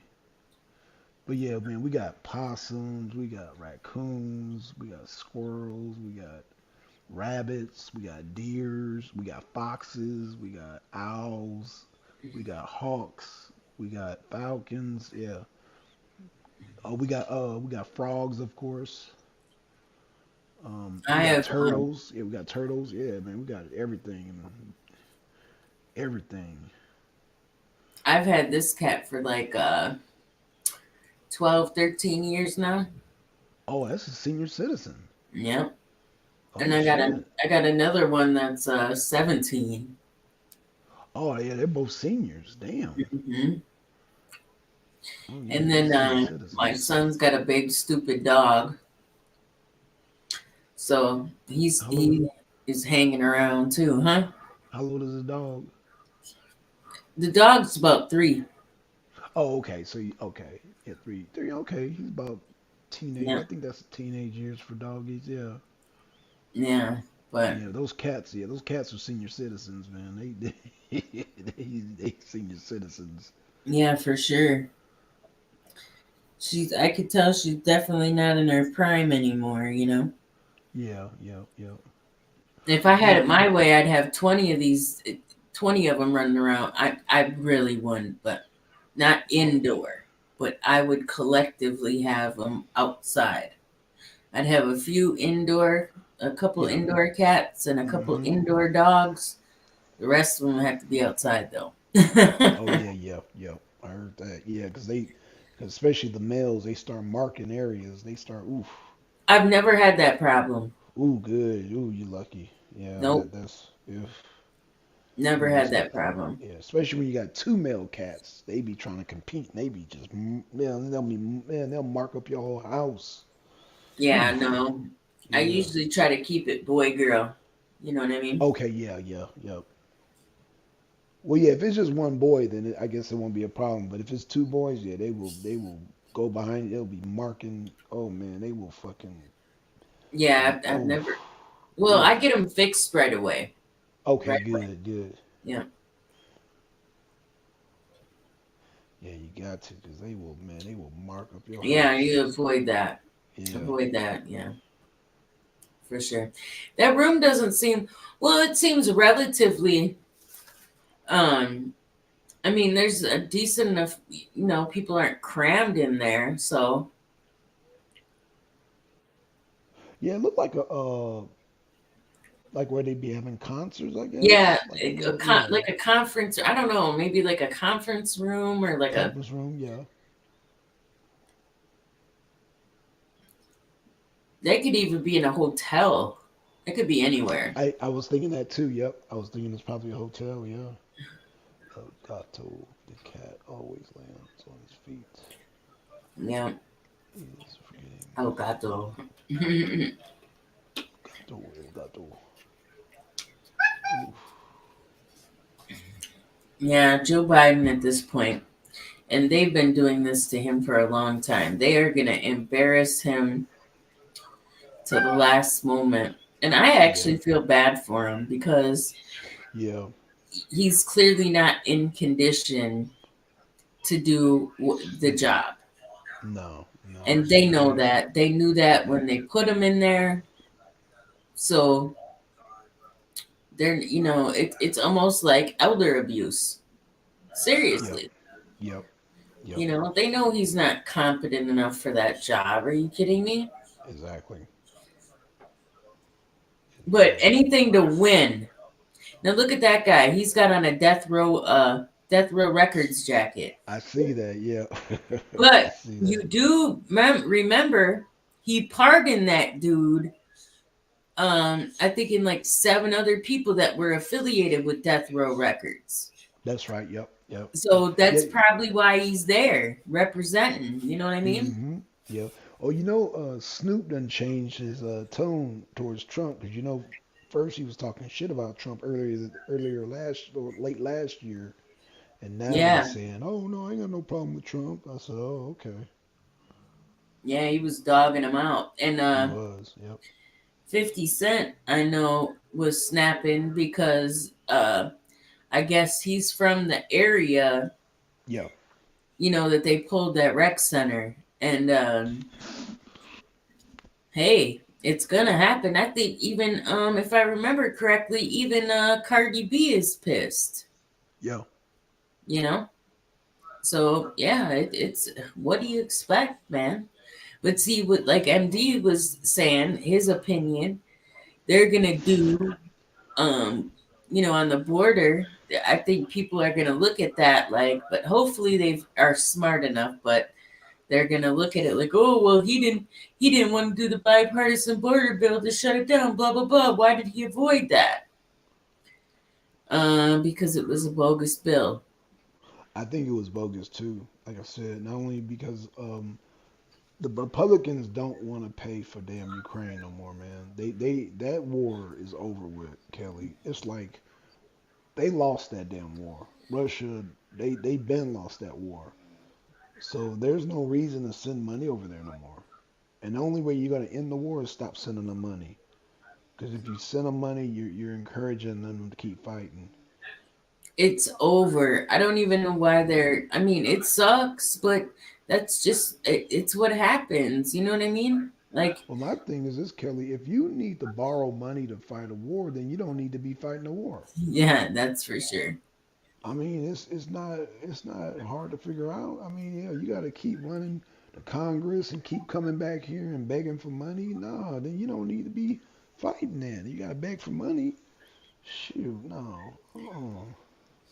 I can't blame Joe for staying at home during the campaign. As the son of a longtime family friend of my aunt and uncle, it's Joe and Jill's neighbor. I was at the house many years ago. It's nice. Oh, okay.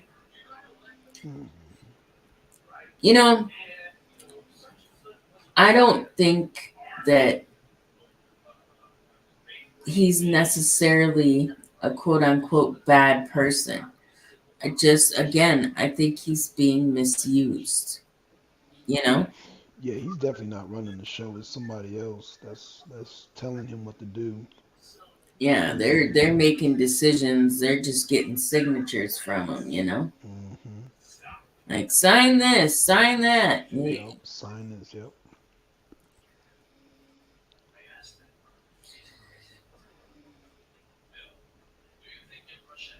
Hey, Callie. But Yellen said the U.S. can support 3 wars, don't you know? Oh, God. 3 wars. Hey, Callie, how you doing? How you doing? I'm trying to hang in, Callie. I think I gotta. Oh my gosh. And you got to get up for work tomorrow, don't you? Yeah. Kelly, you gonna pull it up on your end? Yeah, I'll pull it up once if you leave because it'll lag, you know what I mean? I think it'll be okay if I pull it up once you're gone, but if I try it right now, matter of fact, let me do something real quick. Give me 1 second here. Okay. Yeah, it's almost 12 o'clock here. Do some jump jacks, Black Sun. Oh, jumping jacks. Oh shoot! Nah, Kelly, I gotta get up early. I gotta get. It's tomorrow, Friday too, so it's gonna be hectic. But I think much love to all. As soon as Kelly comes back, I think she's gonna pull it up on her end, and I'm gonna shut it down over here because I'm trying to wait on Trump, man. But the time difference, you know, it's they're on the West Coast, so I gotta get to bed, y'all. Damn. Y'all know I be staying up for Trump, man. 'Cause I love his speeches, man. But I ain't gonna be able to do it tonight. I'm gonna have to catch it tomorrow when I'm at work, man. 'Cause I know y'all know Trump gonna tell some jokes. He gonna make fun of Biden, man. Even though he don't like doing it, but I know he's gonna damn crack on damn Biden, man. I'd be loving it. Oh. So yeah, I don't think Trump. Okay, I'm gonna wait for Kelly to get back.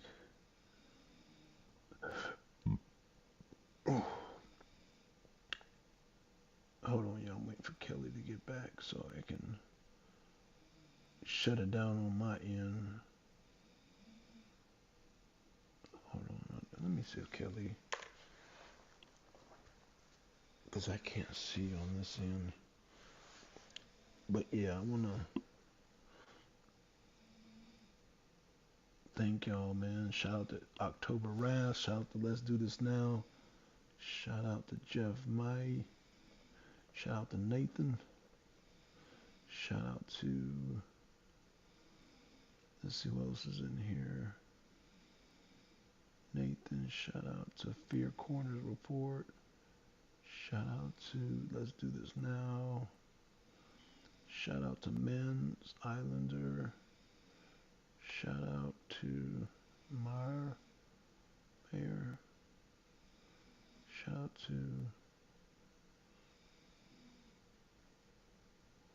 I don't know where Dudu Nazari. Shout out. Humberto Perez, who jumped on the panel. Shout out to him. Yeah, shout out to everybody, man. I'm waiting for Kelly to get back so we. Of course, shout out to Twin. Gotta give a shout out to Twin. Shout out to Deacon. Oh, October. Let's see, the Deacon. I thought I saw Deacon. Man, that's piece so well done. All right, Kelly. I don't know where you at, Kelly. I gotta shut it down on my end. Hey, Black Sun. Blame you. Cool. Yakking with you. Hey, thanks, Jeff, man. I'm gonna be be on more shows, man. I hate I can't stay up with y'all, man. Cause I know Kelly and Mo, man, they in a whole different time zone, and I be wanting to hang. Hey, I promise y'all, on the weekend I'll be able to hang with y'all, like on like Saturdays and maybe even like tomorrow night if either Kelly, cause I be missing Mo's show, man. Mo be getting on late. He be doing the after hours during his time, so you know it'd be like 2:00 in the morning my time. But one of these days, man, I'm a roll and hang with him doing one of those. I think he calls it what adult talk or grown folks talk, man. So, but hey, y'all, let me get going. Shout out to Kelly. Shout out to everybody, man. Y'all go to Kelly's channel. I think she's gonna continue this stream, and if y'all see Kelly's stream, put a 1 in the chat if y'all see her stream, because I don't really have my phone. I want to make sure y'all, Kelly, I'll be right back. Waiting. 1 eternity later, Kelly's back. Okay, Kelly, okay. There's Kelly right there.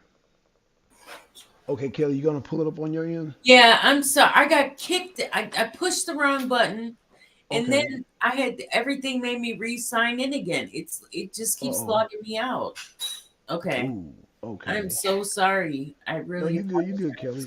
No, I just want to make sure everybody go to your channel, and then you pull it up. Cause I'm about to get to bed. Cause my eyes are burning.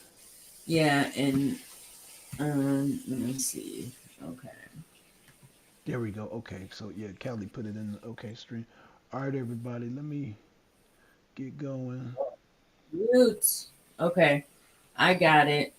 You got it? Okay. Yep, I got it in the back.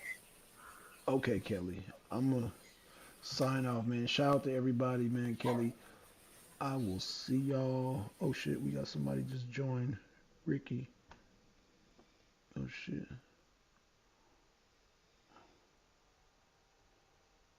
Hold on.